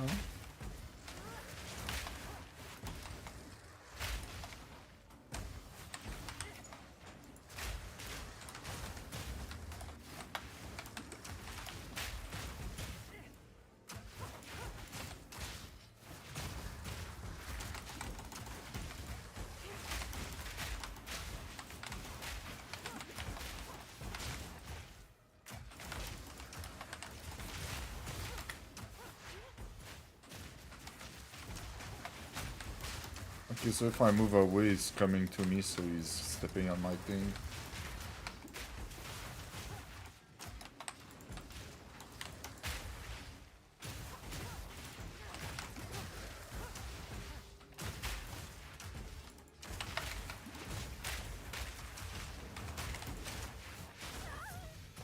Felt like PvP during a moment.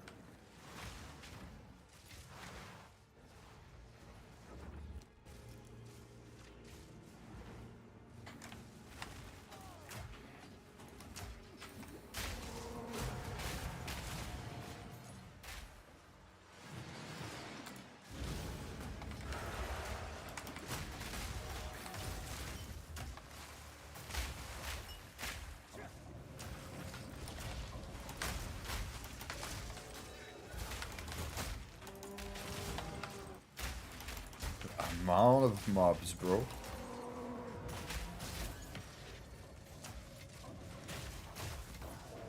Let me loot. I'm just a loot goblin.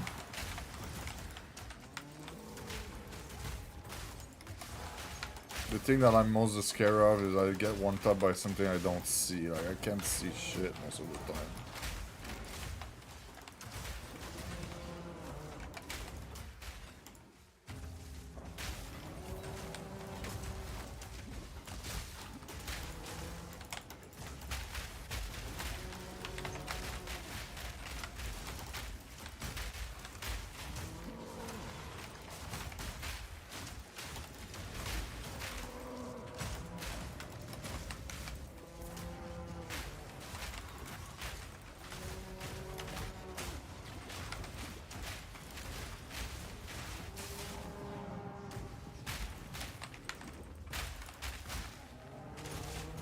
The cow build, bro.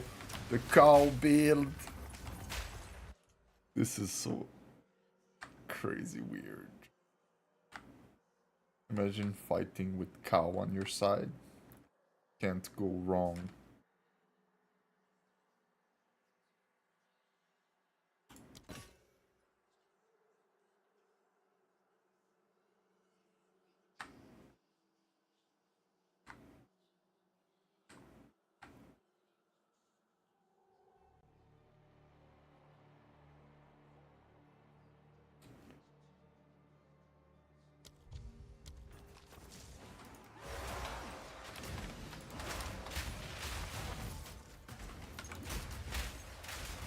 That thing just remind me that I need a omen of refreshment.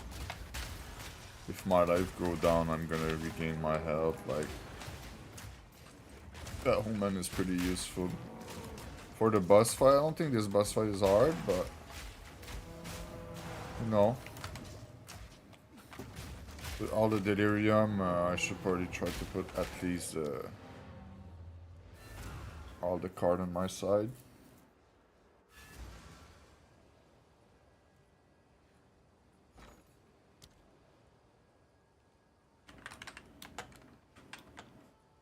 Resurgence.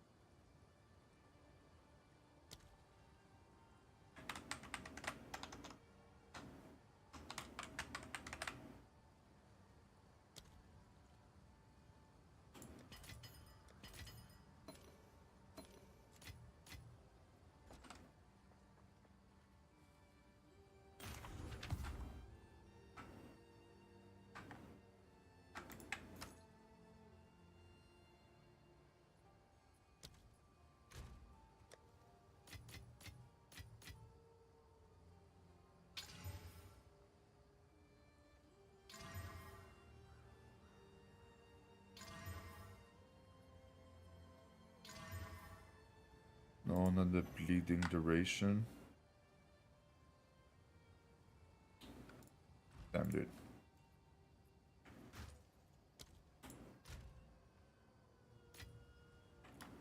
It was a T1 bleeding duration too, damn, dude. If it was a T1 resistance, that would spike up price.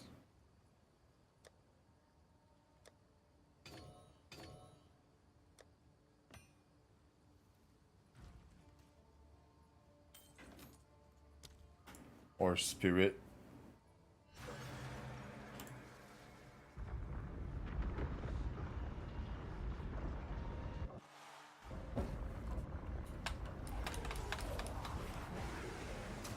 No, the delirium is over.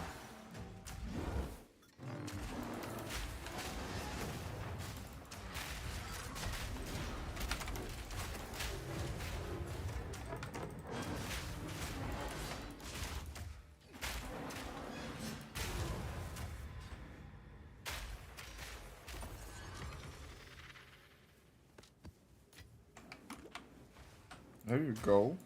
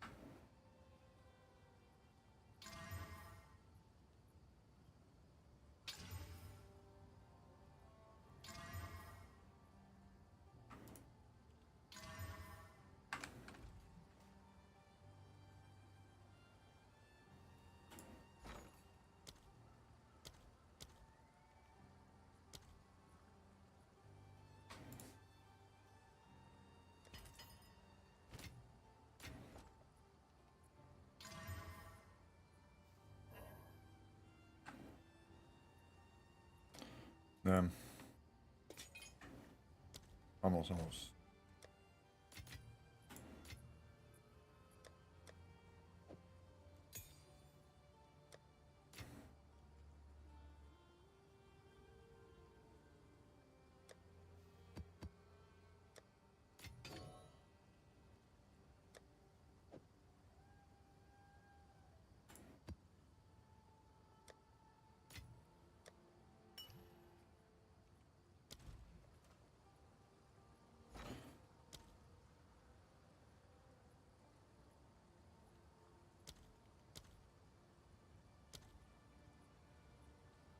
How many chaos I have?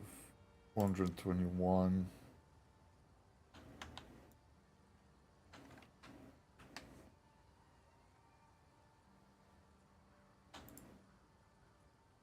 If I do 100.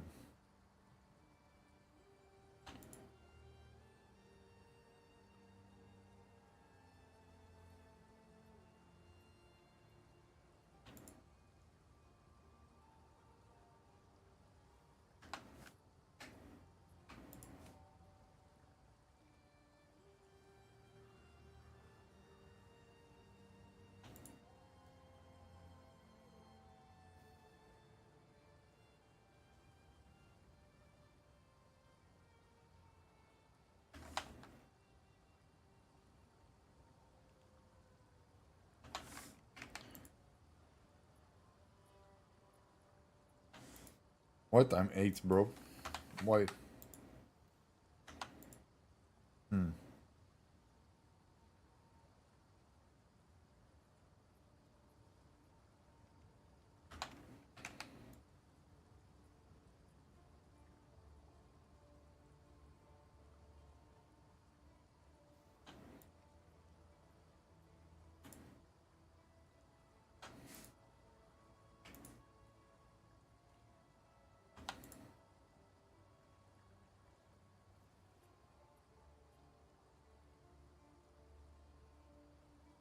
Oh. There you go.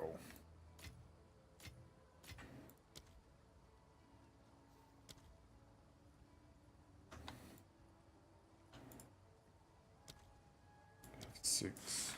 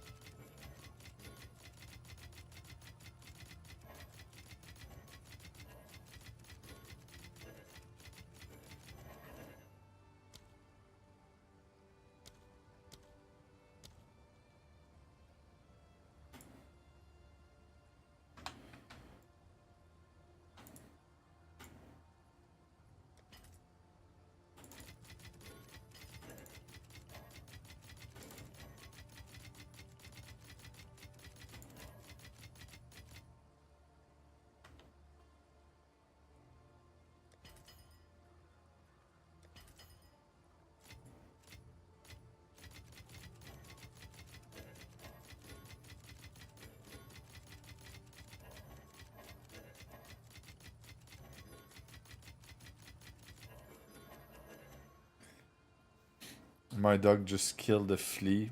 Well, not a flea. I don't know how to say that in English. Mosquito. And the mosquito was almost dead on the ground, just, you know, I don't know, living his last moment, and he just eat it.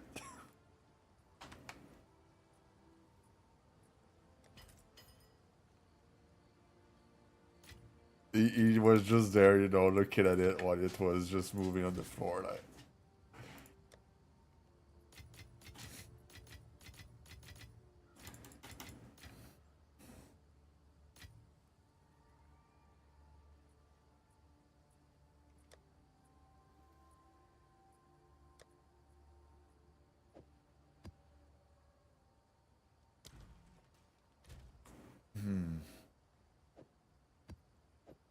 Should I keep the T16 for the city map, or I use it because I don't really care?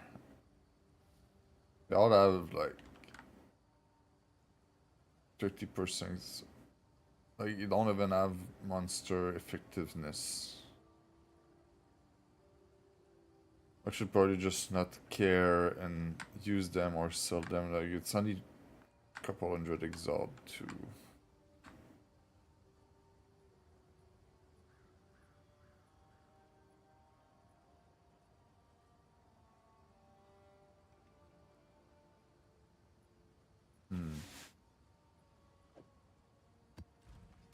Should just not care, I think. And use it because I got it.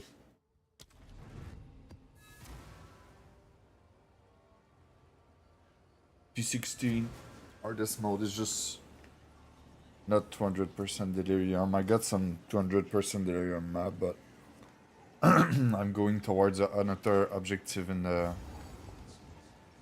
thing.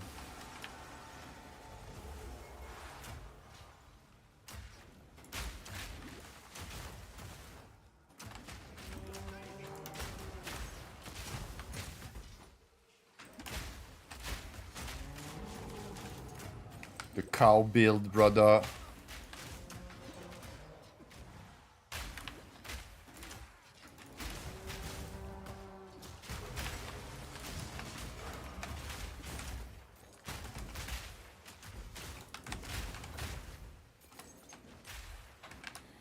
If you don't have a bunch of cow passing through your screen every now and then, do you even play the game?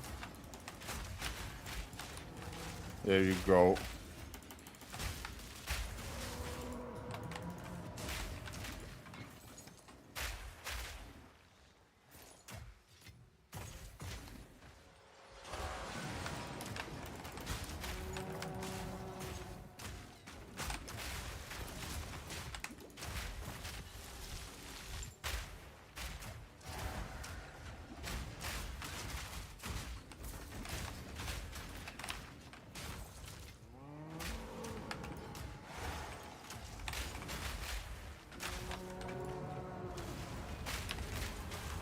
Whoa, with movement speed, like I'm already like at max skill speed that I can have. I'm just right now I don't have enough cooldowns to do that. Guess I'm just moving faster.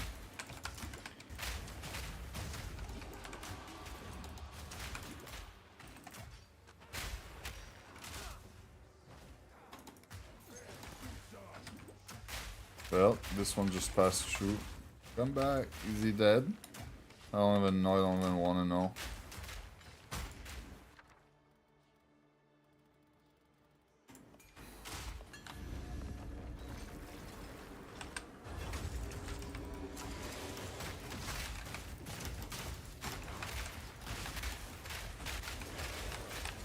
I can't see shit.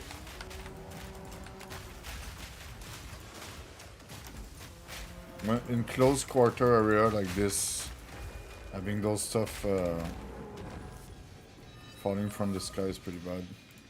But it wasn't too bad.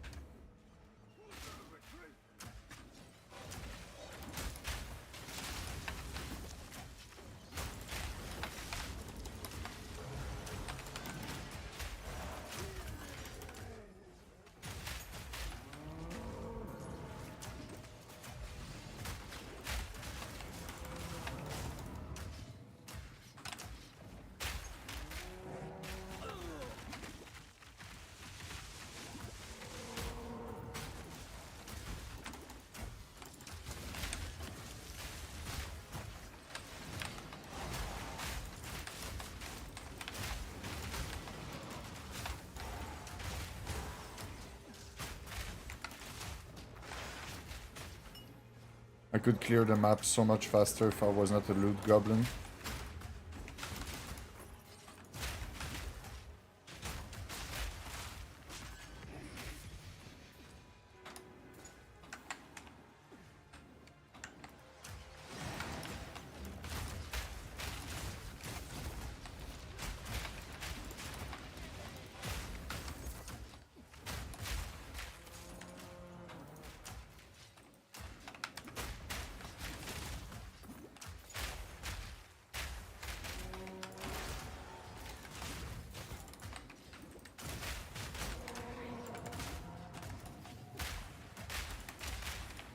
Is this thing taking damage or thank you?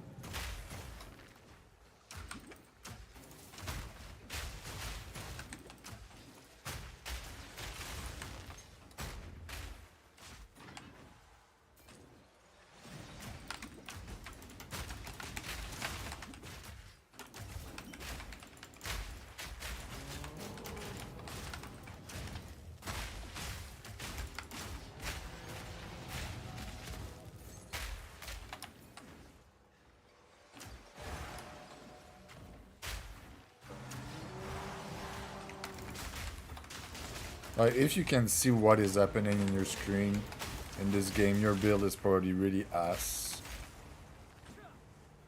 You're not supposed to see a shit.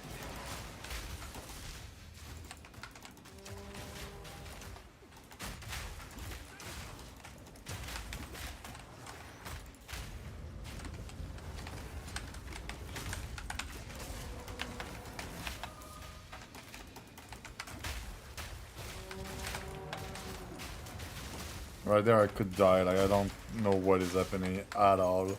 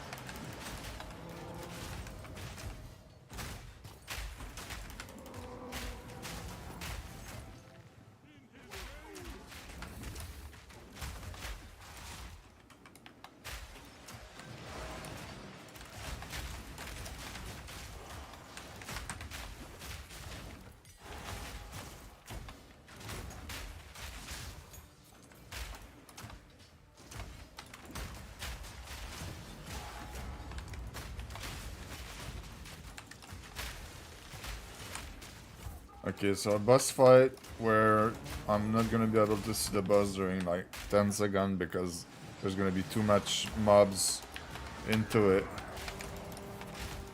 Like the boss is there somewhere. Good luck finding it. Aha, he's there.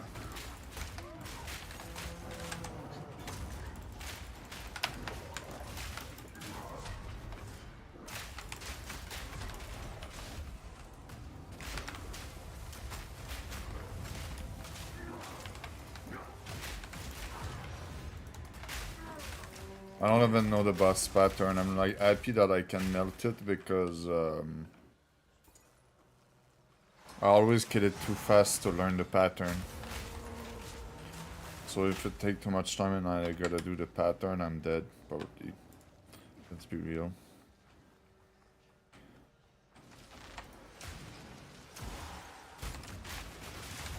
I guess this is the same for most of the gamer in this game. Like the top tier, they don't like.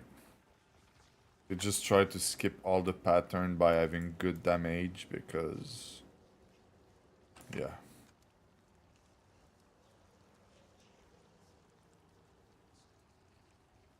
So there's the abyssal depth right there. I need to go. And it's in the middle of nowhere.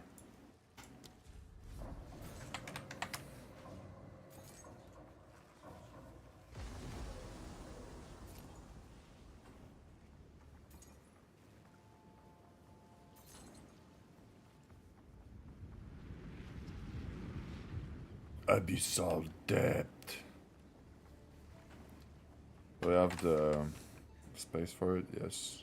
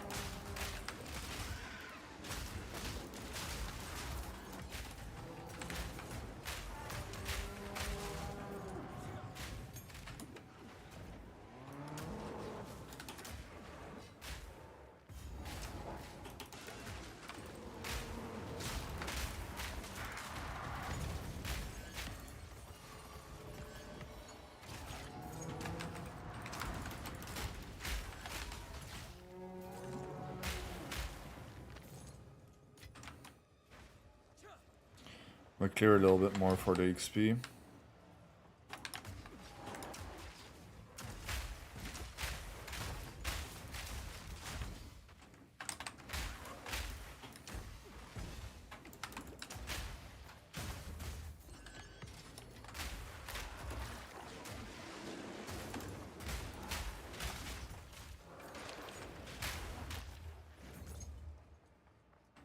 The stuff that I got, the white stuff right there, just did a ding when it dropped. 47 exalt. Not a lot. Probably just a good crafting base, I guess.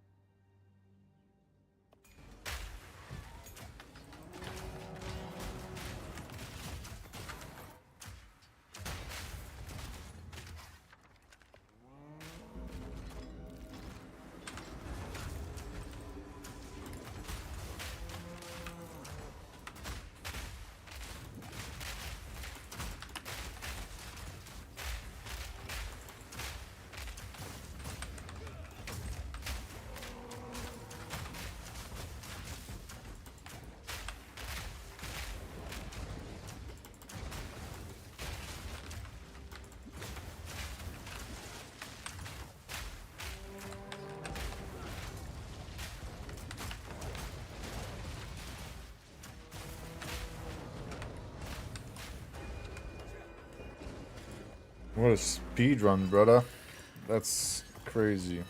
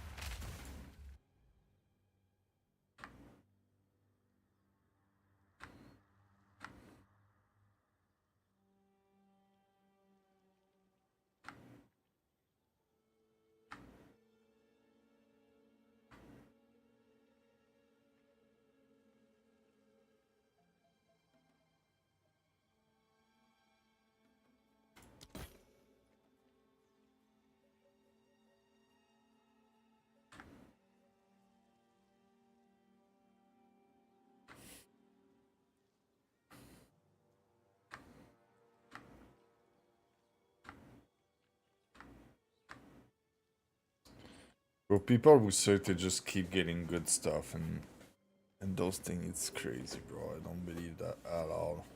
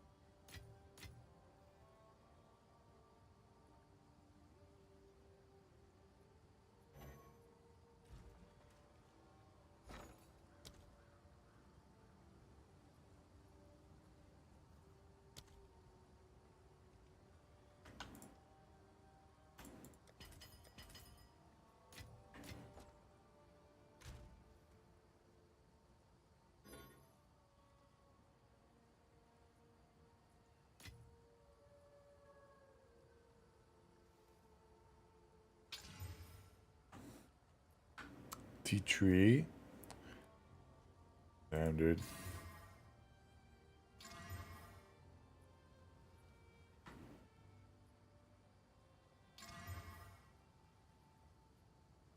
And that's RIP.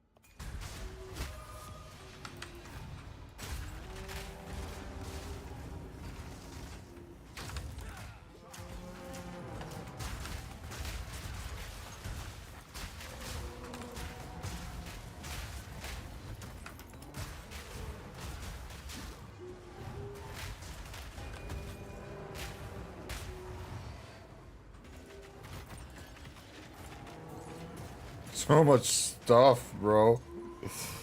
There's the owl, there's the cow, there's everything.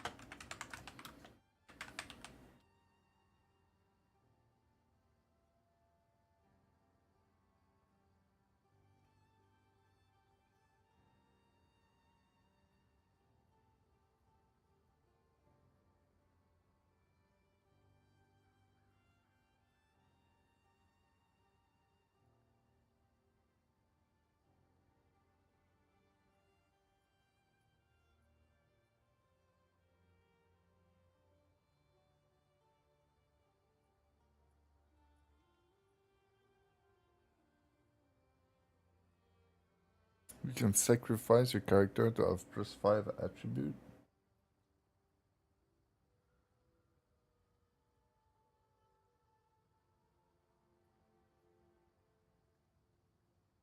I mean, +5 is not nothing. If you spend it right, it could be almost 50% more damage.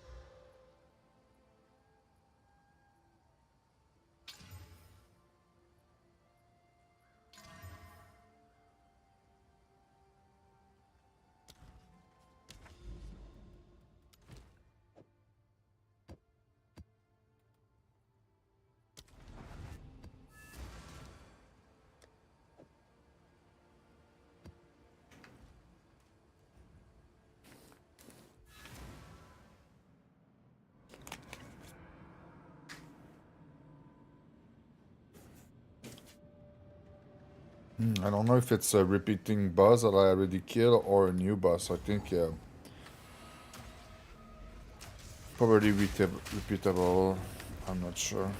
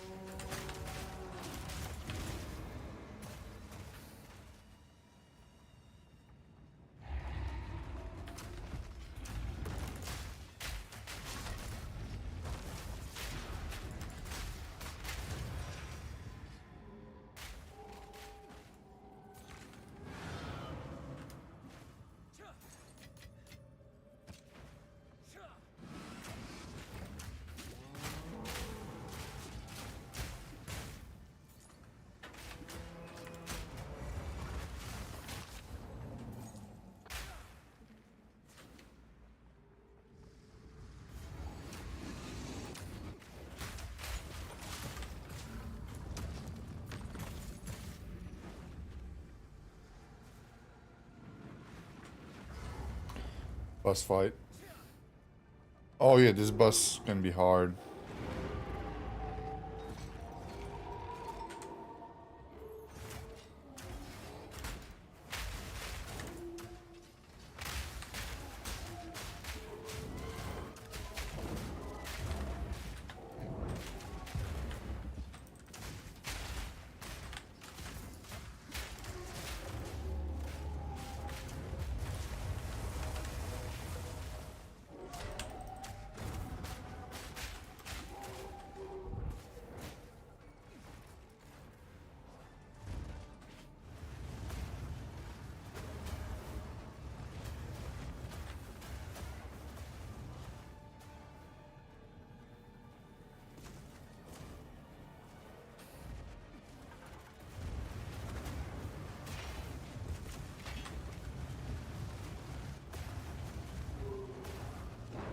Oh, he's there, I think.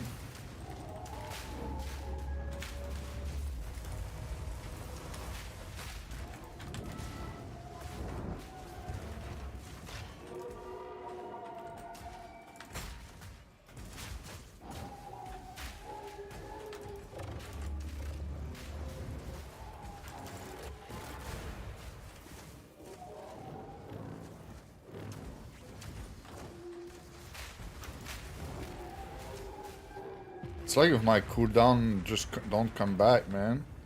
I think it's some debuff that the boss put.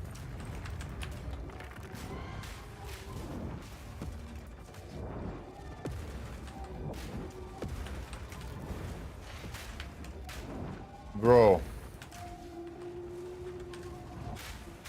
I only have one try.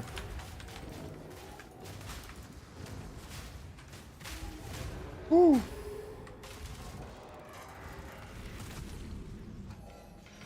The patriarch, oh guys, it's the patriarchy. Some people would be mad to see that name. Not the patriarchy again. It's everywhere. 4.6 div each. But it says some set 1 div.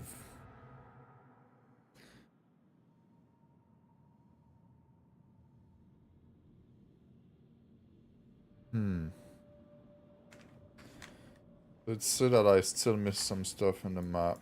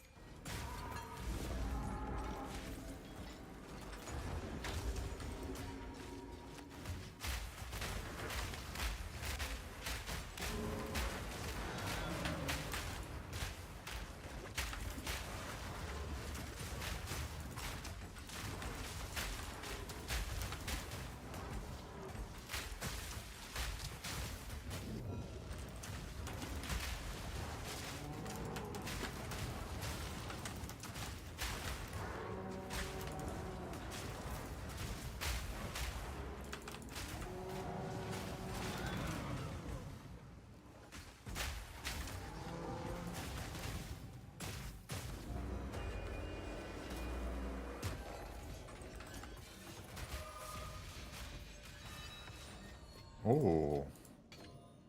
Fat loot. Fat loot.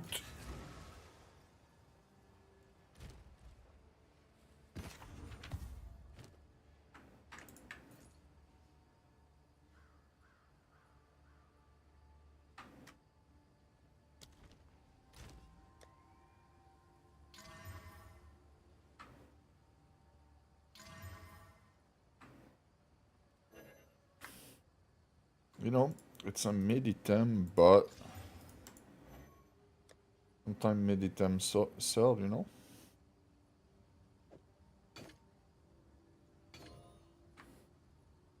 $1.5 div.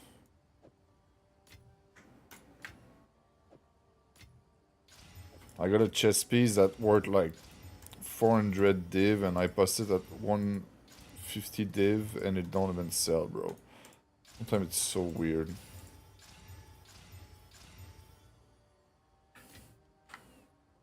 $2.5 div.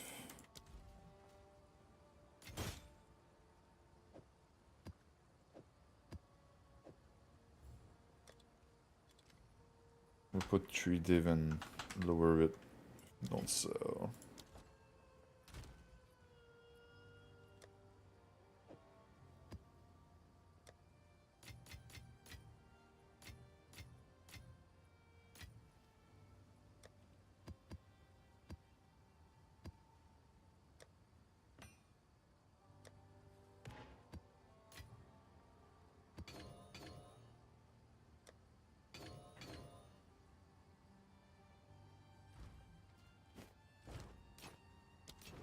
I'm not even sure what to do with those things.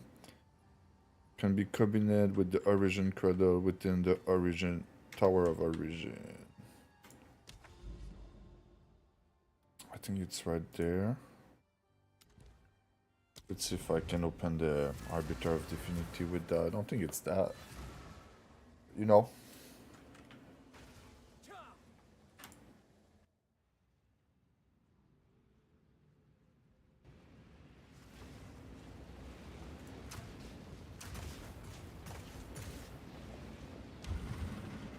Oh. Good. There's the origin part spark into it. Now I need the origin cradle.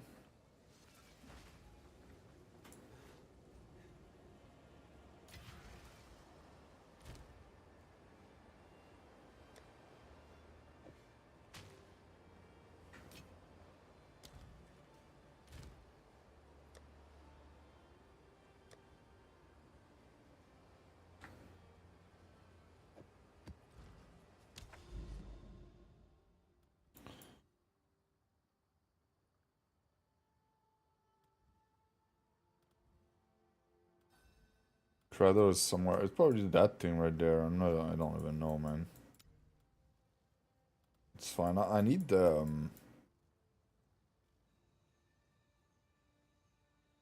I did not even level up the ritual thing. I should probably try to find it and do it. I guess I was probably on it.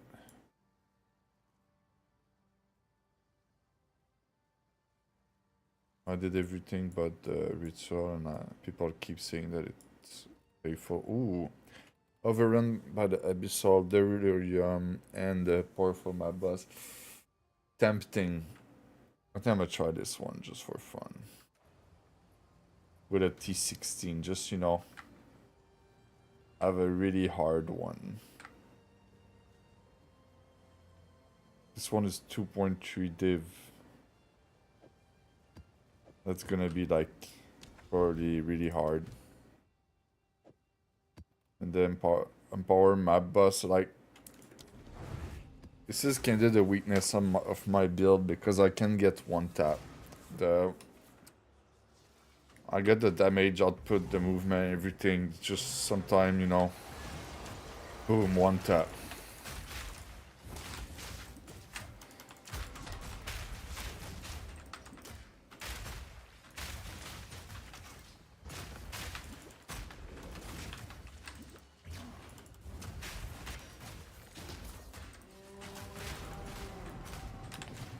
Where's that mob, bro?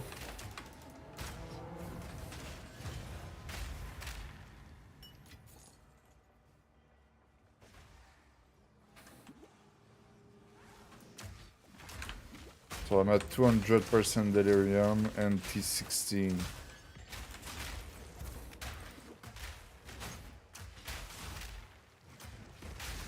I got a tablet that worth a div 2 into that. It's a lot of currency spent. If I don't goop out of this, it's gonna be pretty sad.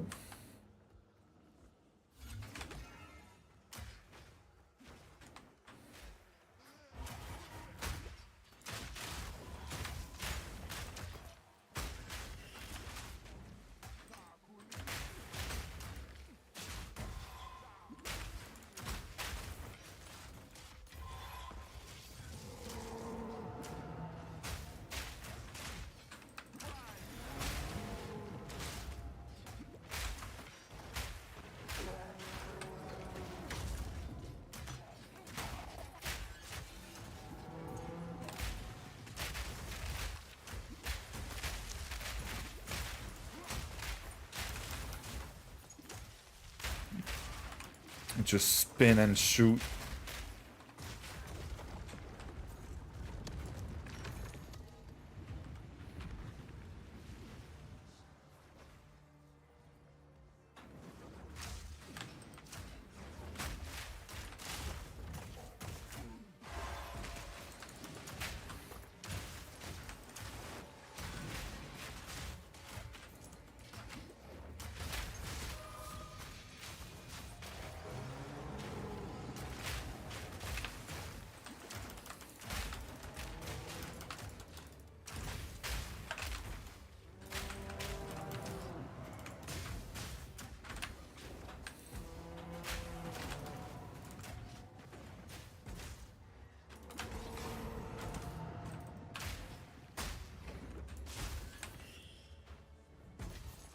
My build needs so much mana when I meet a mob like this, it's just weird. Drain my mana till I have nothing left.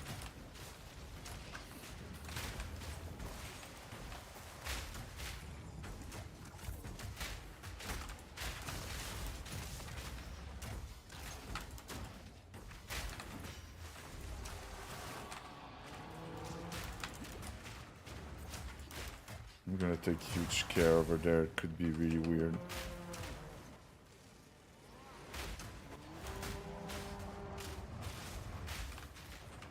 I still have the trauma from some other season where there's a certain elite mob that killed me many times, or just sometimes they were just near and kill, but like those one just come in my face right now. I need to take so much care. Yeah, and you got the attack speed, crank it up.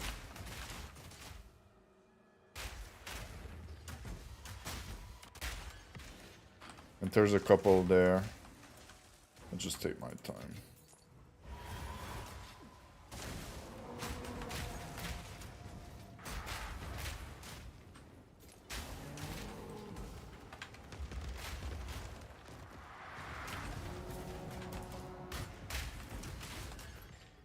Nice, nice.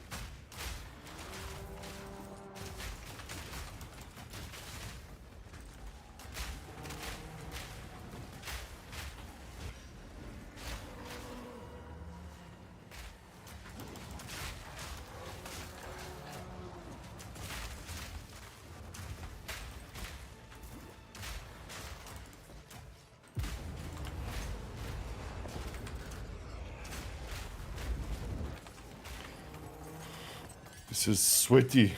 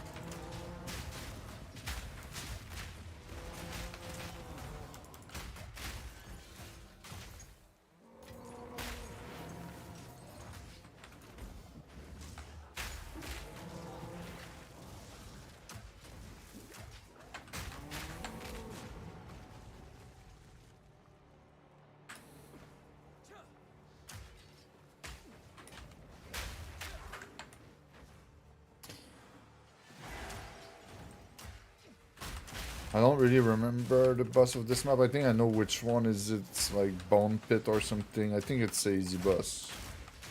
Maybe I'm wrong. That depend. I think sometimes there are two and sometimes there's one. When there's two, it's pretty hard because it can be hard. Not pretty hard. It can be hard because if you kill one, then the other gonna be empowered. But it depends. Like it's pretty hard to say. Sometimes it's hard. Sometimes it's easy. Depend on how much mobs there is in the into the boss room too. Sometimes there's some abyss pit in the boss room, a bunch of weird shit. And then the delirium mirror.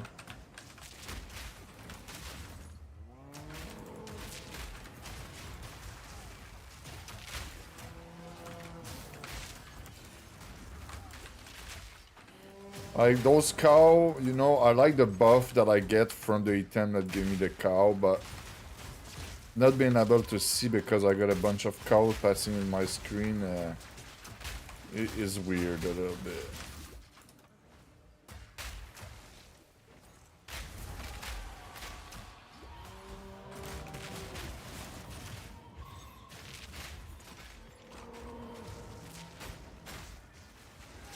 I just can't see, man. I can't see.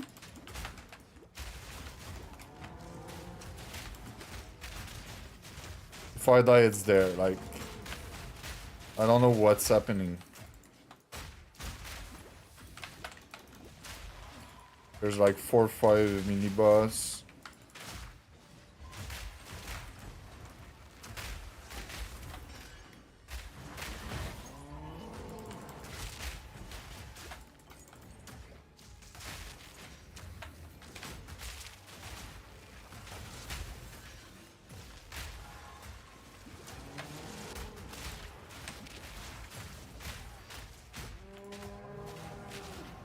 This is unethical.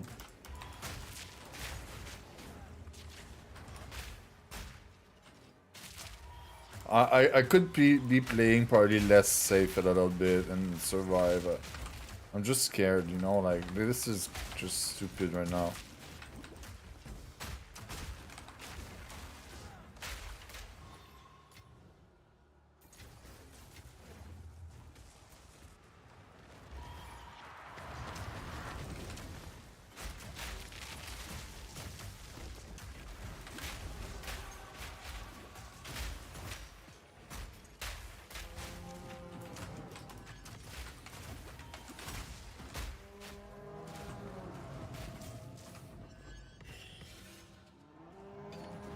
Come on, cow, do the work.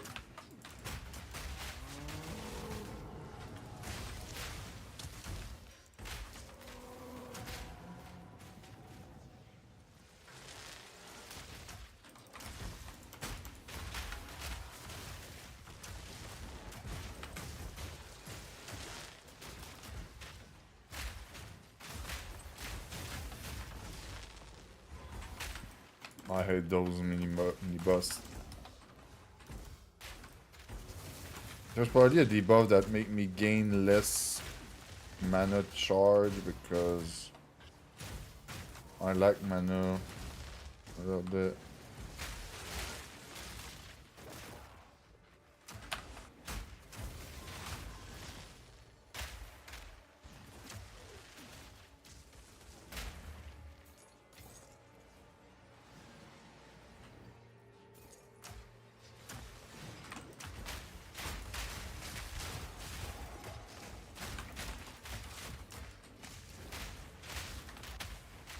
Nice, now I get back the mana charge.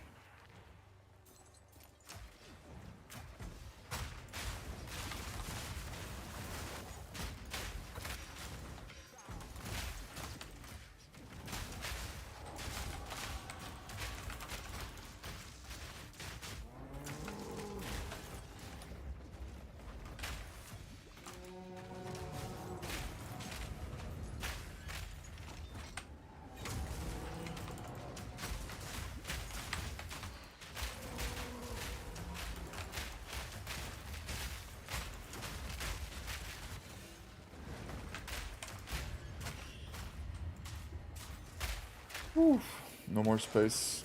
I need to go town and come back. This is fun, and at the same time it's sweaty. Take a lot of brain energy.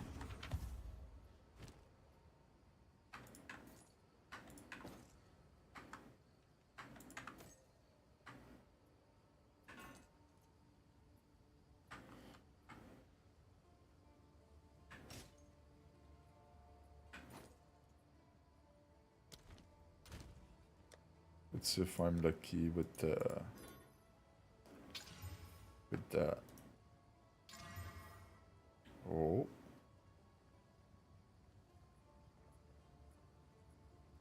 Right there, that's decent crafting base. I should probably just put it on the side and craft it later.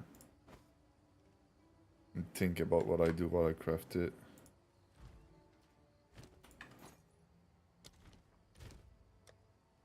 Could be worth 100 div, I don't know.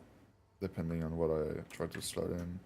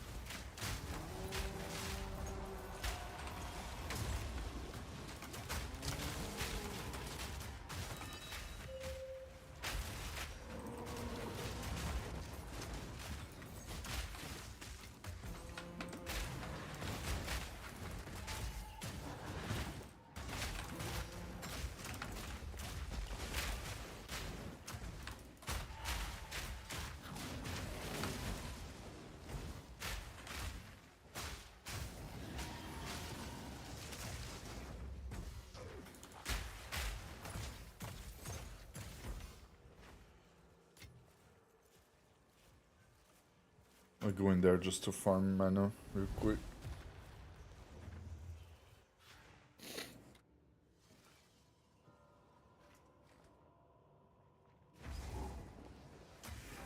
The build is amazing, it goes great. The only thing is that it takes a lot of mana potion, like non-stop, and the cooldown, my skill speed is so quick that if I just spam everything, I need to not wait, but it takes like a quarter of a second before I can use ability. So I'm there, I'm pressing the button, and it doesn't cast sometimes an ability.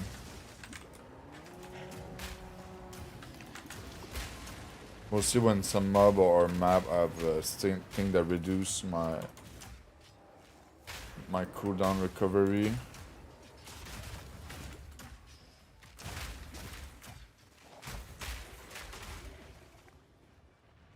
But I still got a couple level, and I got some node I can use.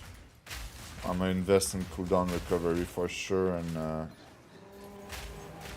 Next time I get some upgrade on my 10, that's gonna be pretty hard. It's gonna cost a couple hundred div, but I try to get like mana efficiency. While I use ability, it costs less mana. Because I don't think that leeching is working that great because I use too much element. I still have leeching, like leeching mana on it, but it's like cap.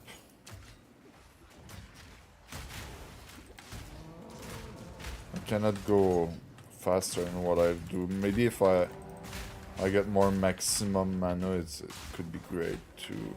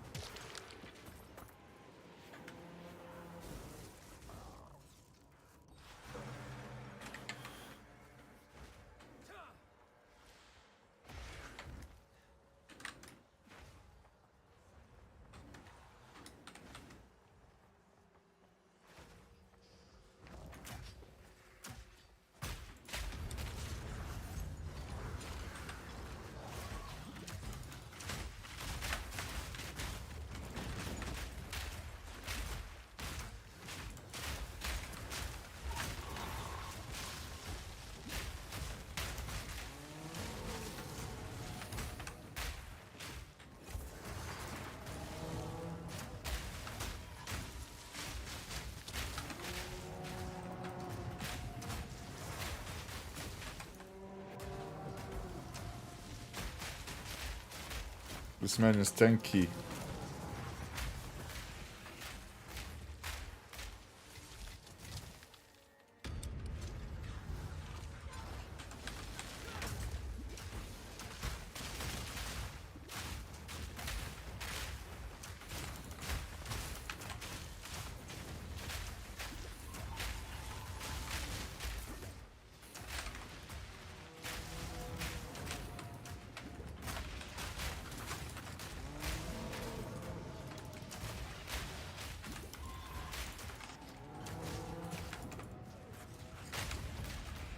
You know, those cows are kinda annoying, but there's one thing that I realize is while the enemy are getting hit, they cannot get energy shield recharging. So if I get a time to breathe or I lack mana or whatever, the cow just keep hitting it and then don't recharge the shield. That's a good thing.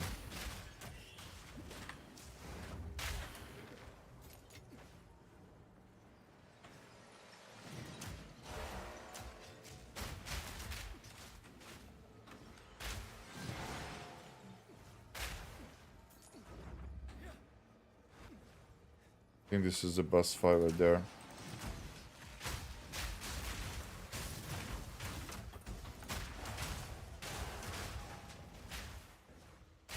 Alright, let's see what this boss looked like.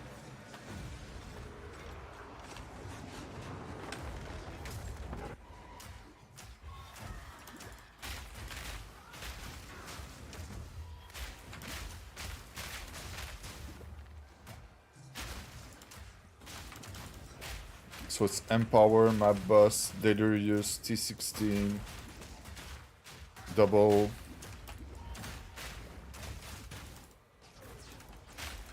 Doing the Demon Wombo combo.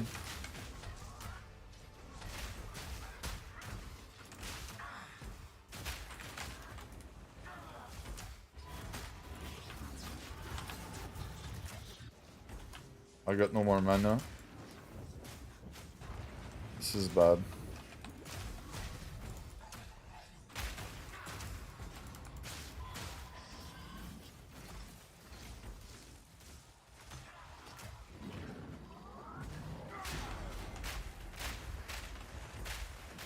Come on, die, die, die, die.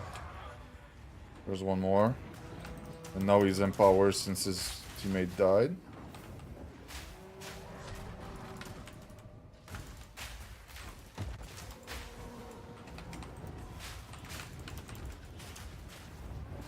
Nice. I'm getting out of the bus room just a moment in case there's invisible AoE.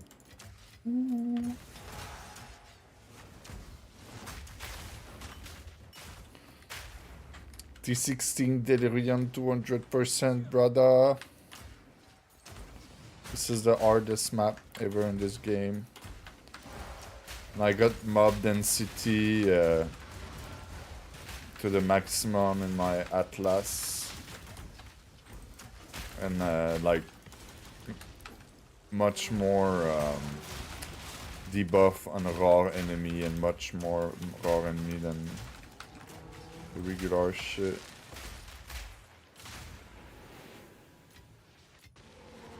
For some reason there's no more enemy and I keep lagging. I start lagging. Okay, so there's the Verisium Remnant sitting probably at the start right there.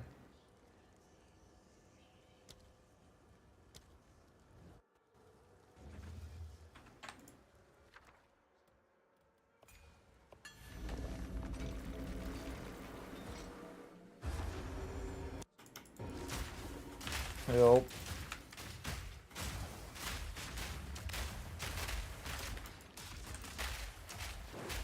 Well, that was a good XP farm.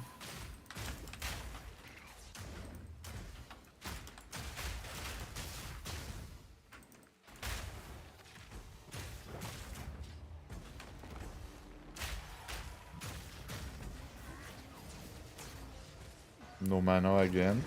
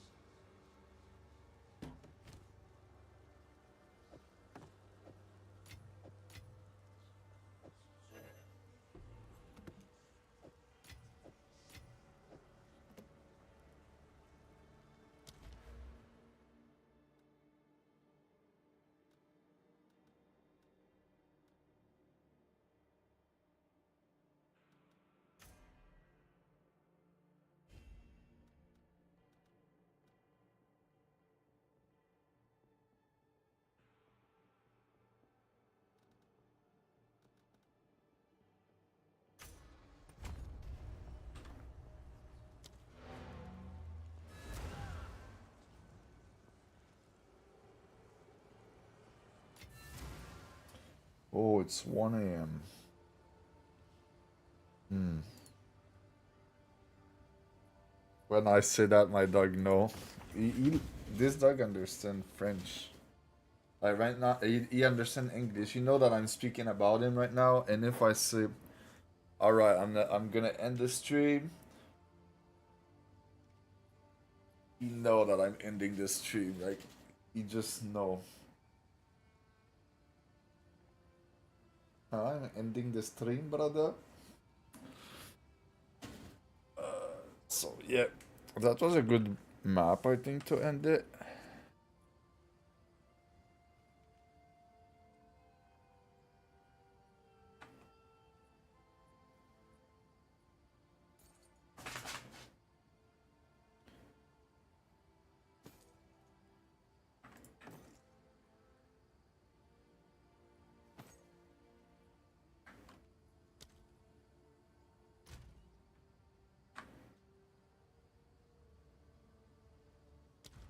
So I have 50.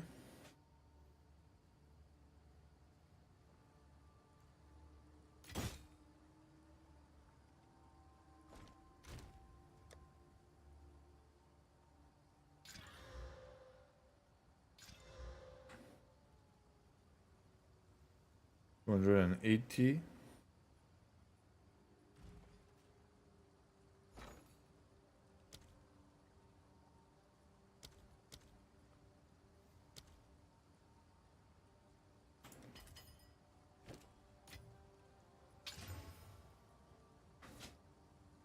Oh, it just go down. Whoops. I guess I had to set it maybe when it was 280, I don't know. Then stun tree shot, yeah, I just wasted it.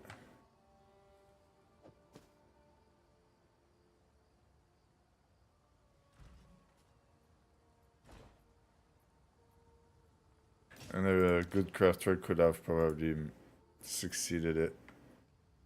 But I did not only wasted a good item for me, but the whole community. RIP.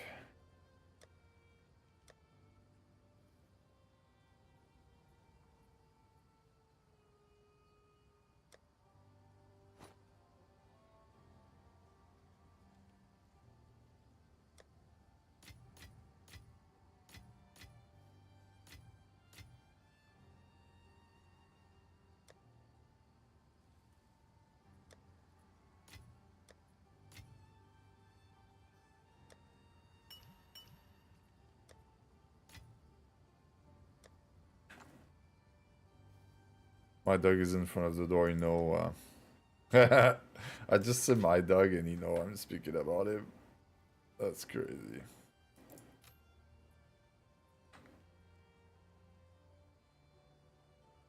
He's in front of the door, you know that I'm ending it.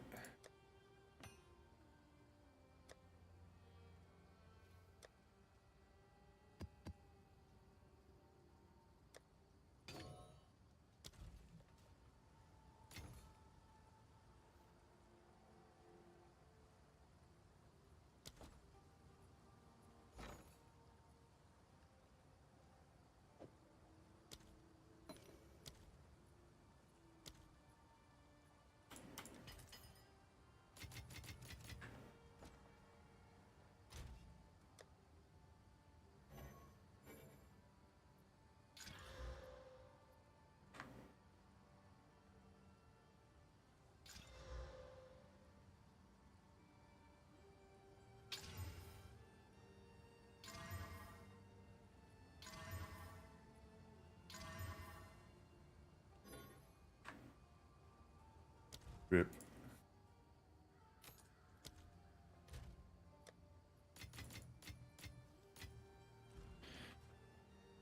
There you go. So I'm gonna be back tomorrow, or I guess later today, depend what's your time zone. Thank you everyone for being there. You guys are the best. Thank you, Bars. Thank you, Mentos. I'm gonna be back.